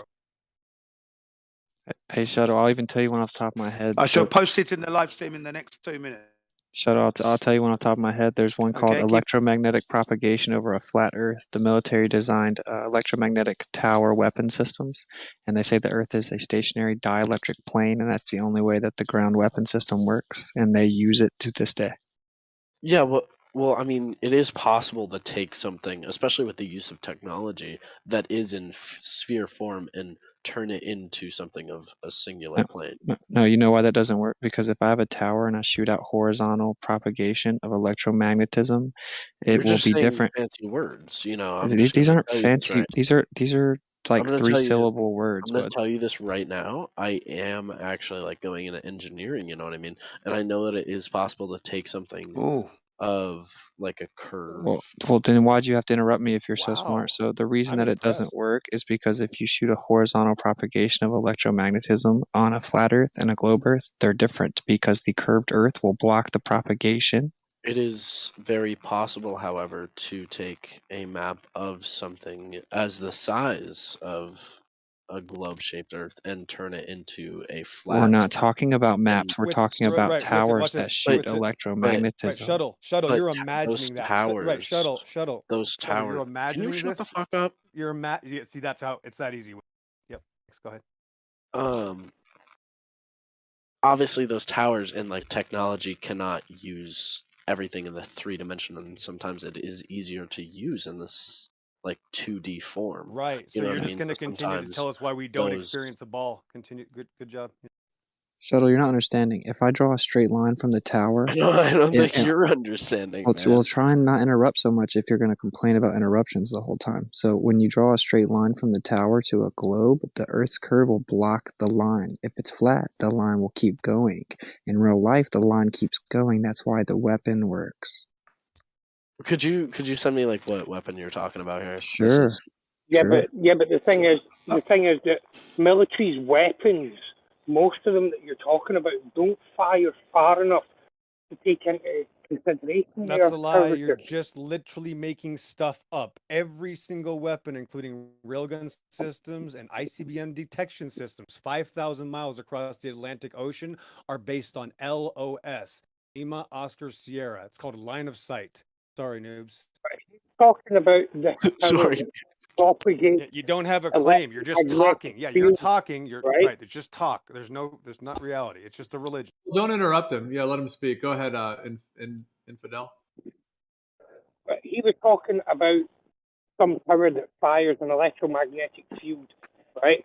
Now, I don't know much about towers that fire electromagnetic fields, but I'm assuming that they don't fire too far. Yeah. So why would they make technology that doesn't fire that far to take into account the Earth's curvature when there's no need? The railgun Doesn't shoots over fire 100. far enough. The railgun shoots over 100 miles. There would be over 6,000 feet of curvature. You wouldn't hit your target if the Earth was a ball. Hey, could you send me that gun and weapons that you're talking about here? Yeah, I dropped it in the chat already. The chat here. I've Could also you just, dropped like, the. Could you DM it to me? No, do you want a back massage next? It's in the chat. Well, that was kind of rude. Chat, Dude. look in the live stream chat. It's not that hard please. to like Look in the DM someone something, weird, but yeah. Dude, it's right there in Look the in the voice live text. stream chat. We're looking. well, I'm doing a lot It's in the here. voice You know, text, man. You're not doing a lot. You're listening to us, and you're well, I'm going doing to a click lot on here. Whitson, the why touch not screen. post it? You'll see the. Why not post it again and tag him so that when he has time, he can always just refer back to the tag. Okay. My gosh. I'll take a massage, Whitson, if you're going to I've hand them posted out, my mate. stuff anyway. 18 Me too. minutes past the Bit hour. of a neck rub. 18 minutes Feet past the rub, hour. you know. If your name is. Well, just No, the imagine feet are away, good, just the If neck. your name is imagine it Shuttle, away. I've posted it 18 minutes past the hour. That's only Got a new pillow. Well, this Gotta is work just it like in. the report, you know, like this doesn't actually state the gun that was in use. Well, that's not the railgun, actually. You want the railgun document too? I do. I'd love that one, yeah. Or you're going to be It's honest weird. and I got actually it. It's read funny. it and Yeah, I got admit a yours? picture. Yeah, no, I'm reading the one with the propagation of electromagnetic. Hey, do you think the field on government ever solid gun. lies? I already answered this. Well, I just Could you wanna- tell me the rail the gun? rail gun. Yeah, the rail gun fires a projectile. When it leaves the muzzle, it's leaving the muzzle at Mach 0.5. 120 miles away, it'll hit that target at Mach 5, totally obliterating that target, right? There's enough videos on YouTube you can watch. And they show you a shorter distance, but it's devastating all the same, okay? The only problem with the rail gun at the moment is that the actual rail from which the projectile is fired from begins to warp after a couple of uses, 2-3 uses, and they've got to get rid of that and put a new rail in because of the magnitude of the speed that it's going at. Okay? Yep, it's so powerful it So it's not going to disintegrates. be a useful weapon at the moment. Yeah, it disintegrates. It's so powerful. What's it? Did you get that disintegrates itself. railgun article?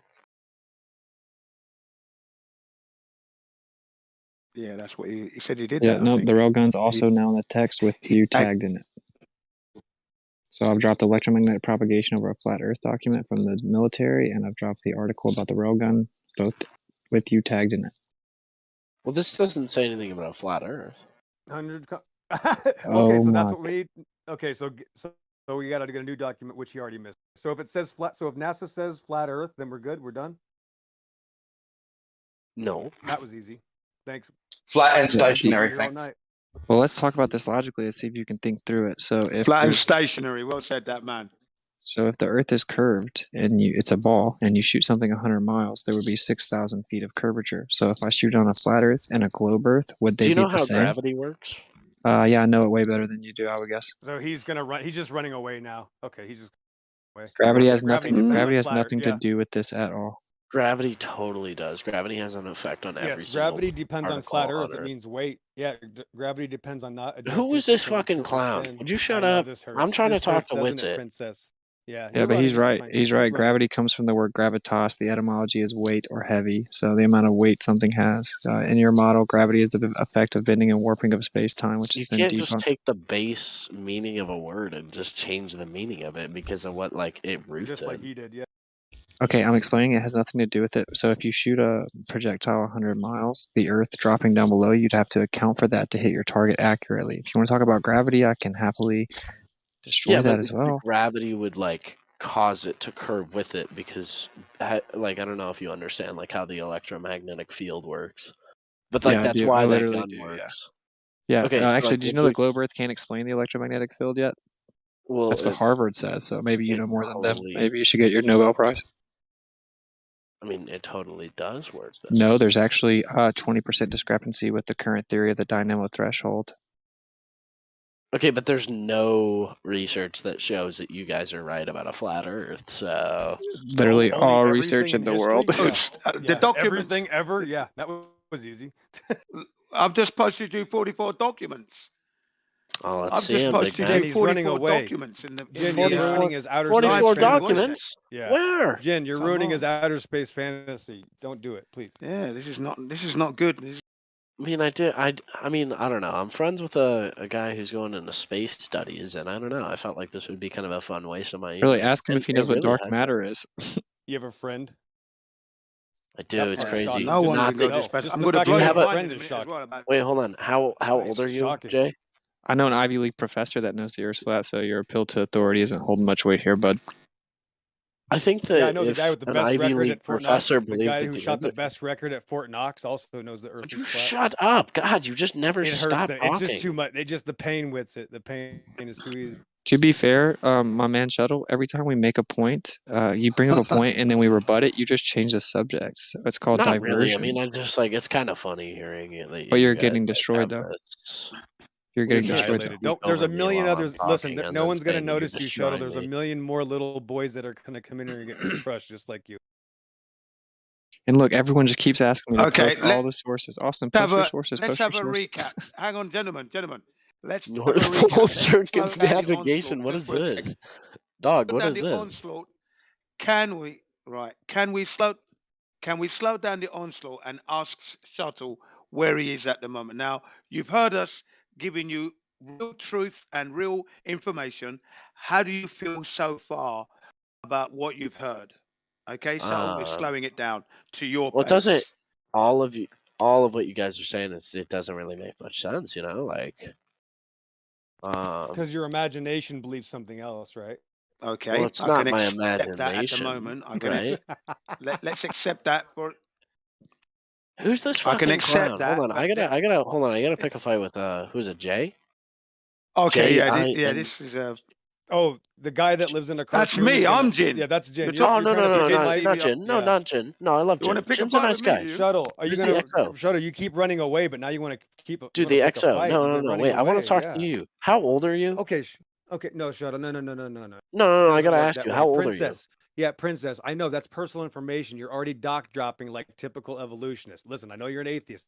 It's okay. You will survive not. tonight. You'll go back to your cartoons, and you're gonna be in bed. Your mommy's gonna tuck you in. There's nothing to worry about. All right, okay? XO, hold on. I'm muting you, bro. We're not doing all the condescending, roasting, kind of taunting stuff here. Go ahead, Shuttle. Yeah, wait. fault, Can I? No, I'd love to talk to him because he's very like rude and like he doesn't really have a basis of any of his arguments. He just talks over you and then just starts insulting Well, you. So I'd CGO, love to talk to this him. guy is just doing it backhanded with sophistry. So when we've offered you like 15 straight responses with substantive specificity, you've hand-wave dismissed them all and touted victory repeatedly. So Yeah, but we're giving That him a didn't make chance to any sense. restock. But hey, We're wait, giving no, him a XO. chance to revalue everything so far. Yeah, So that's why I XO. was asking him. Well, I'm Let I'm him just deal with wondering. it. Hey, XO, how Go old ahead. are you? why are you talking to him when he was just muted? Well, he's not muted anymore. Yeah, that's the point. I just told you that's personal information. I know that you're new to this. Well, I mean, I'll bro. tell This you is that gonna like hurt I'm your thing. You're doing 16. it Like again. I don't. It's Nobody, not that personal, I man. can tell. I know, bro. You don't have any life experience. You've never done anything, and you're making claims about things. I mean, I probably make more at my I job know. than Shut you, up. but And you'll never do it. I'm sorry. never Listen, do kid. what? That's the point. All You'll right. Well, never whatever any- his age is and whatever That's his the position point. is, he deserves to be respected and be able to have a conversation. I'm without not the being- one asking for age, Gio. He is. I'm not the one who cares about age. He All right, is. well, I'm just What are saying you you're doing talking a lot about? of taunting and ridiculing. We just don't. That's not needed. I'm doing Shuttle, if Gio. you're that young, Okay, I have that's faith. I have okay. Well, faith. all right, that's my point. You don't. Shuttle, if Whatever. you're that young, I have faith that you'll be able to see through this, man. You don't have to conform to consensus. I don't know if you're actually that young, but if you are, you seem decently intelligent for your age. You know, you can just kind of step outside. We actually need younger people to realize some of these discrepancies so we can make progressive steps towards, Well, I think that like knowledge. I think the younger people, like I don't know. I think that we kind of Well, you're the future. You're the understand future. Well, let's let him talk. more that. Go ahead. Well, I don't really want to like say anything wrong. You know what I mean? Okay, well, I Good. think you guys, you're right. You guys do understand a lot more than some of the older generation because you live in the information age. So there's really no excuse. What they've done is they've kept you guys distracted with Fortnite and crypto. But if you guys can step outside, you guys have a ton of knowledge at your disposal and you can actually improve the world. So I'm pulling for you there, man. That's why I said you are the future. That was the words I used. You need to pay attention and then take what we're giving you as information and go check it out. That's all. In your spare time, at your leisure. Maybe you'll solve the energy crisis. You know, like Nikola Tesla created a Wardenclyffe Tower, and then all the funding was pulled for it, and now we have utility bills run by the government. Maybe you could focus your intellect to that, as opposed to I wonder if this black hole is actually 53 million light years away or not. Yeah, sure. And I not don't to wanna- sound. Yeah, go ahead. Yeah, Jim. go ahead. Go ahead. No, you go ahead. Well, I got a channel show. If you want to know personal information about me, check out my channel. Blood Always Finds Its Level. I've been a photographer for 30 years. I've worked for the military-industrial complex, and I'll put my evidence against any group or army that you'll ever want to challenge me with, Shuttle. So there's my channel. Wait, hold up. What was it? It is Blood Always Finds Its Level. Wait, blood always Finds its level. always Yep. finds BAFIL. its That's right. level. And you'll see a red icon with like a submarine mast. I'm not seeing this. Where do I search for this? You have to search in YouTube. I'll just put a link in the chat though. So one sec. Are you really that young? Yeah, yeah. Okay, well, I think we should go a little easy on the guy if he's that young. This is what I was saying. I was trying to get there, and like, let's not overwhelm him and become like a 24/7 where the guys can't talk and he's getting bashed to smithereens to a I pulp. helped you out, Exo, by the way. I put your link to your channel in there. Piece of friendly advice though, man. Like, you know, if there are people that seem to maybe know some things you don't know, like always just kind of try to be respectful. I mean, people are clearly spending time to try to tell you things in hopes that you're going to retain it, right? I mean, that's like a piece of advice for the future. Right? Like, you're too young to know everything. No one in this room knows everything. I mean, obviously we may know a little bit more about certain things than you do. So I'm sure you may know things that we don't know, but I would say humility is going to serve you well in the long run, my man. Yeah, I was Yeah, going to okay, say so that. I was going to say that same I'm thing actually myself. watching The Judgment right now, on your YouTube channel, XO. Ooh. Yeah, good job, man. Excellent. Thanks. What is? I actually have always kind of wondered this. What is the belief behind why can't you see the entire Earth if you're up in, you know, like if you're up inside of an aircraft, especially like an SR-71? You have a limit to your view. You have a limit to your view. So you have about approximately maybe 500 miles limit at about 40, 50,000 feet. So SR-71. Why is there a limit? Is that just a law? Because nope. No, I'll even show you one of my own photos. I can see Mount Rainier from 73 miles away, but it's very hazy, right? Because of the Atmos environment, the amount of particulates and water in the air makes it difficult the farther something is away from it. It'll disappear, causing a convergence point known as the horizon. You've heard. Yeah, so there's multiple answers. There's angular resolution limit, so you can't see forever. Things change. Angular size changes with distance, and sometimes you can't see the Hollywood sign in LA from a half a mile. So it depends on what's in the air as well. Atmos conditions. So Right, it's but irrational. no matter to all think of that, on a very clear day, you should be able to. Yeah, well said. I was just going to say something. You can. You can. Hang on. Can I not get word in? Thank you. I'm here as well, yeah? What I was going to say to you, Shuttle, is that there are times where you can see as far as 1,200 miles. In this case, we're using infrared on the lens of the camera. So it's an infrared lens, and it cuts through all the glare, cleans it up, and you can see as far as 1,200 miles. Still difficult to make things out, because it's still going to be a little bit hazy, but you can see that far, okay? Okay. With optical equipment like a camera, and this particular camera was a Canon by J. Tolman Media. So there are times when you can see far. There are times when you can't see very far, depending on the atmosphere and the equipment you have. Okay. Okay. So based on these pictures that I'm looking at, like kind of like how the flat Earth is shaped. Right. What happens if you just fly off? Well, that's just it. No one knows. That's the thing.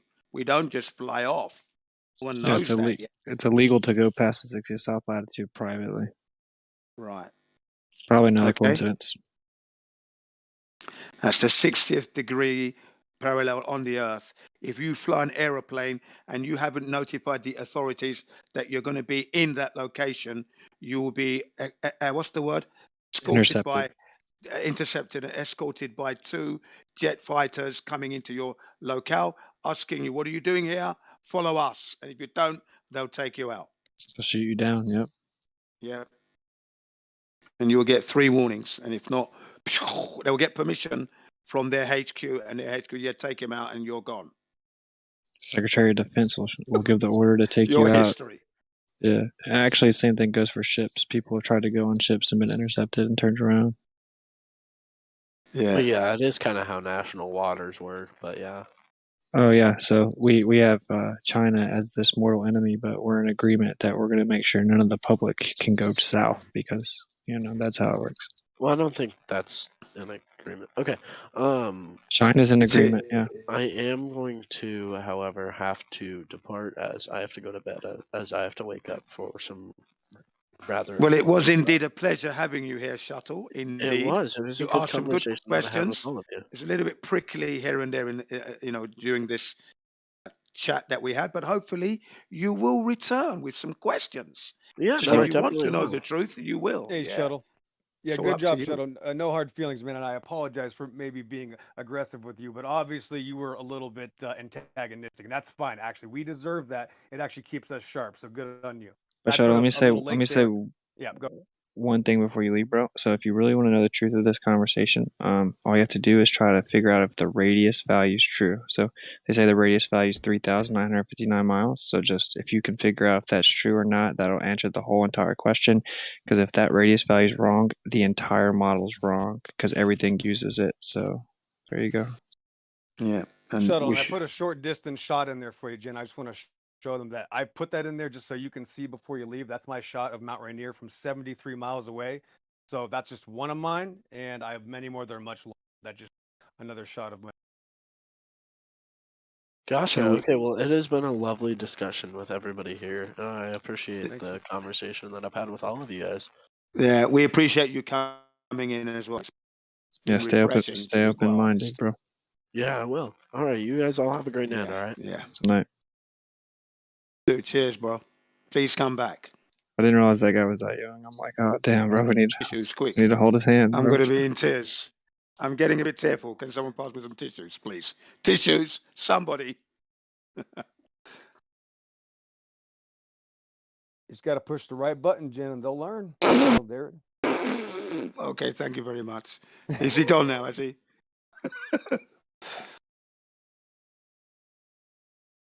But yeah, well, we did well. We did all right. I just don't like it when there's so many of us trying to get in there and we're not making way for each other, and it becomes like this ugly monster where everybody's trying to get a word in. You know, And load I'm of not mad at voices. him, but right, I agree. But the passive aggressive, I can see through people's voices. The guy was really trying to wrench you guys, so that's why I get a little Oh, defensive. yeah, Sorry. yeah. But dude, it's I like could see that anyway. just let it go, right? Like I mean, I hear you, but it's like, dude, they do that. Like I don't know. I mean, if you take the bait, that's kind of their goal. I know. I'm still 5 years old. I'm on a playground. What can I say? I'll never grow up.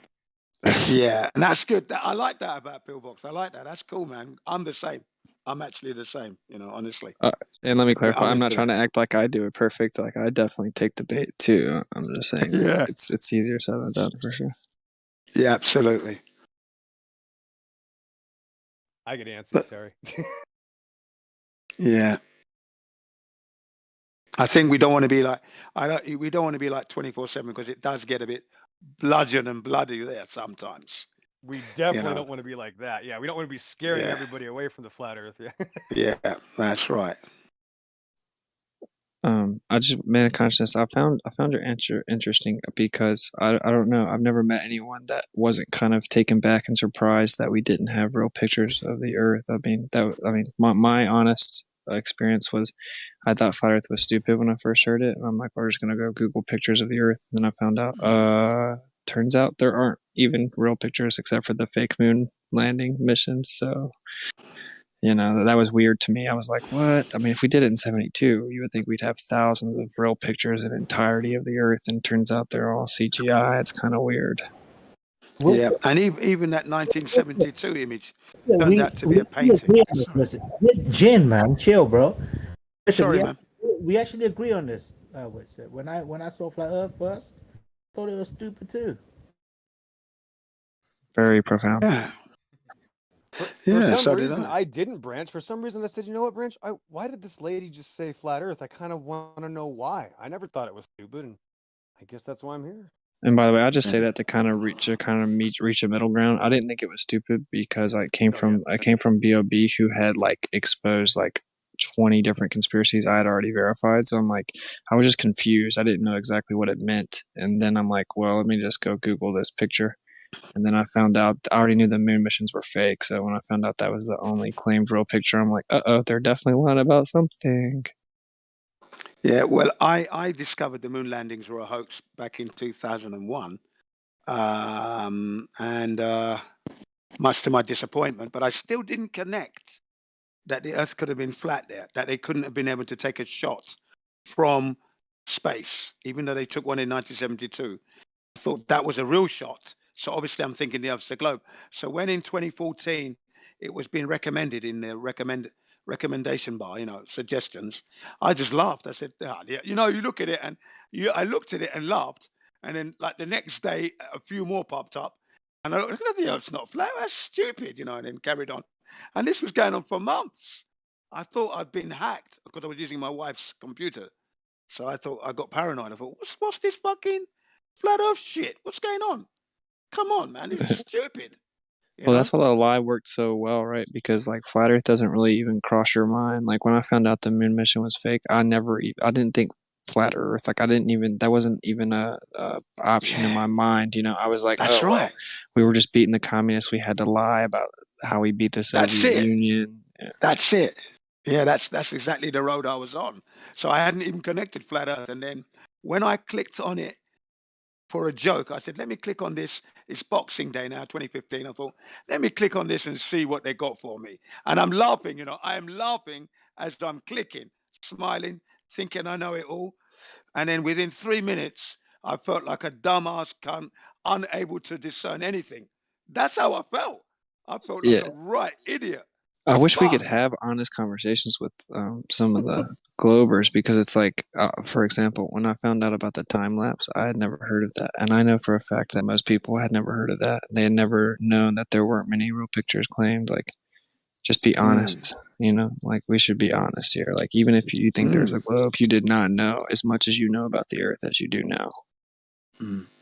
The one thing I did know was that the moon wasn't part of the Earth because Discovery Channel offered up the idea that some cataclysmic event happened where some asteroid hit the Earth and knocked a piece of the Earth off whilst it was spinning and forming and created the moon. I said, nah, that's bullshit. I don't know how I knew that, but I said, that's bullshit. You know what I mean? It just didn't fit with me. Didn't sit well with me, that. Yeah, and actually, They're not mainstream flat earther. astrophysicists of 2022 will admit that's like their weakest theory. There you go. And this was back, I'm going back to 2000 and, maybe 8 or 9, 2008 or 9 when I saw that on the Discovery Channel here in Japan. I said to my kids, that's bullshit. I just shouted it out. Just blurted it. I said, no, I blurted that out. That's bullshit. That did not happen, boys. Sorry. Yeah, I'm gonna get out of here, go to sleep, but I love you guys. Peace out. Yeah, peace. So yeah, man. That flat earth just hit me on the face one time. Mike Tyson punch. I was on the floor, feeling stupid, inadequate. How could I miss all the clues, all the military stuff? Giving it the big one. Yeah, I can survive in the bush, no problem. I'm the best at it, man. But I didn't connect the dots to the flat earth. And then to compound it even more, eyes wide shut. Oh, bloody hell, not even that. My eyes were wide shut because they were open, but shut. Yeah. Then I realized, okay, let's slow down here because I've been a fool for many years, 53 of them. Okay, I kept it real. I always put nature first, but I've missed a lot of things that I should not have missed. Let's slow down. Okay, I'm a good motorcyclist. I'm good at engineering. I'm a perfectionist, but I still made a bloody mistake. What happened? I just slow myself down, man. Yeah, dust myself off, clean up my face, smack myself on the head a few times for being stupid. And I said, yeah, right, let's get this sorted. Watched 6 to 8 hours of flat earth videos. And then I went upstairs and told the children immediately. We're not living on a spinning ball, boys. Wait a second. That's all it took for you. Your entire fucking landscape of life and how you fucking know it was 6 to 8 hours of videos. Yeah, in fact, 3 minutes. After 3 minutes, I'd realized. Reason being, Jin has spent most of his life outdoors in nature. And the military was the beginning. Well, my dad was the beginning. Flying to Nigeria was the beginning of all that. So 70s right through, outdoor man. Outdoor boy, outdoor man. Nature was my number one. So it's easier for me to connect that quickly. I'd experienced so much. It all made sense. Click, 3 minutes, I knew. I was already feeling stupid. Do you understand? That meant I realized that I'd been a cunt. Right. There you go. So you knew within 3 minutes. Yeah. Watching videos that everything you had learned. Everything I experienced, yeah. Yeah. Everything that I experienced with nature, I'd missed. They're locked away in my subconsciousness. But this flat earth video, Mark Sargent thing, 3 minutes, and all my life experience came flooding back in an epiphany, and flat. Shit. And I just said, fucking hell. Because I'd done the moon landings and everything else as well. I just banged myself in the head and said, how foolish have I been? And I was pacing up and down here. Pacing up and down in realization. Was this just after 3 minutes, or was this after? Well, it's 3 minutes of feeling stupid, yeah. 3 minutes feeling stupid, 2 minutes listening on, realizing how inadequate I was. 5 minutes I'm pacing up and down in realization. 5 minutes. Oh, wait, hold up. Within 6 minutes of listening to some shit online. No, listening to some real stuff. Yeah, real stuff. Yeah, real reality. Down the room within 6 minutes, hearing some shit online, pacing up and down the room, losing it.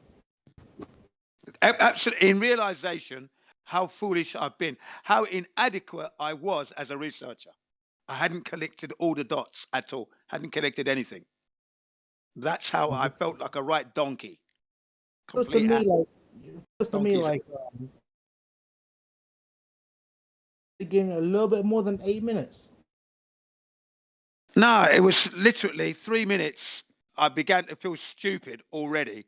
5 minutes, I realized, like I said, because I had that epiphany as well, all my experiences, everything that was said within that 5 minutes, within those 5 minutes, made absolute sense. And I just went back to all my life from the 1970s, all through the cadets, the armies, everything, children going, and I'm just thinking, what a bloody fool I've been.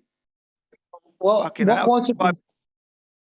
Can I just ask, what exactly was it that was said that made you turn your life around like that? Oh, it was Mark Sargent's Flat Earth Clues. Watch Flat Earth Clues for 5 minutes, and you'll see what I mean. I've seen Mark Sargent's videos, and Yeah, believe you Flat me, Earth Clues. That's the first one. Yeah. he couldn't convince me of anything. Oh, he convinced me within 5 minutes. I realized that, and then I watched 15 more minutes, and then I stopped it there and went on to Generism. I went on to Celebrate Truth, ODD, Eric Dubé, Dave Murphy's The Greatest Lie Ever Told. I watched that in a binge watch, and by that it was all clear. And obviously you still have to watch on and learn more, because you can't articulate what you've just learned. You can't articulate it to somebody. You can do the basics. It's not a ball, how do you know? I did that with my children quite easily. But if I had to tell somebody, I knew I had to still do studying, and I carried on because I felt stupid. I wish, right, one day someone can make a video that has the opposite effect on you. So you can watch 3 minutes of this video and start thinking for another 5 minutes. And then that would be impossible, because remember, I lived 53 years. 53 years. I think that's the globe for 53 years. That's the goal for globe earthers, to make a video that can convert you into. That's funny. Yeah, but so you have to some goal. I feel like you said. Yeah. You said it took you got. Yeah, go on. Like you said it took you months, Jin. No chance. Those shit. words have never come out of my mouth. I've always been upfront. I want to remember the day. You said it was on and you didn't believe it, and then it was on for weeks. That is not Jin CBR1's story. Sorry, that's not my story at all. That's never been my story. Yeah. Jin, what would you do if one of your children or grandchildren came to you and said, "I'm studying to be an astronaut"? I would say to him, there's no way you're ever going to be able to go to space. I'll tell him the truth straight away. You got to call him, Jen. If that ever happens, you call me and I'll handle it. Oh, yeah. You got to be the good guy. You want to be the good guy with your children. I'll be the bad guy. Yeah, if that ever happens. Yeah. I know. I'll tell him straight that you'll never be going to space. Look, my son wanted to join the military. My son wanted to join the military. The way he said he's going to handle it, right? I thought he was about to put down your grandkid for doing that shit. I'll handle that. Oh, there's branches. See, Branch is okay with killing your own. Yeah, I'm not into that. You know, my son wanted to join the army. Okay, my second son. I said, look, because like I said, I gave them the army training like I received whilst they were growing up, and they had all the army gear on and everything else, so they could really get an idea, and they got a taste of it. And then my son wanted to join. I said, you know what? Look, the emperor of this country, Japan, doesn't care about you. Yeah. So if you die, he eats sukiyaki and everything else. What do you eat? What do we eat? We lose you. We're sorry. We're dead. Is it worth it? Do you know the man? Is he related to you? Who is he? Who is he that you want to go and die for? That's what I said to him first. Then the rest of the world. Okay, so no, you don't need to join the army. There's no need. There is no honor or integrity in that institution. The army is being used to keep humanity in prison. Okay, it's being used to corral, and they're killing innocent people. Who do you want to kill? When I said that, he just went quiet. When I said, who do you want to kill? Because that's what it means. Then he went quiet. He knew what I said was true. And he just said, he dropped that idea completely. Went on to become a black belt in judo instead. Right. That's more like it. You see? So no, it's easy for. And don't in any country you live in, right? Yeah. Outside of just killing and stuff, don't you need an army just to have? Nah, you never need an army. You should never need an army. That's the way. That's the way I am. In a world you should never need an army. It'd be great if we lived in a world like that. Because of the rest. I want to create a world like that. That's the word I want to create. That's the voice they need to hear. They need to hear those words. Okay? You can't have one country just have no defense. Doesn't matter. That's the way it's got to be. We don't want to be killing anybody else. I do agree. Be killed rather than killed. I totally kill anybody. It'd be great one day. It's great. That's how I live my life. That's how I live my life. Here's the problem, Jen, right? You say you want that. And on the other hand, I've heard, not necessarily you, but I've heard a lot of flat earthers be very against one world government system. If I don't want a one world government system. I don't want a government. Period. Jin, understand this, bro. If you want that type of peace where nobody needs an army, you gotta have a one government system, right? Not really. No, not at all. Everybody's living under the realization that we have to live together. Now you're going to have your police and certain security for people who may be bad within, but it's not about going to another land to try and occupy and take them over. That's not what it's about. And it's not, if I can just finish this off, it's never been about that. It's the leaders that actually do. The problem is this, Jim. The problem is this, right? Every country to give up all of its defenses at once. Mm-hmm.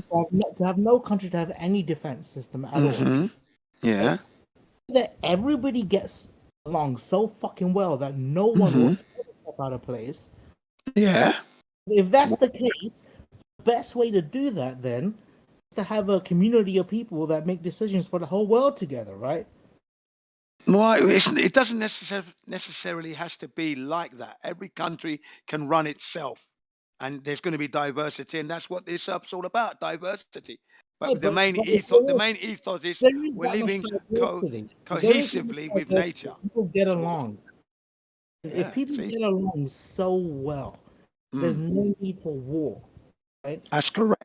Then there could be the situation where it makes most sense to make decisions together for the entire planet. To have every we don't live on a planet number one, so that wouldn't be the way. Yeah, see, Branch, you just can't. It doesn't work, Branch. You always hit that dead end. Everybody's getting along. There's no reason for everyone not to make decisions together.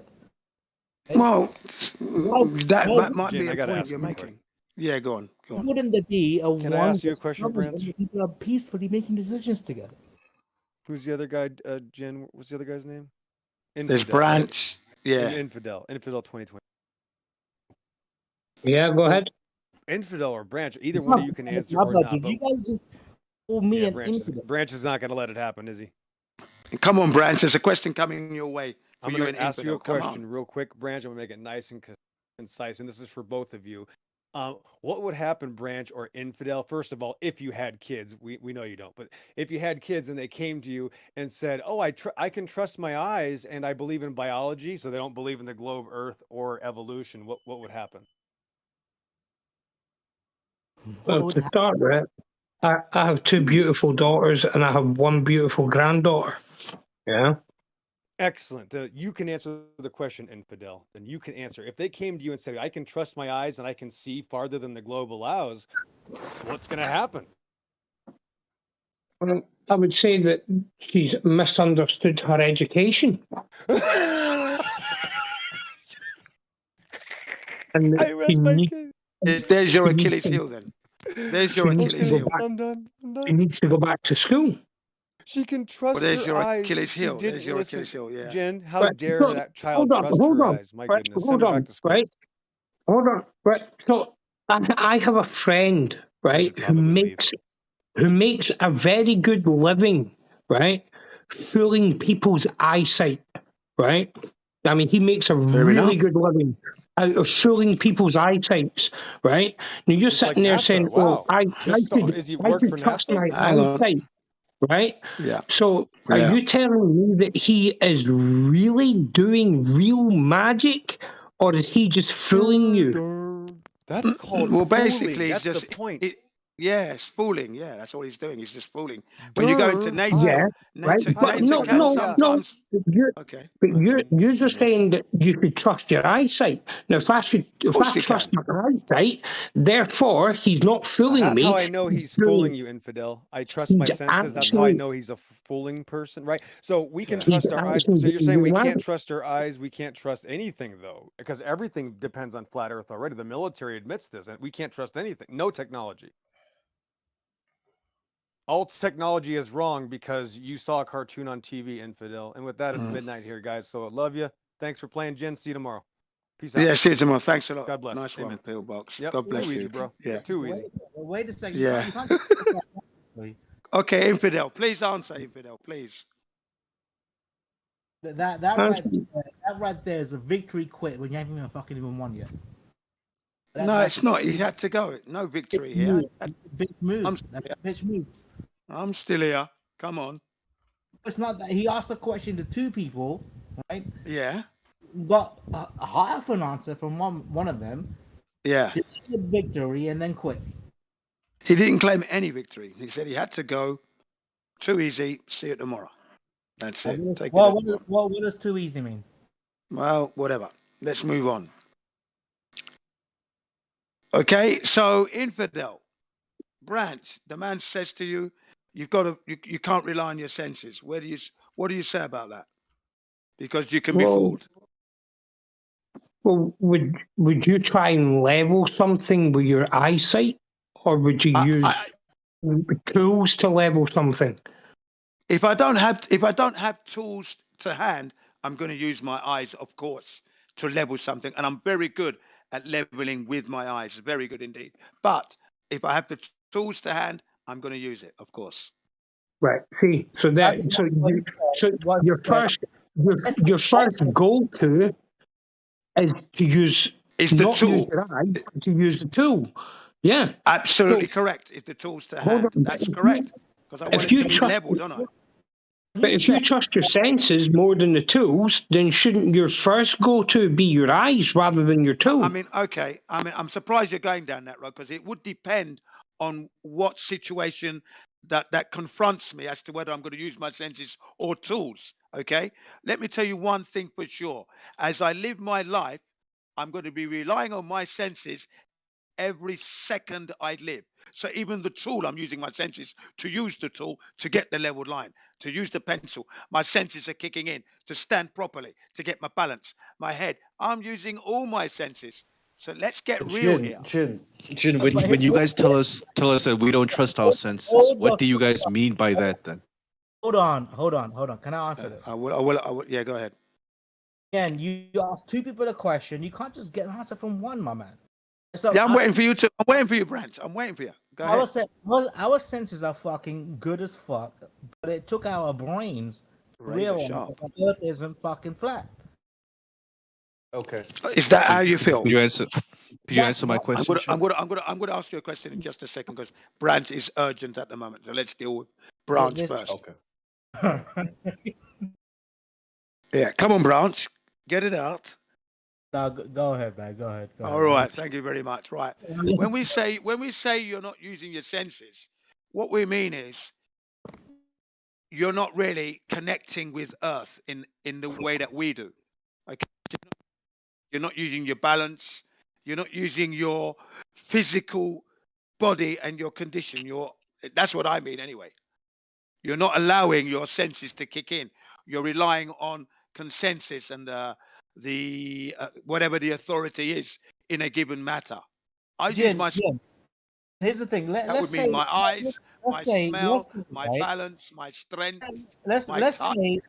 say, Jim, that you're right, and we started deploying this recognition you have of like just rely on your fucking senses and it's good enough. Imagine if we used that to build bridges. Well, no, we wouldn't do that. I mean, I'm not going to rely on my senses to build a bridge. I'm going to use tools to build a bridge because a bridge now is requiring to be level, to be safe, structurally sound, because people's lives are depending on that. So tools and technology, but whilst I'm using the tools, I'm still going to be using my senses. Okay, See? so what you're saying then is that people are so fucking retarded that they can't use their senses to judge the shape of the earth. Yeah. It's okay when they don't do the same shit to build a fucking bridge.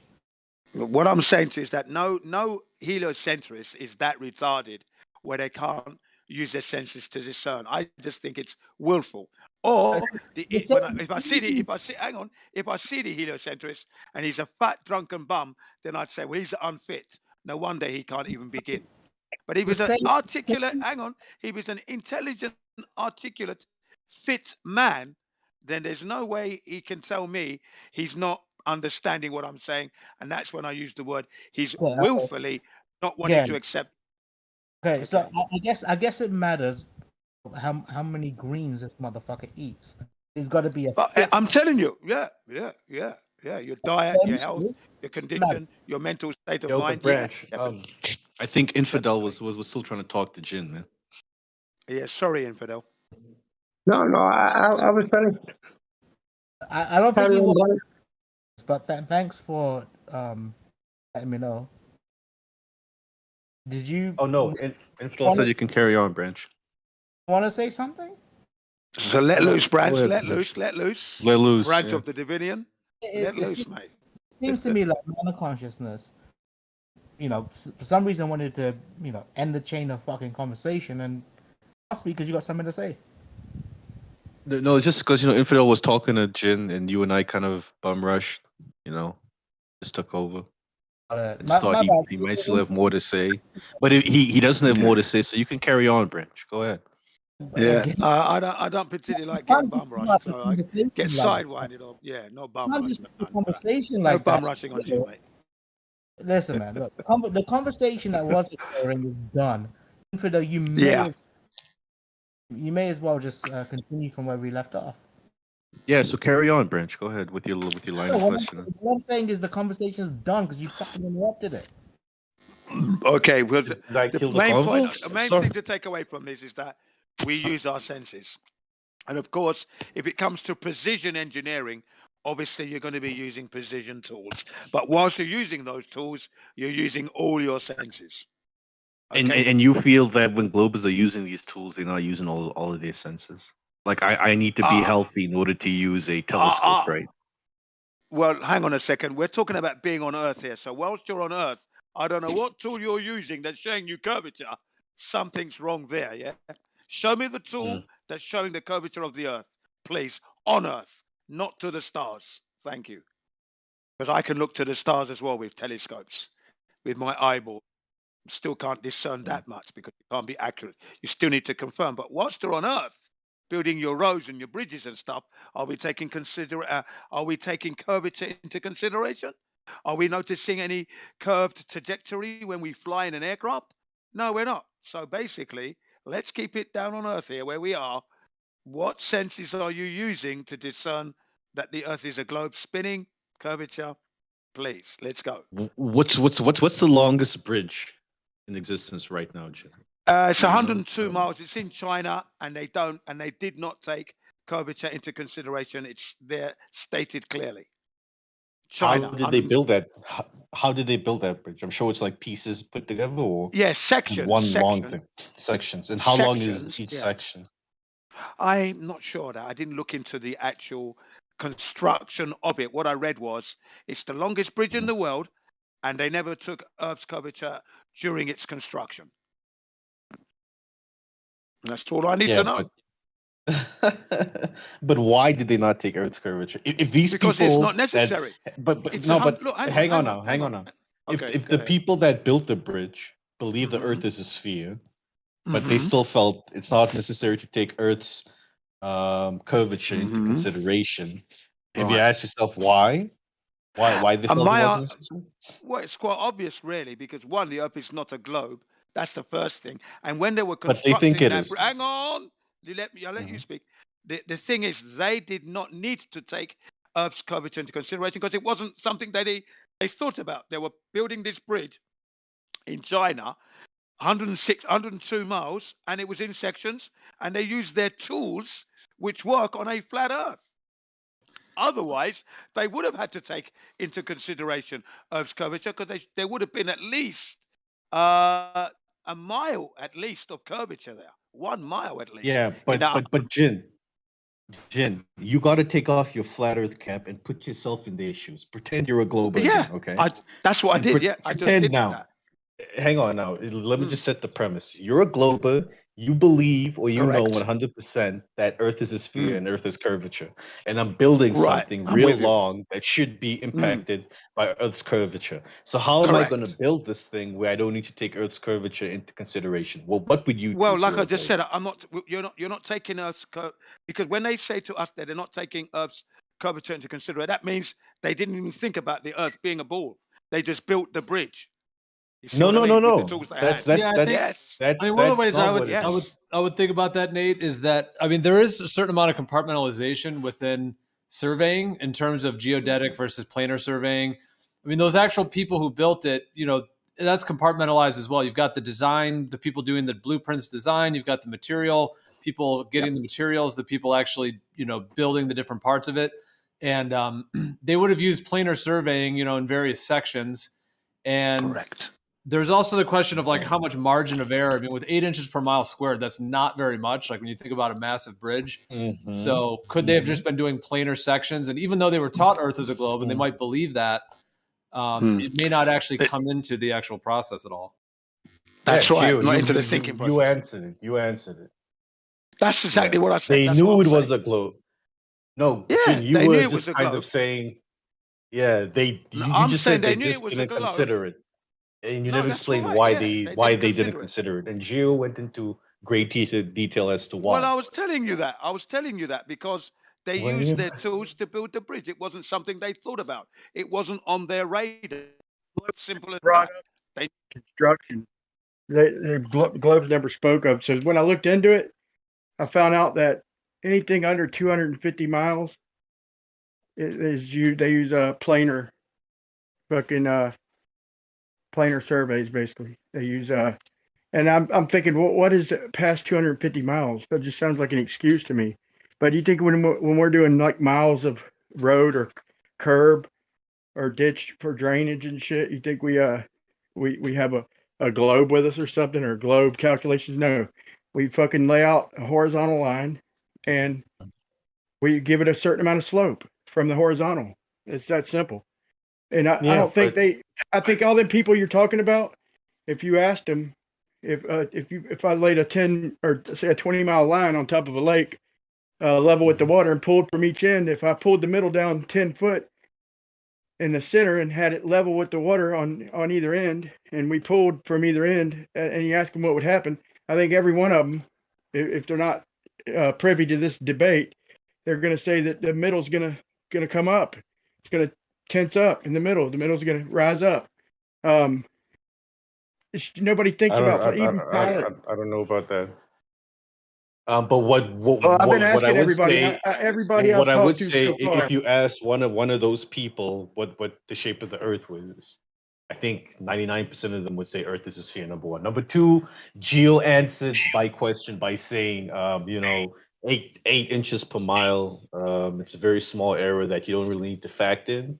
You know, I doubt each section is a mile long anyway, and they built this bridge in sections. They didn't build one long track That's 100 and something miles long. They built it in sections. So when you built it in sections, the rate of curvature is not something you really need to factor for. But they did know Earth was a sphere.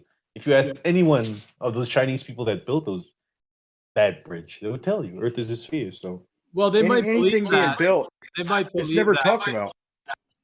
They might have that belief, but I mean, having that verified in physical reality is a whole another thing. But I mean, what if you could do an interview with whoever the top engineer was, blueprint designer, whoever it was for that bridge? If you sat and talked to him, what do you think he would say? He would probably, I'm not doubting that he would say, yeah, I believe it's a globe or whatever. He probably has that belief unless he's aware of things in other ways. But, at the same time, if you sat and talked with him, what do you think he would say? Do you think he would say, "Oh yeah, yep, here's this 8 inches per mile squared. Yep, we had to account for it to do this, that. We had to cut our pylons different sizes and so on." Or would he just say, "Well, no, it's just not a factor. We just do it planar surveying. We do it in sections, and that's it." So I mean, I'm just throwing out ideas. But what do you think he would say? I think he would say what you initially answered with you, which I 100% agree with. The rate of curvature is so slight they don't need to factor it in. It's planar surveying because they're building it in sections. That was your original answer, and I 100% agree with it. That's what they would all say. Like I They would said, say there is curvature, miles, but it's there's so small there's we don't need to worry curvature about it. consideration. If it's got to be 250 miles, man, for them to add in Earth curve considerations, but nothing ever built over 250 miles. But here's the thing: so 102-mile bridge, that's pushing 1.5 miles in curvature. But so listen, you said 99%, I say 100%. If you asked them what the Earth is, they'd all say a globe. It might be 99.999%. If anybody who's never heard this debate, if you ask them what happens to that string in the middle, even them same people who will tell you it's a globe, don't tell them it's a right or wrong answer. Just look, if I pull a string line over a 20-mile lake, you're on one side, I'm on the other. It's level with the water. We pull it down 10 feet in the middle, and we pull it as tight as we can before it snaps. It's like the strongest line in the world. What's it going to try to do? Every one of them are going to say that it's going to tighten up in the middle. It's going to raise up. But each one of the people are also going to say we live on a sphere, okay? Because in their head, we live on a sphere, but the consequences are not thought of in daily life. Nobody ever thought about, is Earth flat or a globe? That's just not something people consider that don't know about this debate. Brian, what he's trying to say is that there's two different ways to build a bridge, right? If you build a bridge in sections of 1 mile long, like the error margin because of the curvature of the Earth falls within the same error margin of expansion of these fucking metals that the bridge is built with because of weather. Therefore, it becomes negligible. The other way to build a bridge is you can build it from either end and expect it to meet in the middle. When you do it that way, and you not build it in specific sections, you do it that way, now the curvature of the Earth becomes a big deal because you got to make sure that two ends of the bridge meet in the middle. When you're doing these bridges, Branch, this is an advantage. I mean, look it up, okay? Is they don't need surveys, okay? Unless it's like big old suspension bridges. But all these long bridges, like the one in the Keys, Pontchartrain, they don't need surveys. They don't need elevations. They have the water right there. It's better than any fucking survey anybody could give. Mother Nature has a benchmark for elevation right underneath them. And it depends on the structure of the bridge and how it's actually put together. And Brian, this idea you have that within these debates and discussions, we have some sort of knowledge that isn't out there in the world that these surveyors and engineers don't know about. That's a bit silly, man. Like we're talking about their work at a very base level. Yeah, but listen, pilots fly over a flat plane every day. I mean, it looks like it, okay? Whether it is or not, and they never even consider flat Earth. And they're driving. They see a flat horizon every day of their life. They see a flat land, and the curvature is just always up ahead a little bit further. So whether it is a globe or not, it damn sure looks flat up there. It's scary flat looking, dude. Even from high altitude balloons, it's like crazy that it doesn't drop down in the distance, man. And yeah, but just because it looks flat doesn't mean it is, Brian. Right, but I'm just saying they observe. My point is they observe, observe flat land everywhere around But them. you could also say they're see. they're observing curvature. So But it's just not No, because decided. I'm just talking about what it It's not looks like. decided. Okay, I'm not. I'm It just also saying looks it. like a curve. but But the would thing you agree with me? At least, would you at maybe it's least agree flat with me I because that agree people with don't you. I consider? agree with you. But I also want you to agree with me that it looks like a curve as well. It's not decided as to what the nature of it really is. No, That's it, the it well, ultimate doesn't point look like that a we curve. What are you need to talking agree. about? left to Okay. What are you right, talking it about? looks like a line, man of conscious. How does it look like a curve exactly? That's the first thing you learn in art class. Is any water you draw or any horizon, it's a straight line. That's Man of that's one of the consciousness, first when you things say you it Your learn. looks like a Not horizon the curve, very what doesn't do you first thing. your mean? horizon isn't rising to eye level when you're in that plane. So Yes, that it lets you rises with know eye level. It there is rises with you. Okay, it it doesn't can't rise be to at eye eye level. level, bro. It's not possible It doesn't for it to rise be to at eye eye level. level, but So it always that rises tells with you you. It doesn't there's rise to eye curvature. level. There's fall off. No, bro, because Well, look, man at of 100. consciousness, it rises toward the level of the eyes, which is at least consistent with a flat surface. A curve would drop No. away and would not continue to rise toward the And it level of does the drop eyes. If you away. go Yeah. high enough, Lemon, it will, give you an It does apparent drop curve. away. But No, it it won't. It ramps depends up on how toward the clear level the of the air is To that eyes. day. deny Is that, that come on, man. Hey, you Lemon. set You Depends a on can't how marker really at the clear. deny that, Lemon. horizon? You set a Lemon, marker at Depends the on how horizon, clear the man air of is that day, bro. consciousness. The horizon's a Get up function of distance. higher, and the horizon is at a new position that is higher than the marker from before at a lower elevation. It rises up toward the level of the eyes like a flat surface. Whether it rises perfectly to the No, level of the eyes is irrelevant. It rises no. toward the level of the eyes, which is more than enough to make it consistent with a flat surface. The cloudier the day, It shows okay, curvature, Lemon.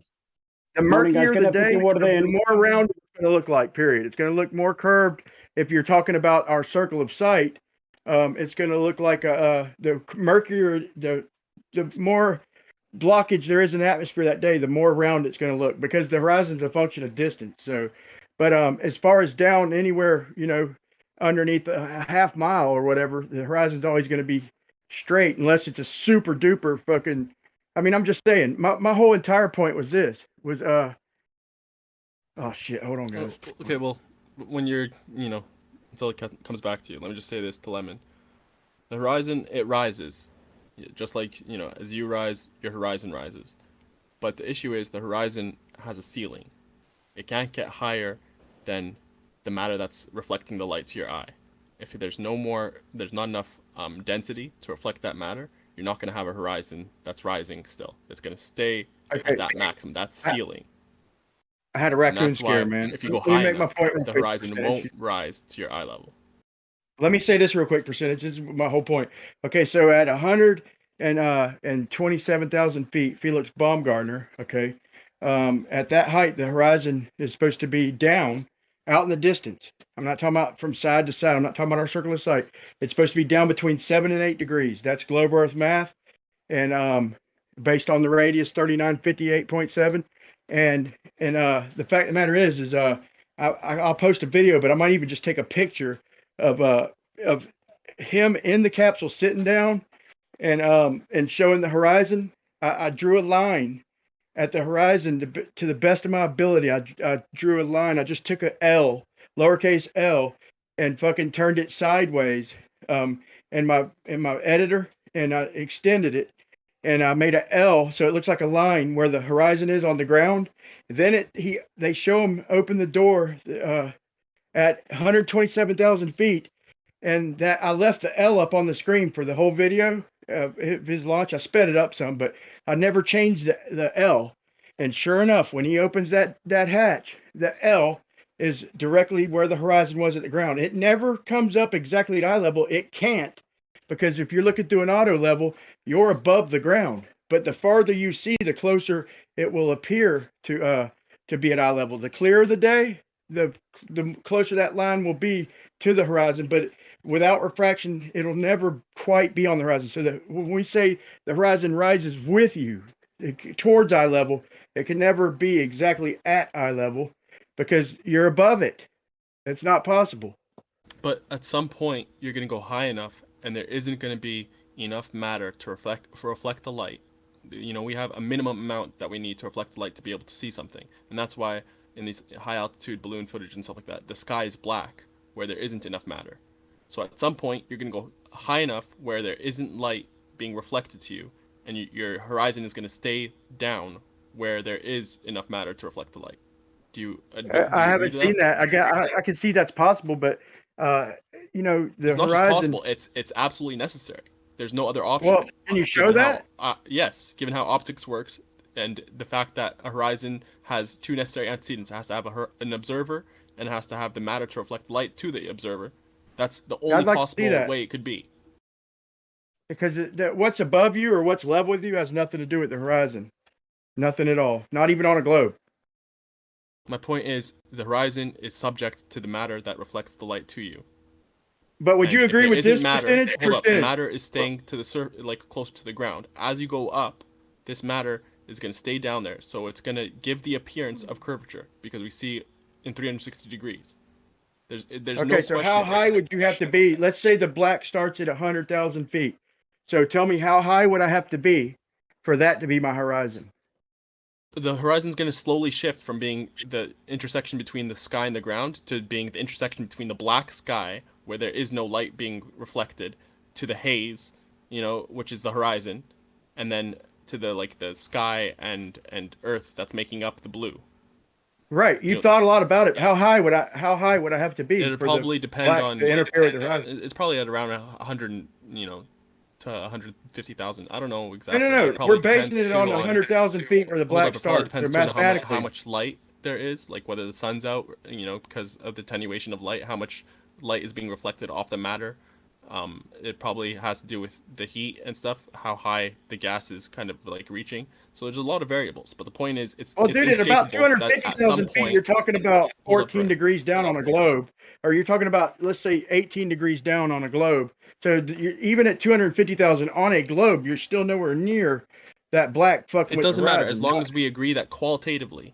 I'm not talking about the exact height that it has to happen. As long as we agree at that, at some point the horizon is going to start curving because it's made of matter that's staying down as you keep on going higher.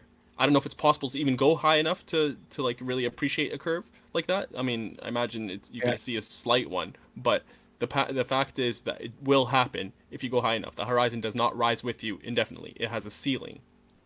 What do you mean it doesn't rise with you? I just showed you. Dude, did you hear anything I said? Okay, Felix Baumgartner. At 127, no, you got to show me something. I'm going to show you. I'm about to post. In fact, instead of posting the whole video, I'm just going to post a picture. I'm going to post a picture of the horizon exactly where it was when he's about 15 feet off the ground. His capsule's floating. It's not sitting on the ground. Yeah. Okay, now that horizon is on a globe is supposed to be between 7 and 8 degrees down off in the distance. Okay, it's supposed to drop down. So if you had 0 degrees, it should be down lower than 0. It should be negative 7.5 degrees at that altitude. Okay, it's not only is it not down 7.5, 8 degrees, it is exactly where it was when he was on the ground. And let me remind you, when he's sitting in the capsule at the ground, he's not sitting on the ground. He's suspended the same way he is up there at 100-something thousand feet, and it's motionless. It might be barely moving, but he's literally suspended from a crane on the ground. So it's the same exact orientation. And because people try to say, well, he's standing out in front and it's leaning it back, which would be opposite really, but no, he's sitting down. It shows him sitting down in the same seat that he is on the ground. It's the same horizon because I never changed the L, and it's in the same place. So it's not only is it off, it's way off. It's way off. It came up with him. The horizon came up. It's not at eye level, but it came up all the way with him at 127,000 feet. It came up with him to the mark. Except you said you're always looking down at it. Well, you're looking out at it. But the whole point is, it can't come up exactly to eye level because you're above the ground. You'd have to see to infinity for it to be level with the ground, for the mark for my crosshairs to be on the ground. It's basically the same concept as a dip angle when doing sextant readings and sextant measurements. The dip angle is essentially that angle like between your feet, your eyes, and the horizon. I mean, that's one way to kind of describe it, meaning it has to do with that angular, which is created from your distance off the ground. So yeah, if you're 10 miles up or 100 miles up, whatever that distance is, you're getting that particular dip angle, which I would agree with what you guys are saying. Yeah, the horizon rises towards eye level, but because of that dip angle, it's always going to be a little bit under it. I mean, I would Let's go say like I'm going one it's- step further. I'm saying the horizon literally is pegged at like the level of the gases, that enough gases, you know, where they have a density that's high enough that will reflect the light. If you don't have Let's that, say- the let's say you're horizon on a stays mountain. there. So let's say you're on a mountain, and you look out at the horizon, and you put a ruler up to it, and it looks straight. Now you turn to the left, you keep turning around, yet everything's linked. The horizon is always linked. So where's the disconnect? See what I'm saying? You can look out at the horizon from one point in the mountain, hold up a ruler, and it will look straight. Yeah, if you turn around 360 degrees, it's always linked. There's no gap. How the What's fuck your does point? it work? You can do the same thing with the hula hoop. If you have a big hula hoop around your head, right at eye level, it's gonna look straight. Yeah, I mean, And if you have, hold on a second, and if you have a curve, if you have a horizontal curve, you know, you also have a drop. That's pretty much what you guys are saying, for what I hear. A horizon doesn't curve, otherwise it would be a curvizon. If you're talking about horizon, it doesn't exist in spheres. It doesn't Spheres don't curve have on horizontals. Earth. Yeah, it doesn't curve. When you see right to But if you left go or left high to enough, right, it has if it to. was a sphere, left to right or towards or ahead of you, you need to have the drop. We don't observe that. The illusion that we observe is that there is somehow a step on the horizon. Yeah, you're going out straight, and then there is the illusion that somehow in the distance there is a step, not a curve, obviously. Otherwise, for the sphere, it needed to curve as well, left to right. Imagine you're on the sidewalk and you have a horizontal curve with a B in the end. Yeah. You could lead a horse to water. Well, that's it. That's what you guys. I don't think you're talking about the same thing. It's different geometry. No, we're talking about the same thing. We're just disagreeing. A sphere cannot have a horizon, can it? How many horizontals are in a sphere?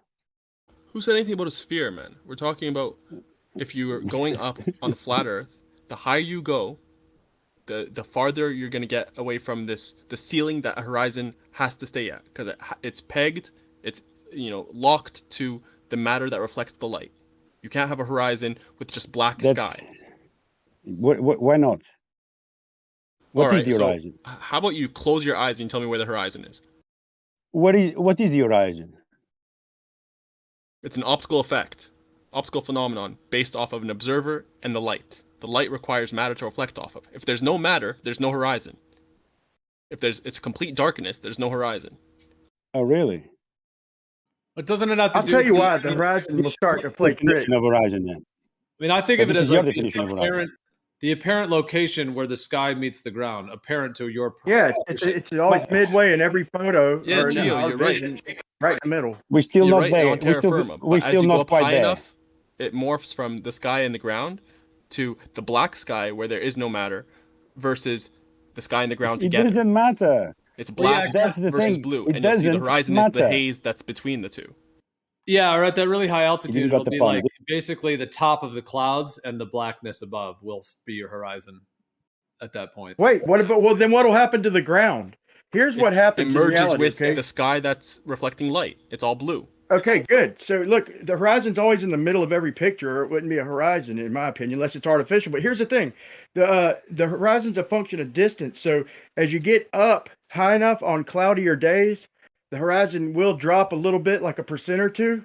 I mean, a degree or two, or maybe even 3, if it's a foggier day. Because if what's limiting about the horizon is the fact that we can't see through the atmosphere as good, but we can see through the black. The balloons are up in the black and they see through them. So really, it's not going to play much of a part, and it's just going to allow us to see further.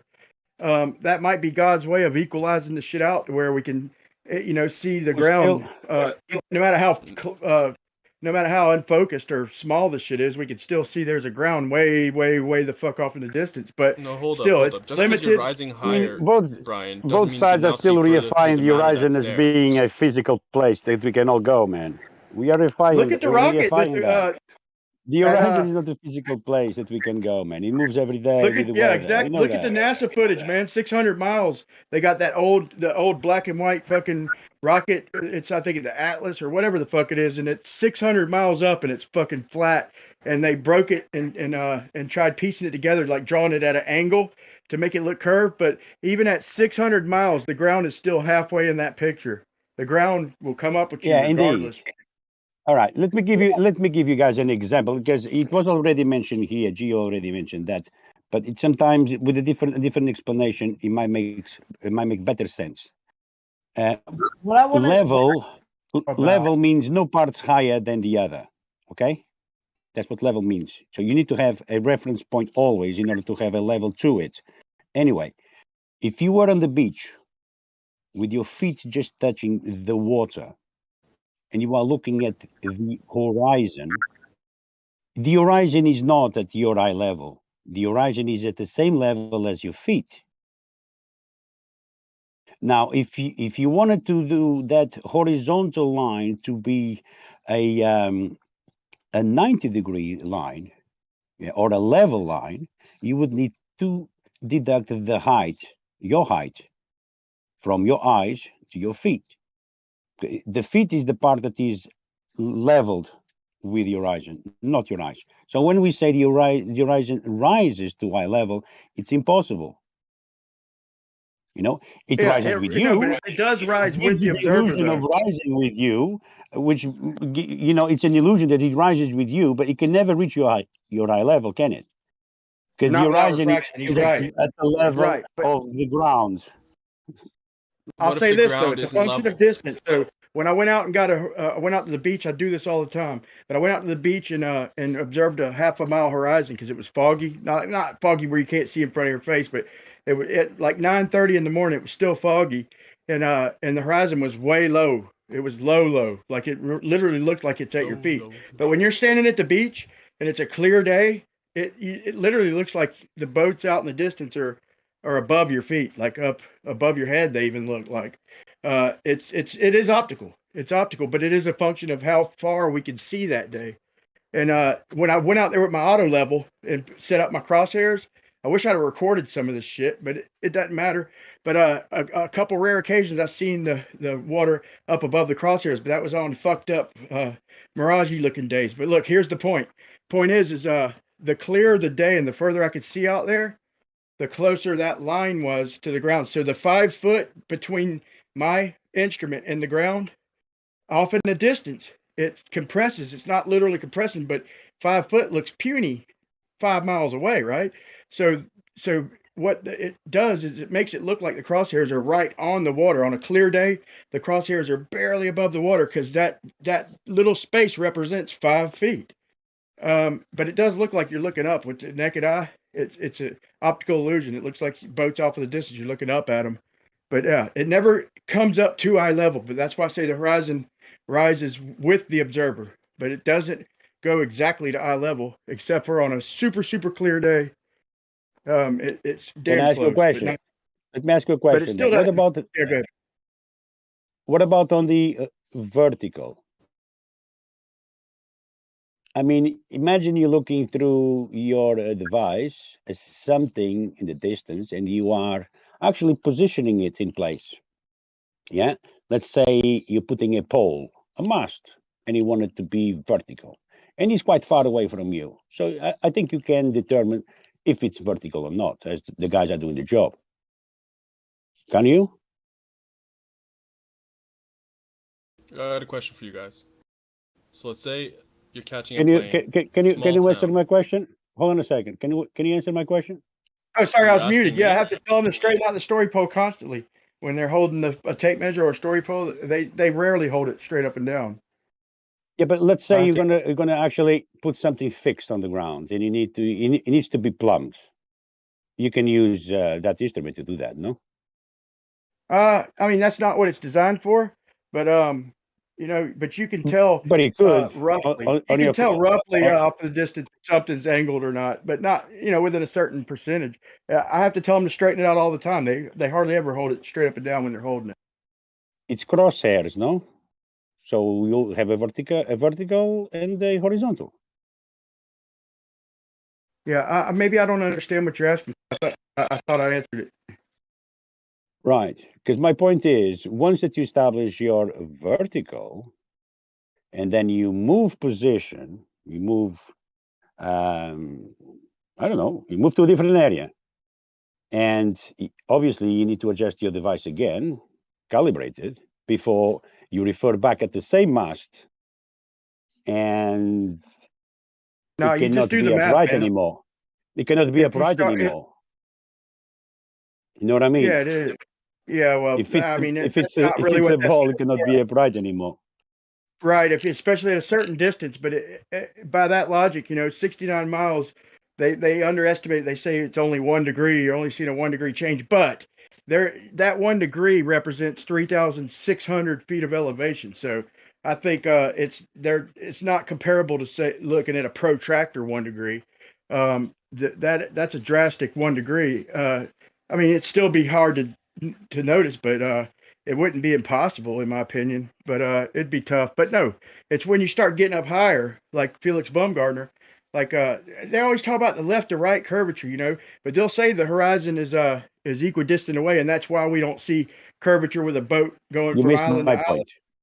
side to You missed my side. We point. don't see curvature, man, because the horizon's equidistant away or whatever. But then they want to forget that when they're talking about Mage or 120,000 feet up in the air. They want to forget that whole point. And now the horizon's not equidistant away, which would form a circle to vision. But the point is what's straight out in front of us.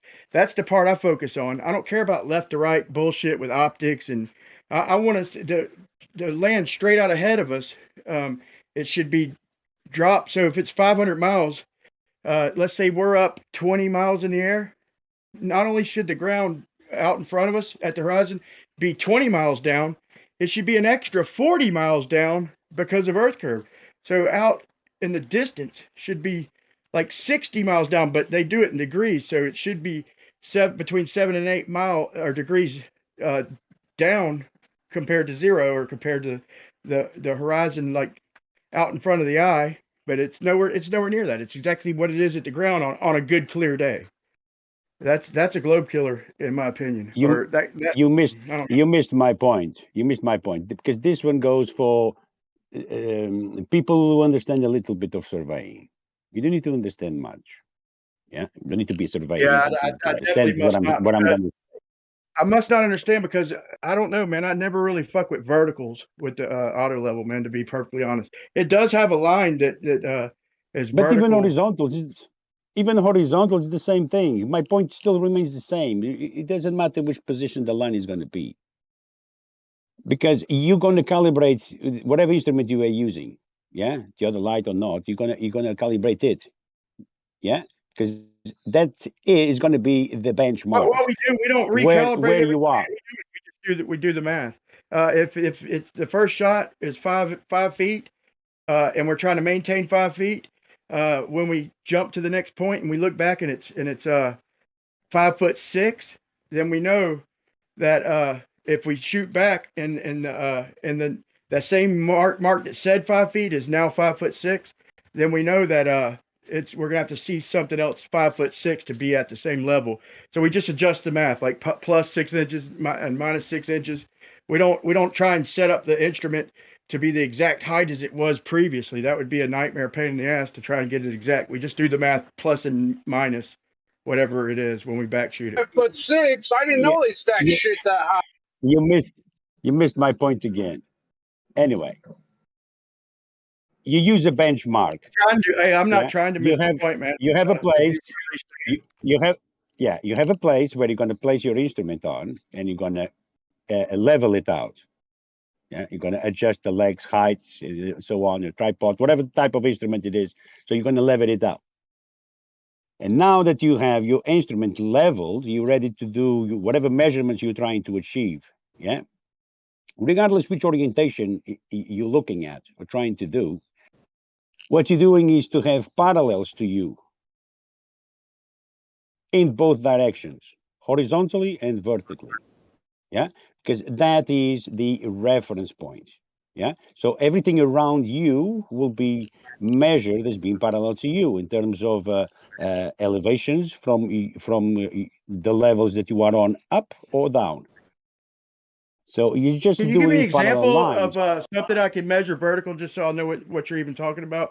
Like, give me an example of something big, so I'm clear on what it is. Like something I'm measuring vertical, or even setting up to be vertical. Can you give me an explanation? George, can You're I have doing a pillar. Yeah, doing a pillar, upright. It actually fits in perfectly what Brian's asking. Brian, let's say you're on a big hill and you look at the horizon. It's gonna look as though it's at eye level. Let's say you're on the top of the Himalayas. What do your senses say? Do you say that if you're on the Himalayas, you're looking at the horizon too? Do you think you're going to be looking at it at eye level, or is it going to be a little bit down, but you got to dip your head a little bit? No, dude, dude, no matter where it's at, even if you go to 120,000 feet, you're only tilting your head down between 7 and 8 degrees. So the horizons, look at radar. They say that they, for weather radar, it's always pointed up at I think they say between 0.2 and 0.3 degrees. They don't ever point radars out, weather radars. They point them, or up, they always point them out. You look at a lot of pictures, people that take pictures from when they're on the top of the Himalayas, right? It's pretty obvious that the horizon's slightly lower than eye level. I mean, I'm wondering what your senses tell you, that if you're up on the Himalayas, the highest fucking mountain in the world, you look at the horizon, you don't think you're gonna dip your head a little bit down? Bro, it depends on how clear of a day it is. That's all it depends on. Some sort of horizon as a horizon over water, because you're looking at land features. You might be up high on a hill and everything around you is below you. So it's not the same sort of comparable horizon to a water but the horizon's always with out in the distance, man. The horizon's always out in the distance. The only time I see a horizon low is when it's foggy. We can compare. Yeah, we're just not seeing it. The way to compare it, because we all do it at all the time. If you, for example, if you're a pilot in an airplane, you have your artificial horizon in the airplane, which if you compare to the actual horizon, it's a small difference down. The same perspective that the example that I gave previously, that you are on the beach with your feet on the water and you are slightly looking down to the horizon. Same thing would happen in high altitude. The artificial horizon to the real horizon would be slightly different, but they're running parallel. The actual thing, that's because the actual thing that is creating the horizon is literally below you, slightly. Correct. You are always above it. And the perspective is that it's always slightly lower than you. Of course, it has to be. If you are further up than it has to. But even if you go to the beach and you get a bubble level, yeah, and you level it out, you're gonna see your level, your horizon that you created with that instrument to be level, and the horizon itself. And it's going to be either one is up, one needs to be always up than the other, obviously. You are above it.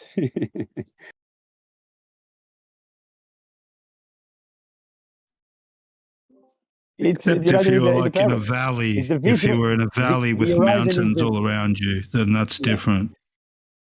Just to put this in, because we didn't define it properly. The horizon is the visible boundary where the sky appears to meet the land or the sea.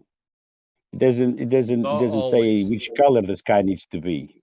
It doesn't say that it needs to be blue. It doesn't say it doesn't. What do If you go up, you have more sky, where the sky meets the land, or the sea is where If the you go horizon high, is. the horizon becomes where the black sky meets the blue sky and ground. It's still the sky. It doesn't. No. Where does the sky Yeah, meet it's still the the land or sky. the I sea? just posted a It video, doesn't matter. man. He I said just it's posted, That's it. It's the intersection of It's sky still and the ground. sky. And when I you go just high posted a up, video it's that's the not even 2 intersection minutes of long, black man. sky And then blue sky and ground. So it's not the same. It Can is the everybody same. It's picture still this? sky. The color of the sky doesn't matter. No, it is interesting kind of what percentage is saying. Like I was saying that earlier, like when you're at a high enough altitude, it's like instead of the horizon being where the sky meets the ground, it's almost where the black sky meets the cloud layer. And I've also had other times like being in an airplane where you're looking out, you really can't see any ground at all, and there's still a horizon like amongst the clouds. It's sort of like there's the sky above and then the cloud. So it's almost like the horizon is being formed because of the cloud layer rather than the sea or the ground. I see what you're Yeah, saying. he's It talking would about yes, talking about the carbon black. line. He's talking about the carbon line, which they also call a horizon. The ballers also call horizon. Then. You know what? That's a good point. I mean, I'm curious to see how high we'd have to be to see the black way off in the distance. That's crazy because right. But a quick question: Why is the sky black? Those points, like we refer to as black. there's sky. no more Is it black? gas to ionize, bro. There's no more gas to ionize. Yeah, Well, what- blue is from the light reflecting off the gas particles. I mean, I know the reason scientifically why it's black because there's no. Nah, the sky has different colors, man. What do you mean black? There's not enough gas George, to you're so ionize, confused, man. There's different colors in the sky. Come on. Even the I mean- moon reflects different colors. Yeah, but George, we're talking about the black part of the sky, which is this part of the sky that doesn't have any gas in it, and that's why it looks black and not It could be blue. whatever superfluid or whatever fluid it is. It looks it's not dark. It doesn't reflecting look light. black. On a flat Earth, why would there be black sky? What do you mean? It's got to be. It's that cold up there. It's before the container. Because the flat Earth still has a pressure gradient branch. Yeah. Well, today my sky is gray, very, very silver, different tones of gray. So it's not blue and it's not black, like you guys were George, saying. you are so lost in this conversation. Come on, We're talking George, about- you're being I'm not lost ridiculous. at all, Like, man. The sky has different colors, man. Lord have mercy. I'm confused. You're totally missing the point, George. I don't know why. No, I'm not Nobody missing any cares point. about all the different colours that the Listen, sky can look listen. like. That's not The what we're visible- talking about. Hold on a second. The visible boundary where the sky appears to meet the land or the sea. It doesn't mention any colors. Define the sky. What's the sky? The sky, everything above ground. Or sea in this Everything case. above the ground. Yeah, or George, sea if you're looking in at this a grey case. sky, you're looking at clouds, buddy. You're not looking at the sky. You're looking at clouds. Are the clouds in the sky? Well, they're in the sky, but they are not the sky. Do they appear to touch? Do they appear to meet the land or the sea at some point? Well, they might, but I mean, an aeroplane is also Well, in the that's sky. the but horizon an then. aeroplane is So not the sky. that meeting Why point do is the you want horizon. to die on this hill, George? I mean, this is such a small detail. It doesn't matter. You're talking about something which is in the sky. It's not pedantic. in Small the sky. detail. What do you mean small detail? You guys want to do small detail. No, It you doesn't- just it doesn't have the small Let detail me of the bring color. something up, y'all. No. Your example let me bring gives a something up, small George. detail. Clouds right now, man. Let me bring something up Your real de- quick, man. It's kind of important to me, man, because I talk about this all the time. And I want to make sure everybody understands exactly what I'm saying. So if everybody could pretend you're looking through an auto level, all it is a telescope with crosshairs, basically. Okay, so you got it set up at 5 foot in the air, and you're looking through it. It's on a tripod, right? It's just a telescope with crosshairs, and it makes sure it sets up exactly horizontal. Okay, when it's set up properly, and the bubble's in the middle, you know that what you're looking through is horizontal. So if somebody's just 50 There feet you away from go. me, holding a tape measure up, or it's called a story pole, the solid sticks, and let's just say they're holding a tape measure, and the crosshairs fall right on 5 foot, then I know that place is 5 foot, is level with where I'm standing. Now think about this. So so 100 foot away, the ground in the crosshairs is going to be a pretty big gap. It's going to look like almost a regular 5 foot. But the further away you get, let's say a mile away, I mean, not saying that we use the instrument that far, but just to give you an example, 5 foot's going to be pretty damn small. So I'll still see 5 foot if I could see a tape measure from that distance. But that 5 foot is going to be a tiny little gap between the ground and 5 foot is a small gap. So 5 miles away, 5 foot is going to be a super tiny fucking gap. You see what I'm saying? That's what I mean. It's a function of distance. So the farther you could see, the smaller that gap of the crosshairs in the ground or the water, whatever your measure is going to be. So there hits a certain point where on a clear enough day where the crosshairs are basically just sitting on the ground. It's just sitting on the water. That's how it is on any clear day. Crosshairs are sitting on the water. There's a smidge of a gap representing that smidge. I'm almost done. That smidge of a gap represents 5 foot. Brian. Yeah, that's the dip angle. That's essentially the dip angle.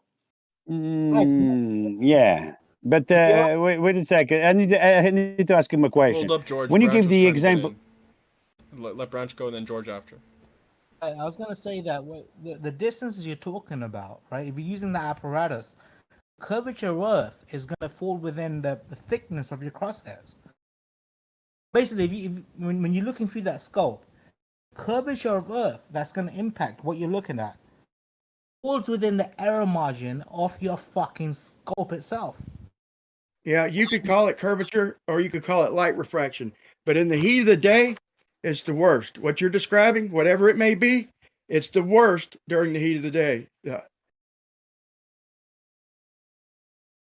Go ahead, George. Can I ask my question now?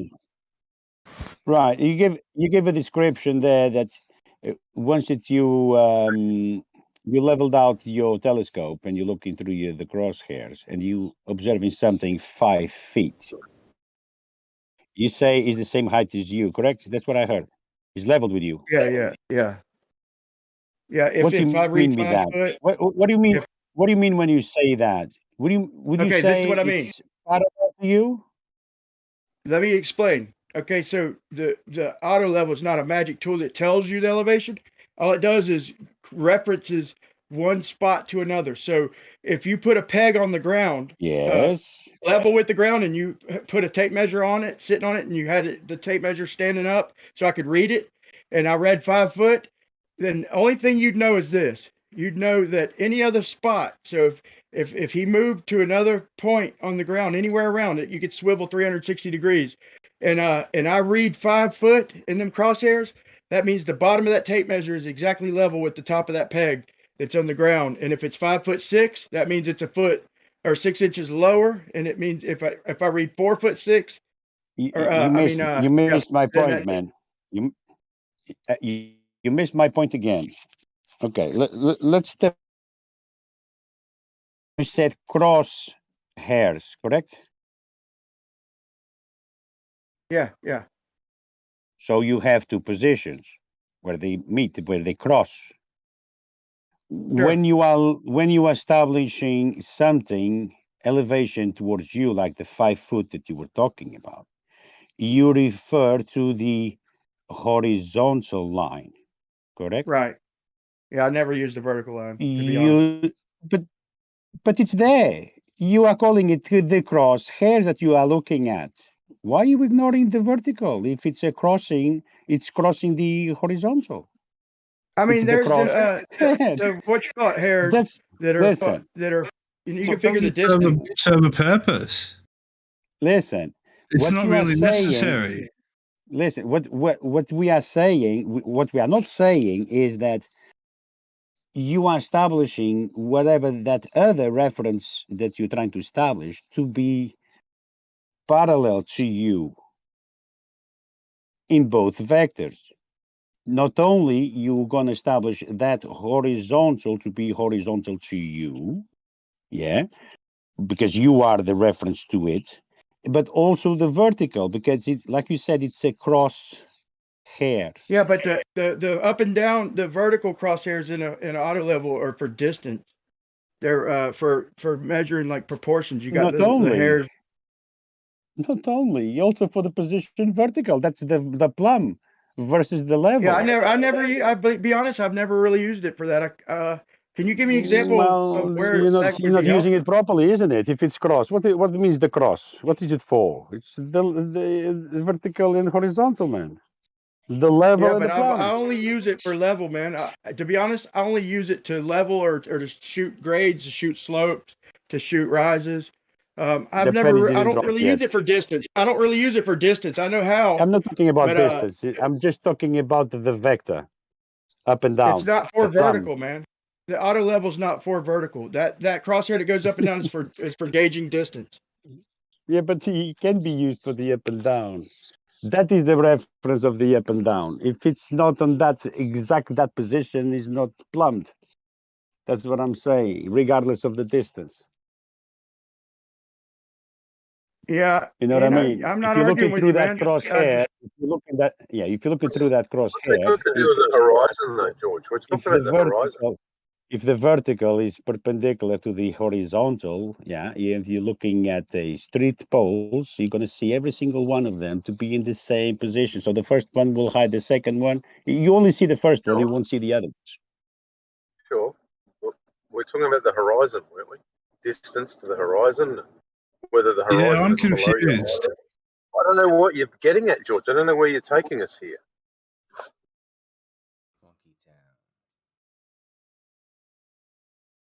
If I'm trying to get verticals, man, crosshair. or angles, I'm going to use a different tool, man. I'm going to use a satellite. I just feel like we're going off into the weeds, like the thick weeds. I don't know what the purpose of this line of questioning is.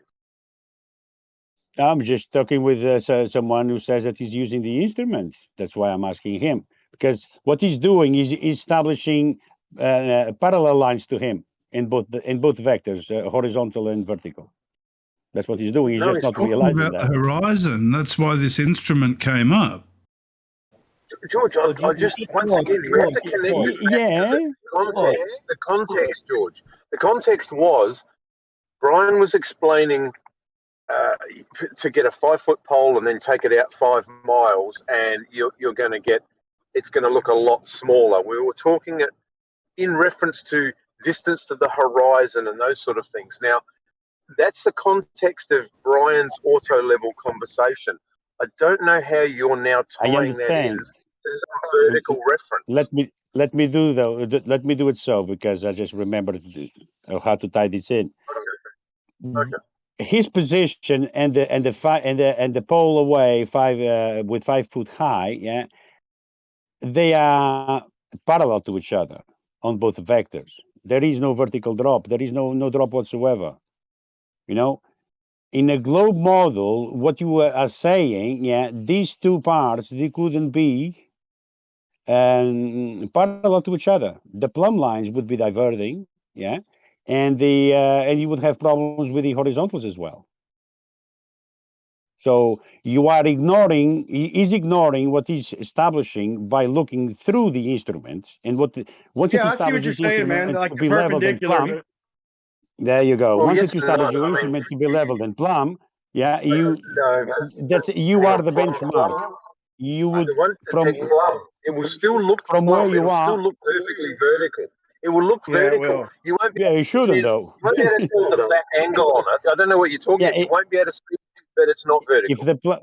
If the plumb lines were diverging, you would have your horizon drop like you guys are talking, but they are not diverging. They are plumb. I agree with that, George. But in a globe model, no plums only diverge 1 degree for 69 miles. So it's well. You won't see that through an auto level.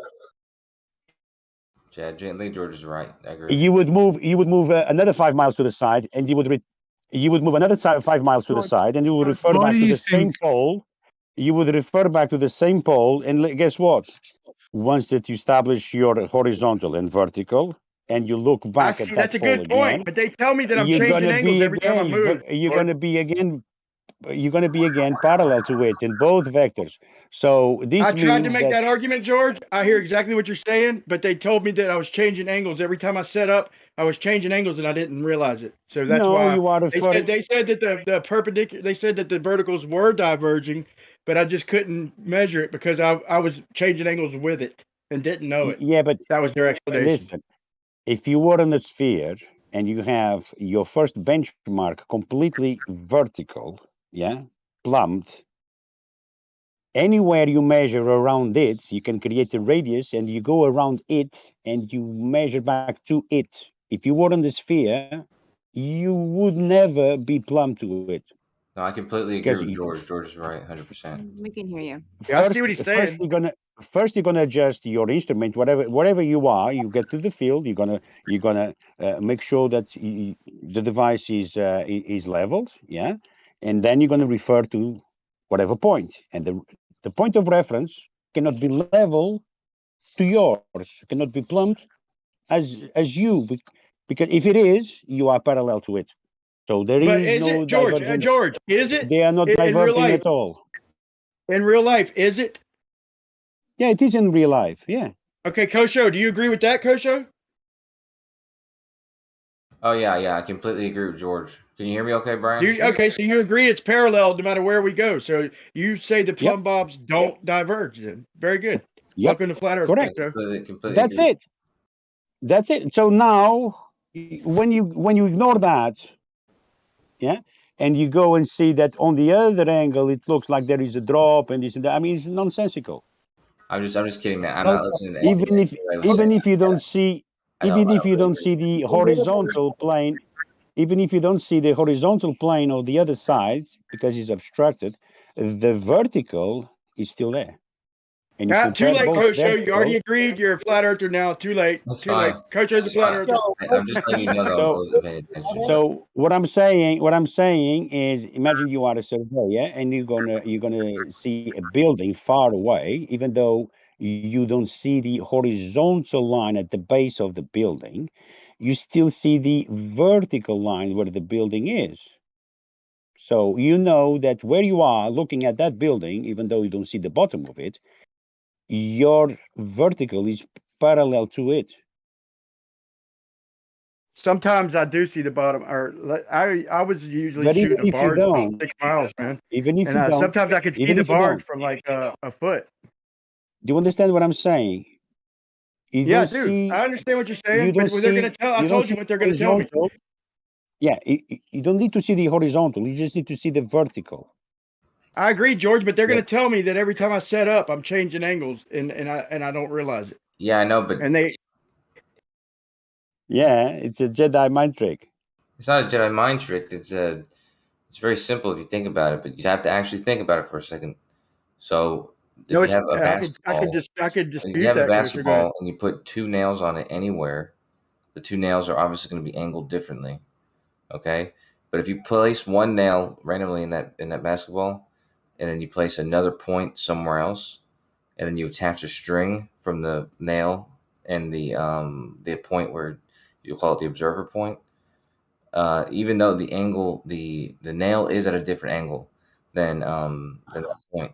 However, if you're looking at it straight on, like it's a great circle, then that angle is going to be it's not going to be any, there's not going to be any horizontal deviation.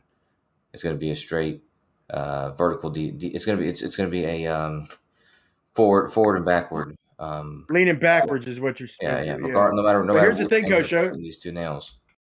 Kosher, what if I do this? What if I set up my instrument and I line up 5 pegs? I'm at the top of the beach. I line up 5 pegs right along where the water stops. And let's say it's a calm body of water, and it's a canal or whatever, and flat canal on or whatever whatever we're on, and it's 5 miles long. Okay, I start off at the beginning, and I set a benchmark at 5 foot, just so I could stand up and not have to hunch over too much to do my shots. Okay, so and I set up 5 stakes. Okay, all of them mark at 5 foot, and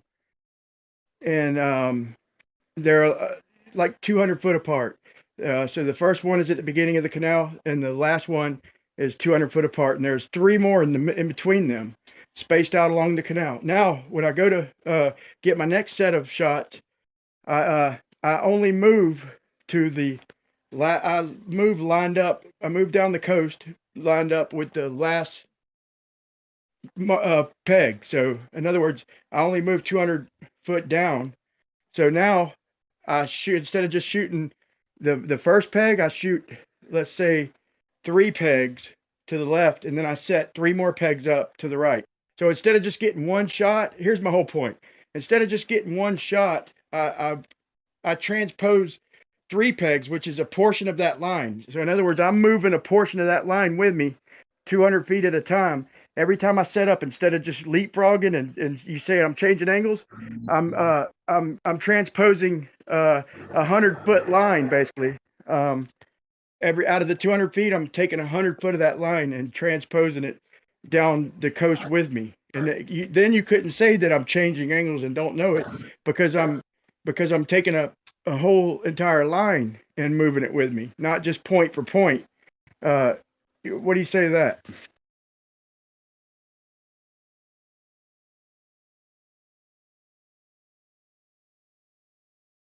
Say that all boys same shit as George. Seriously, boys are the same shit I told you earlier, bro. The error margin of your apparatus falls within the error margin of the curvature of the Earth.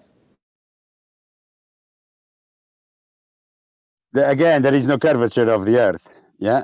If your example, let's say you have a boat and you have a mast, and that mast is right perpendicular to the level of the water. Yeah. And you're going to put a plumb bob on it to make sure that the mast goes plumb all the way, all the journey down. Yeah. And you're going to observe the vertical. Forget about the horizontal, because you know it goes horizontal. Yeah, it goes on the water. You just want the vertical. So that vertical is not going to be vertical at some point because it needs to deviate from straight. It will never deviate from straight. You might not see the bottom of you might not see the boat at all, but you can see the mast still on the crosshairs, still parallel to you, to the instrument that you are looking through. So again, to reify the horizon, the horizontal part, because you cannot see it anymore, into a curvature is nonsensical.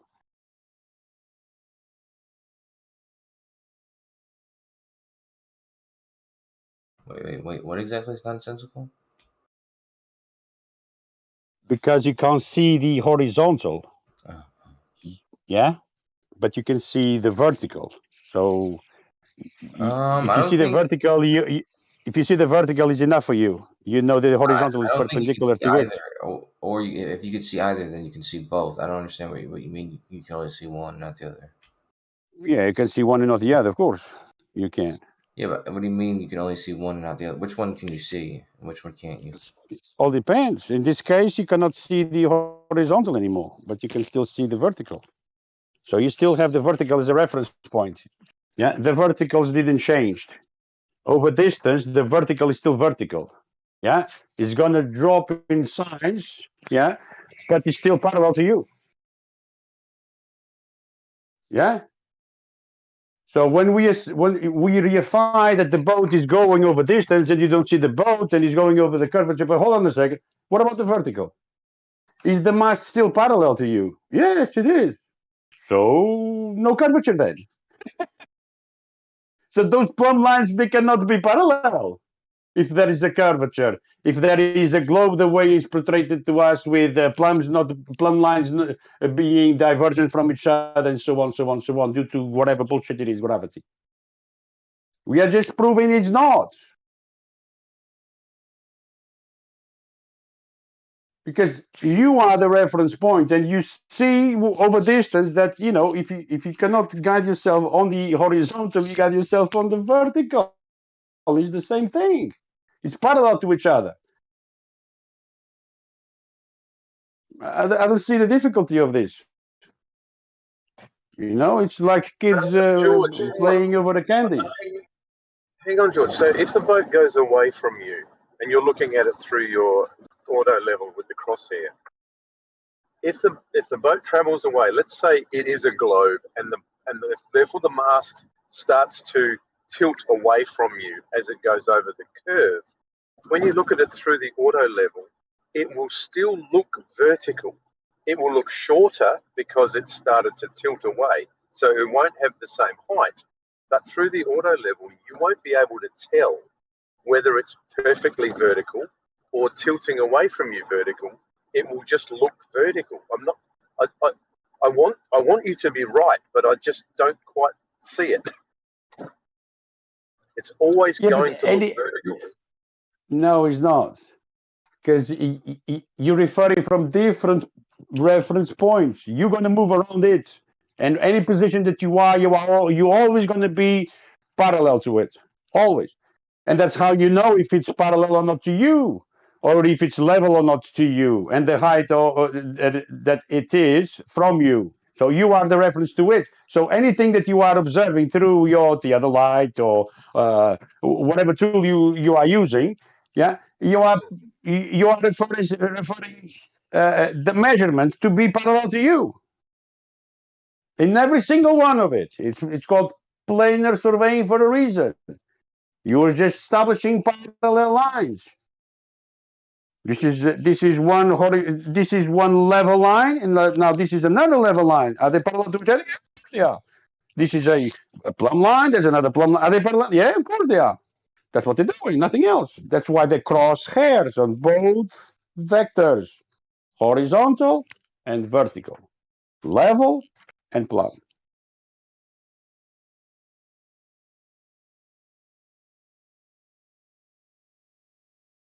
It would be noticeable if it was a sphere, man. You need to have the drop 8 inches per mile square, man.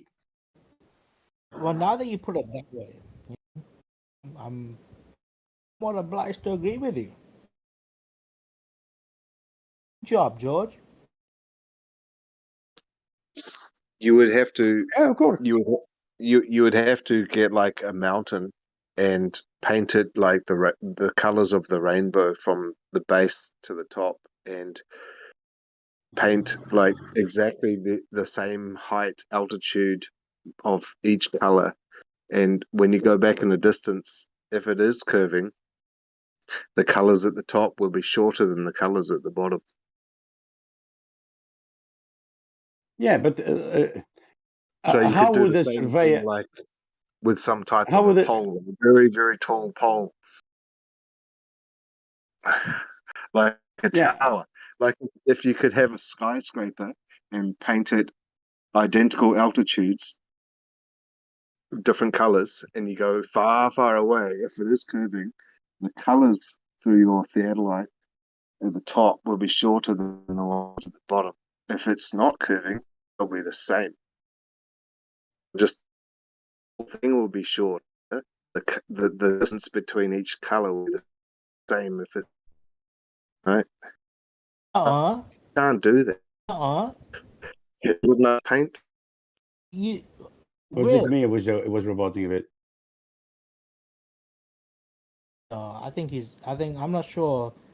Very Spaceballs. Are you sure?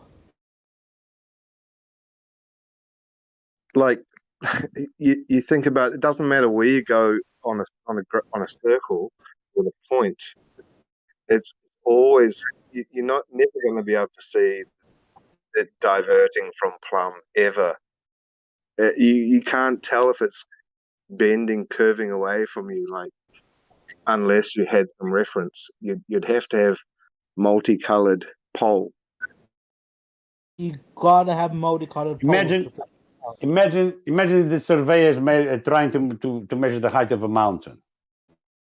Yeah, they need to have what's called a zenith reference point, which is a vertical line, an imaginary line from the top of the mountain all the way to the base of the mountain, and they're going to measure it from different angles to the same vertical.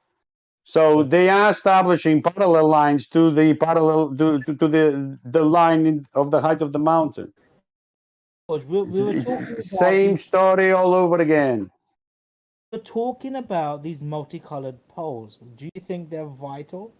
Understanding the shape of the Earth? Colored poles. Well, that's what I'm saying. Well, you had a pole big enough, like a building. Why you guys are adding colors to it? You just need to have one pole. Paint it in different colors. That's what she said. You would. you would see that it's tilting away from you.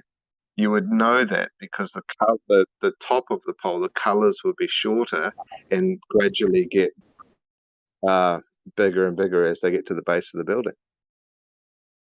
No one's ever done that experiment though. Oh yeah, it would be noticeable. Yeah. The colors all shrink equally. Right? You Yeah, can't use the size of windows on buildings. Possible to do that with window sizes. You've got to have colored poles. No, well, there was just one idea. Yeah, you're right. You could do it with the windows on buildings. And has anyone observed that? Yo, if you don't color code your poles, then you're probably like a rookie. You step the fuck out of the startup game. You ain't color coding. No, you're right, Branch. It just you got to have some reference, not just like if it's like 10 miles away, you're not going to see the markings on a pole, right? You've got to have something substantially big, pretty huge. Yeah, but wouldn't the colors all shrink? Yeah, it would be noticeable, man. Equally, the colors at the bottom, since they changed angle 1 degree or whatever degrees, they would shrink too, and it wouldn't just be the ones at the top, right? Yeah, they wouldn't shrink as much as the ones at the top. Again, I think I've been seeing this way too often, Harry Spice Balls. It feels like every answer is this. The whole fucking difference of size of windows is gonna fall within the error margin of refraction.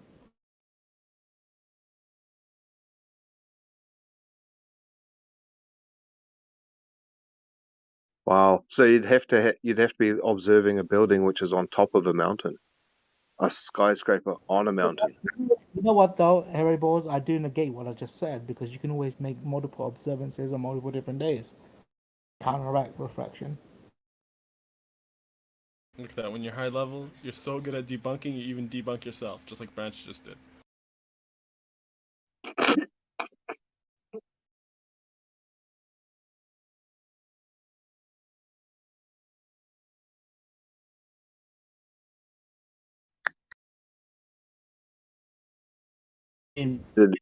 Did you see my Perspectives new video that he just put out about you can? I'm gonna go with the elephant. Hold on a second. That's it? How did you come up with the name Harry Spaceball? It's Carlos, man. Carlos. Just call me Carlos. But Carlos, why do you reference yourself as a flying spaceball? Harry. Why do you call yourself like a fucking limb of a tree? Groot. On a level of a train. Come on, guys. Come on. At least a little bit of respect, no? At least 1 minute of silence for the globe, because we've debunked. Basic name here, George. We've debunked the globe once again. Once again, we've debunked the globe with vertical lines this time. But at least a minute of silence for the globe, no? Not just pretend nothing happened. Then let's move on. You have to respect when someone starts talking before you. Please go ahead. Now I'm just asking for a minute of silence for the globe once more. Yeah, good luck. Maybe 10 seconds in this server. A minute's pushing it.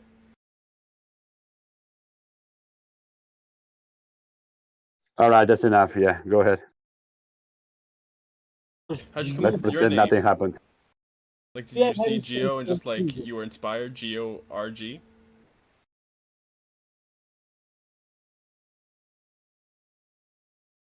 I don't think he realizes I'm talking to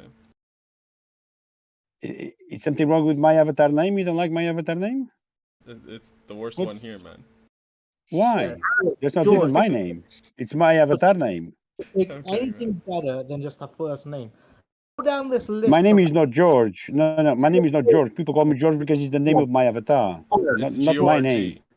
I'm sure your name is not percentage. George, here's the thing. Right? Go down the list of people in this room. Look if there are any fucking common first name here. is only the only common first name. It's not a common first name. His name isn't George. It's Georg. He was inspired by Geo. So George, you would have to, like your vertical thing, right? If you get your satellite and you calibrate it after you've taken your vertical line, yeah, at the horizon. The horizon is the place where that's supposed to be the curve, yeah. So you calibrate it, and then you move to your left, and you keep it on that point, yeah, and you come across another vertical pole. They shouldn't match up, right? Logically, because it's curving away to your left and it's curving away to your right on the horizon. That's where the curve is. And if these two lines are parallel, you don't have to move anywhere. You just turn, and if they're parallel, then it's not curved. Indeed, I understand what you're saying. You are doing with 3 rather than just 2. What I'm saying is 2 is enough, because you are referring the other one to be parallel to you. And then you move to another one, and again you refer not to one another but to yourself first, and then to one another. You're just ignoring that first step. We are just ignoring that first step. There's no divergence from plumb, though, is there on the horizon? That's what I'm saying. Yeah, you're otherwise, right. It's imagine a curving hula hoop. Yeah, correct. Yeah. I mean, this instrument it wouldn't work the way it does, because you couldn't tell on the distance if something is leveled or plumbed, because it needs to be at a different reference from you. You know what I mean? You would so once that you are putting it at the same reference as you need to be parallel to it. Yeah, well, the trick is, though, it does have to be right on the horizon. No matter what altitude the horizontal, yes. The horizontals, yes. Yeah, and they need to match. Yeah, if that is the pole like you were talking about, the horizontal of the horizon needs to be perpendicular to the pole. But it's such a short The distance, like crosshairs 3 needs miles. to match. You need to have the cross. It will still be very, very difficult to see that the difference between plumb. It will be so difficult to see it, because the distance is only right on that first 8 miles per square. Yeah. Yeah, but the problem is you wouldn't see the object, because your cross line would hide it. Exactly. Because so the further away it's go, copying it. the It's smaller copying the crosshairs have to get. the object on the distance. The object on the distance, if it's plumbed, yeah, needs to be on the. If it's far enough to the at least to the right point, you cannot see it, because it's so perfectly on the same position that the crosshair might be blocking it. And the reason why you cannot see it is because it's plumbed. Somebody needs to invent like crosshairs with a zoom on the crosshairs. So it's like you have your camera. You just call it a camera, because that's kind of what it is. It's a magnifying glass, yeah. And so you'd have to invent a zoom that can zoom in or zoom out of the crosshairs, so that your crosshairs can still be seen, but they get smaller. No. The crosshairs is not on the same length. Yeah, the crosshair is on the camera, not on the lens itself. You know. Yeah, but you can they're zoom in only and one out, and the maximum. is How still long the is same your place. camera? Right? How long is your camera? It's like maximum 1 foot. Like, so the crosshairs are maximum 1 foot from your eyeball. The crosshairs, the dimensions, they're not going to change. Yeah. Yeah, the crossing stays in the same place. Once the camera is calibrated, the crossing doesn't move. I'm talking about like the thickness of the it's crosshairs just your aren't going to change. But you ideally, amplify what you your want to be able to do is zoom out of those crosshairs somehow to make them narrower, and then you can see the object. You can still zoom in and out. The crosshair size won't change. Yeah, that's the problem, because you get to cover your object. No, because it's not the problem. Too big. Listen, the crosshair is for you to calibrate, for you to calibrate yourself in whatever you want to calibrate. Yeah. Once that is done, the orientation of the crosshairs and the size of the crosshairs, it doesn't change. let's say that the crosshairs are on the first glass next to your eye. The first, not the lens that you are zooming in and out, but the first glass, just a regular glass, where your eye is going to look through. And those crossings is on a specific, it's, they are perpendicular, those two lines to another. Now, you need to calibrate the instrument. You need to calibrate the camera. How long is your camera? It's a foot, right? Yeah, but you need to Maximum. calibrate the camera so those so the horizontal line that you are looking at is actually leveled. You need to calibrate the camera first, and then you can zoom in and out. Yeah, but your orientation remains the same.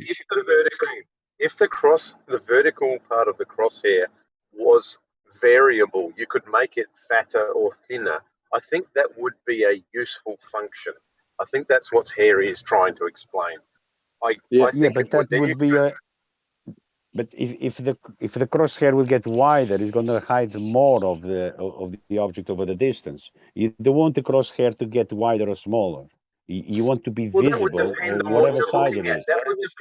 But that would depend on what you were looking at and focusing on. There may be an occasion when you wanted to make it thinner or fatter because it would suit you better to do that. That's the only point. It would be a handy function. I think that's all he's trying to say.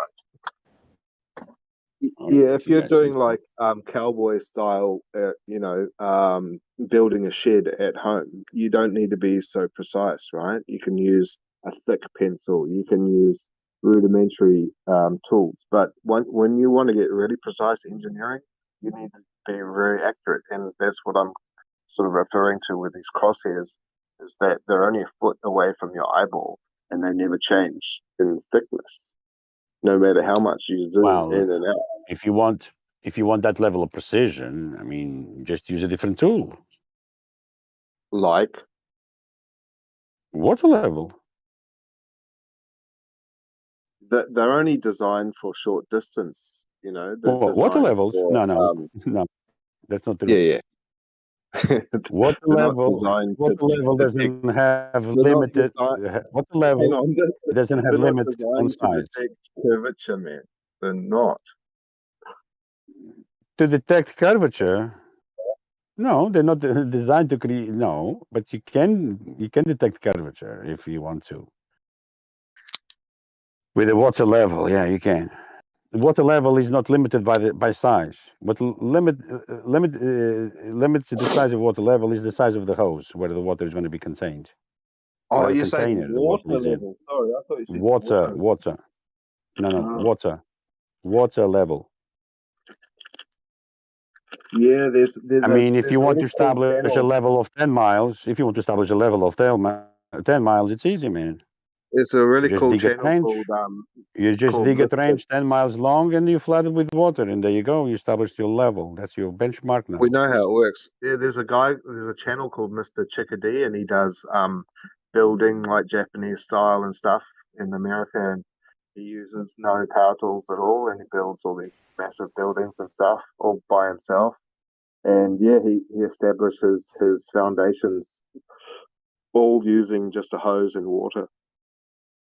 Amazing. Yeah, of course, man. Of course. I prefer it like that, to be honest with you. To me, it's more practical, mainly if you're working in a building, because you have different areas, different rooms, different lengths in the room.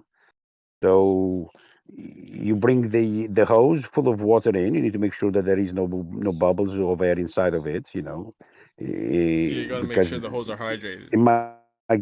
It might give you errors, or even if someone steps on the hose, obviously they're going to press on the water, going to go up and down. But you put one of the sides of the water level in a benchmark, and the other end you can take it everywhere you want. Because once that water stops, you establish a level. Is it level on your side? Yes, it's level. It's here on the mark. Okay, so now you mark on the other side wherever that water stopped. And believe it or not, they're going to be at the same level. And you can take that hose in any division of the house, any corner, and you mark all of them. And from that level, you're going to establish the heights of the ceiling, the height of the floor, if it's going to go up or down from that line, you know, windows, everything. You need to So how establish could we get a this benchmark. level? How could we get this water level and compare it with the horizon and just establish whether or not there's a curve? It would be silly. It would be silly. That yeah, it's silly to try to compare because it's the same, isn't it? I mean, we call it sea level. It's already saying water is level, you know. So why would we now question if it's actually level? Establish heights of things from sea level. That's the level, you know. That's the benchmark. Has White's Word done his beach test at all? Because that I've been waiting for that.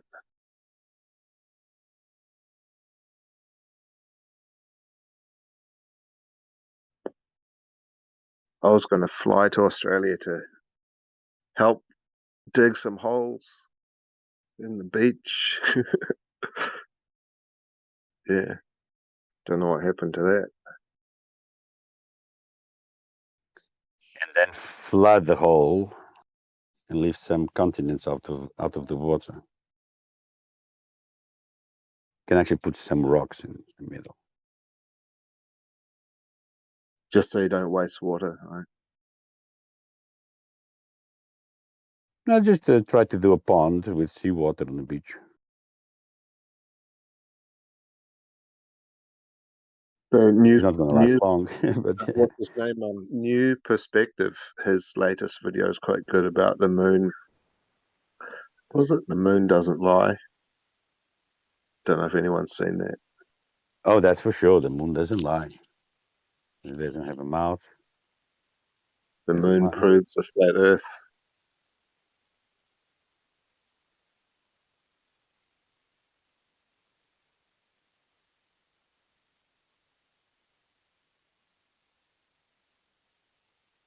I'll be back. I've got 2 dogs screaming. Yeah, they want to go out. Take them out, man.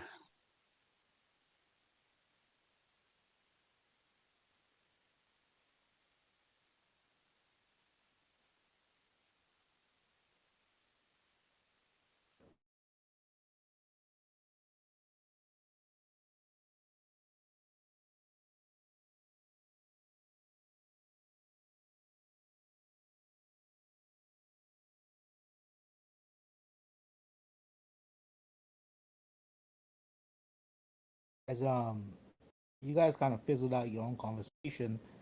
Was it worth paying attention to? Because I totally forgot to do that. Sorry, was it worth what? Was it worth paying attention to? Conversation. I don't know. Did you learn anything out of it? I know, bro. I kind of tuned out because it sounded like absolute fucking nonsense. Oh, I see. Of course, it's going to sound nonsense if you don't follow through.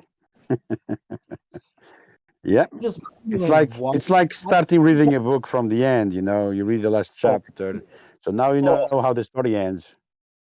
George, was it complete nonsense?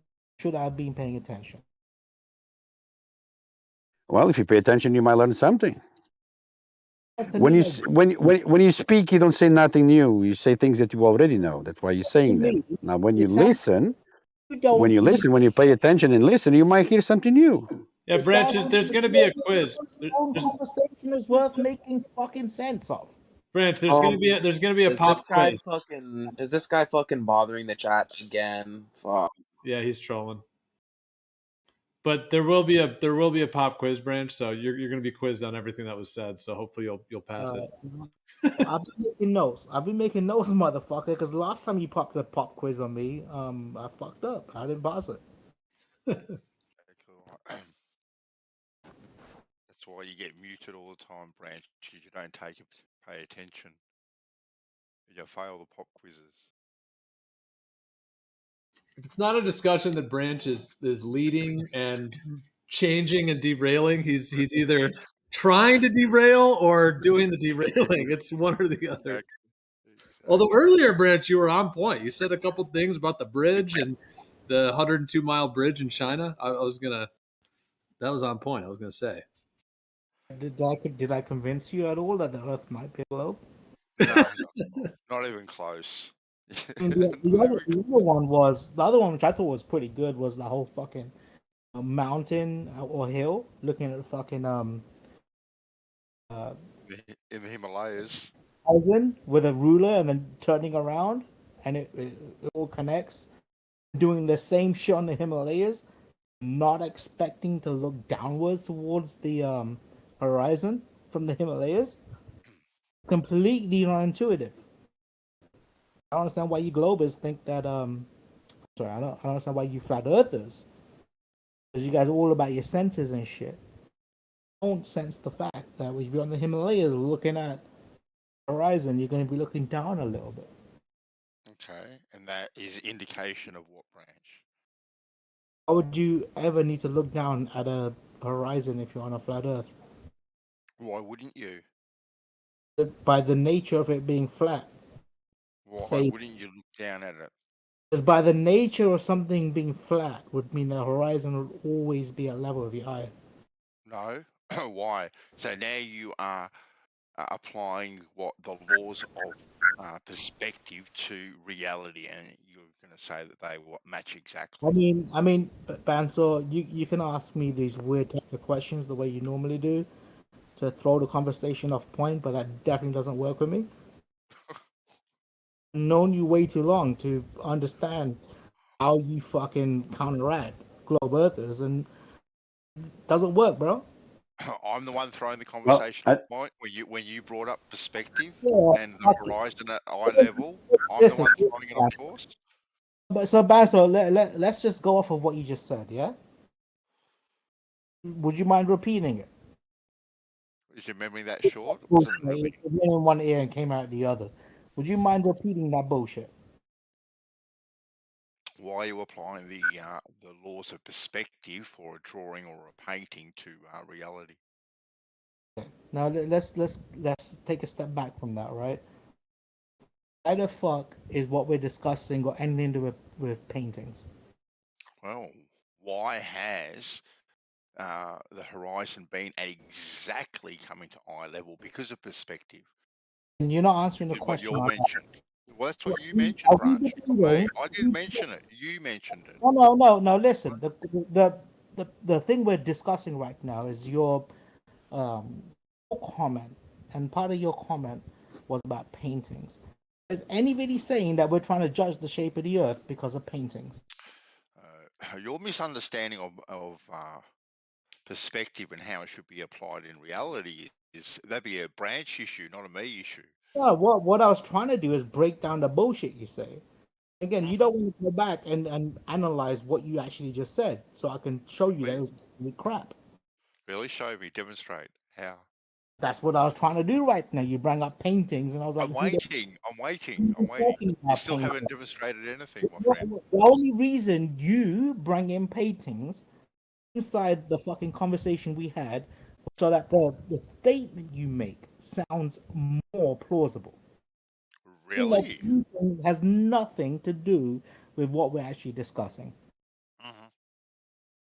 Well, speaking about what's been said, Branch, you said if you're on the top of the Himalayas, you ignore your senses. I think you misspoke there. I think you meant to say you ignore your consensus, because that's what the consensus say. The curvature should be there, even though it's not visible. So yeah, if you're at the top of the Himalayas, you need to ignore your consensus and to see the flatness of it. Yeah, correct.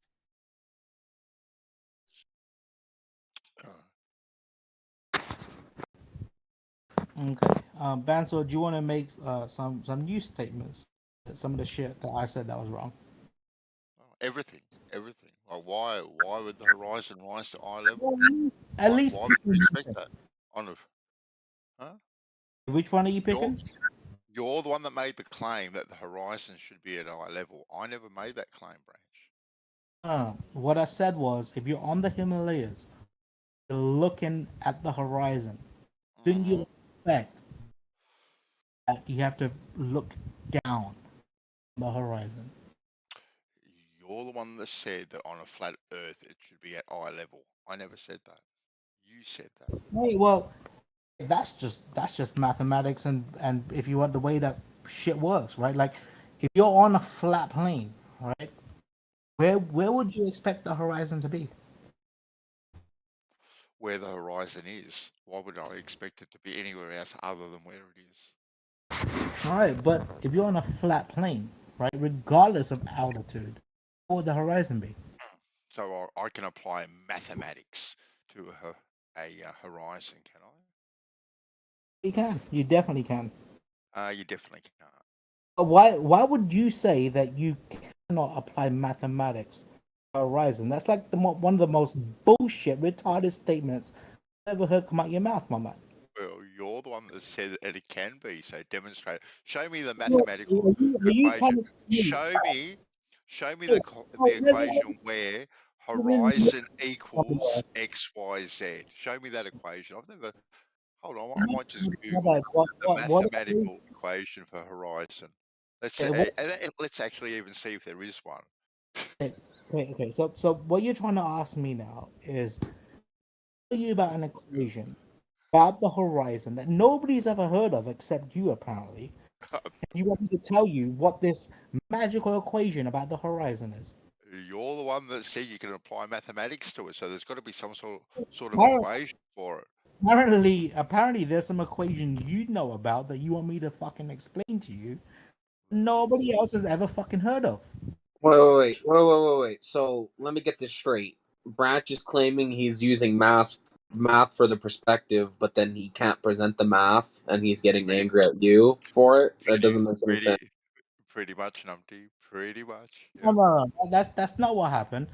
We're actually discussing how Bansor throws out absolute bullshit into his fucking conversations, make himself sound more plausible to the person hearing it. Right? And then he brought up the fact that there's some magical equation that actually describes where the fuck the horizon is, which is what I'm asking him to fucking tell me where that bullshit comes from. Did you not say you can use mathematics to work out where the horizon is, Branch? No, I didn't. You didn't? Okay, you need to rewind and maybe re-listen. No. I don't. I don't need to rewind. I never fucking said that you can use mathematics to fucking figure out where the fucking horizon is. I never said that statement. I guess not. I guess I was the only one. Yeah. You know what, Bansor? Let's do this. I will go on break for 5 minutes. Yeah. During those 5 minutes, you can rewind and fucking hear back if I said that or not. Why would I do anything you say? You're some loser drunk on the internet. Motherfucker, I wasn't even talking to you. I don't care. I'm talking to you now.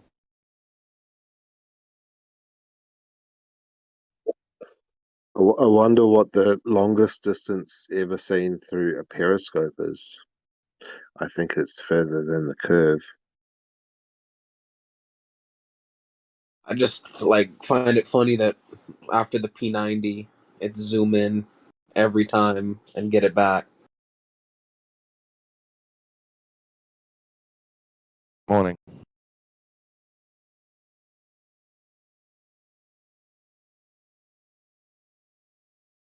Say good morning.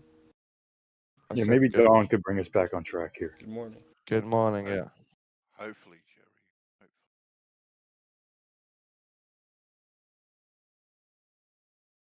Jerry. George, you know how high the guy was off the beach when he took this infrared image of the mountains? Why would it matter? Maybe it doesn't really matter. I was just interested. You're trying to calculate something that we can observe? I was just wondering how high it was, because to me that affects how far you can see quite a lot. So I want to work out how far he is seeing from the height that he's at. Well, I have nothing to say. Look, I can see those mountains far away. I know pretty much how far away that the horizon is beyond those So if you don't locations, know, that's definitely. fine. Fair enough if you don't No, know. the horizon is beyond those locations. So distance to the horizon is greater than those locations. I mean, a sphere with a radius of 3959 wouldn't fit there. That would be, beg the question. Well, I can't work that out till I know the height of the observer. There's no obstruction for those miles. The horizon is beyond those locations. It's fair enough if you don't know the answer. I'll just try and guess in my mind. It doesn't really look like he's that high. No, it doesn't. What about 100 foot? Would you agree it could be 100 foot? It could even be a mile, man. Mile high, jeez. That would Even probably if it be was a mile high, I don't understand your question. If What it do was you a mean? mile high, it would totally explain why you'd see that far, wouldn't it? What do you mean? Explain why you see that far. Even on a globe, He I mean. sees that far because he's using an infrared camera. That's why Yeah, he sees that far. Yeah. If he was a mile high, He can taking see this through. He can see. Hang on, He dude. can see through the fog. If he was a mile high, taking this observation, it could work on a globe and not be flat Earth evidence. That's what I'm thinking. Now he's seeing through the obstruction. There's an obstruction. Seeing through the obstruction. I'm not Yeah. sure that's possible. Infrared. Have you seen the video? Yeah, I know. Yeah, what it's about. once you post the video, George, this looks interesting. He's there, no? I asked my question anyway. You're not sure how high he was, so that's fine. It doesn't matter. Infrared does not see through the bulge. That's for sure. Oh yeah, that's for sure. Yeah. George is assuming all obstruction is from the atmosphere or fog or whatever, I guess. Well, what obstruction? There is no obstruction. We can see it because there is no obstruction whatsoever. And Yeah, the but what we were just pointing out is infrared remove the obstruction away. No, we can see because it's there. We're pointing out infrared doesn't remove obstruction. It just seems to look quite far. Yes, it there sees is no better. obstruction. Well, in the video, it looks like he's standing on the beach, and then it's a screenshot from the video by the looks of things. I could be wrong, but that's what it appears to be. And you trust, George, that these mountains are 250 miles from the beach, from the observer? Well, that's what the photographer is saying from his location. I'm not a photographer, I'm not a location, but even if it was 100 miles away,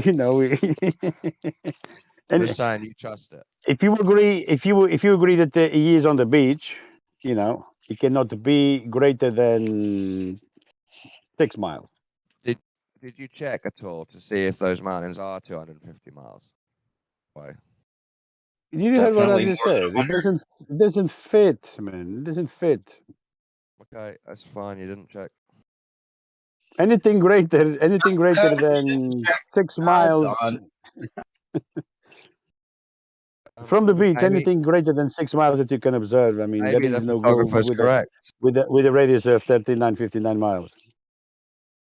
In my experience, some flat earthers often put out wrong numbers, especially when it gets memed later. Someone else puts another wrong number on it. That often happens.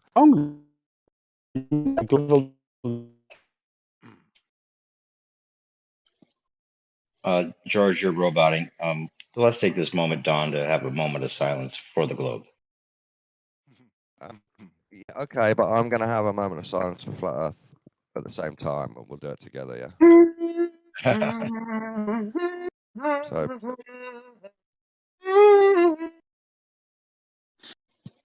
It's over, Don. Here we go. Both models are dead in spirit in our hearts. Let's carry There's no on. model. Flat Earth has no model. It's just our reality. That's even worse then. It's just the reality. Wait. What do you mean both models? Show me the globe model. Both concepts, both ideas. Show me your model. Can you see your model? You say you have a model. My model is on Google. You just Google what is the Earth, what is the solar system. That's my model. Oh, is it? I thought it was a scientific model, no? It's on Google if you need Google it. is science now? If you have a specific question, I can tell you the answer here.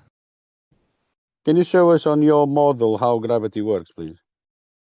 I can't show you. I can talk about it to you. I can explain it. You said you have a model. I mean, what is a model then? If you cannot A show model anything. is an explanation and an understanding of. Oh, okay. So can you show a model with water and gravity, please, and how it works? No, I just Please. told you I can't show models because this is just Oh, Discord voice. you said you had a model.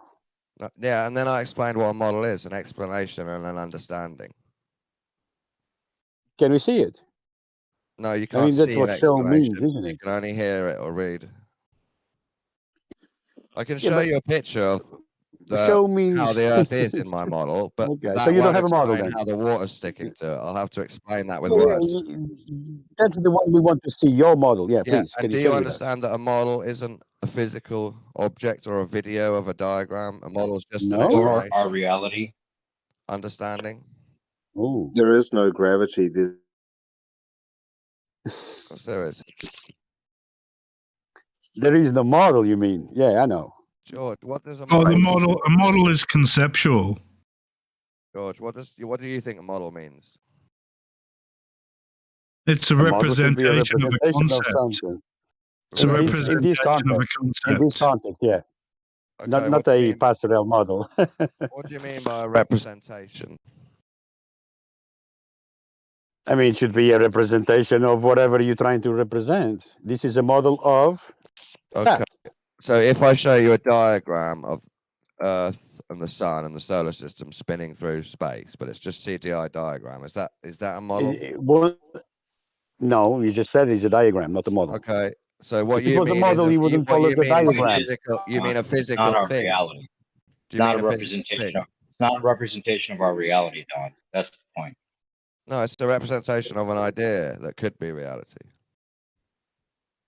Right? Oh, so a representation of an idea. So not a representation of where we live then. What we're getting to is that you have a completely different idea of what model means, and that's your own fault. Yeah, this So tell us what the model means then. In your context, I did what twice. do you mean when you I say did twice, and you ignored I me. have a model? I did twice. No, you Donna's been didn't. laying Then. the law down Do it a on third George. time. I'll do it a third time. It's an explanation or an understanding of an idea. And that is a model. Yes. Does anyone know that they now have a telescope on the ISS that can see stars?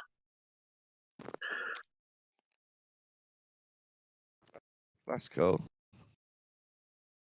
No, they Always don't. I'm sure up there they didn't need to have a powerful telescopes. I mean, they are closer to the stars. You know why that statement's not true? It's because they actually don't, and they've never seen stars. Oh, you're tricking us. Yeah. How do you know they've never seen stars? The question is, why can't they see stars from How the do you know ISS? they haven't? They haven't. How Show do you me know? one video. No. Show me. No, don't ask me to show you things. I'm asking how you know that they haven't. Okay, I know they haven't because I've never seen it. Okay, that's a rubbish way to know things, but well done. Don't they say that that the sunlight washes them out somehow? Even they're on the dark side of the earth. I think Did you not even, you didn't even look up why they explain they can't see them mostly? But if they're going round and round the Earth, aren't they sometimes on the dark side of the Earth? So then they'd be able to see the stars Every 90 minutes. Yeah. Under your feet, yeah, of course. Maybe they do, and you didn't check hard enough. Or maybe they do, but they just don't film it because the cameras are Maybe pointing they down went at the through the Earth. Van Allen radiation belt and they can't remember going through it, so that's why they didn't get radiation. Well, that's just a theory. You know, when all you've got is maybes or I haven't seen yet, it's not very convincing. Yeah, but I've been to high court so many times.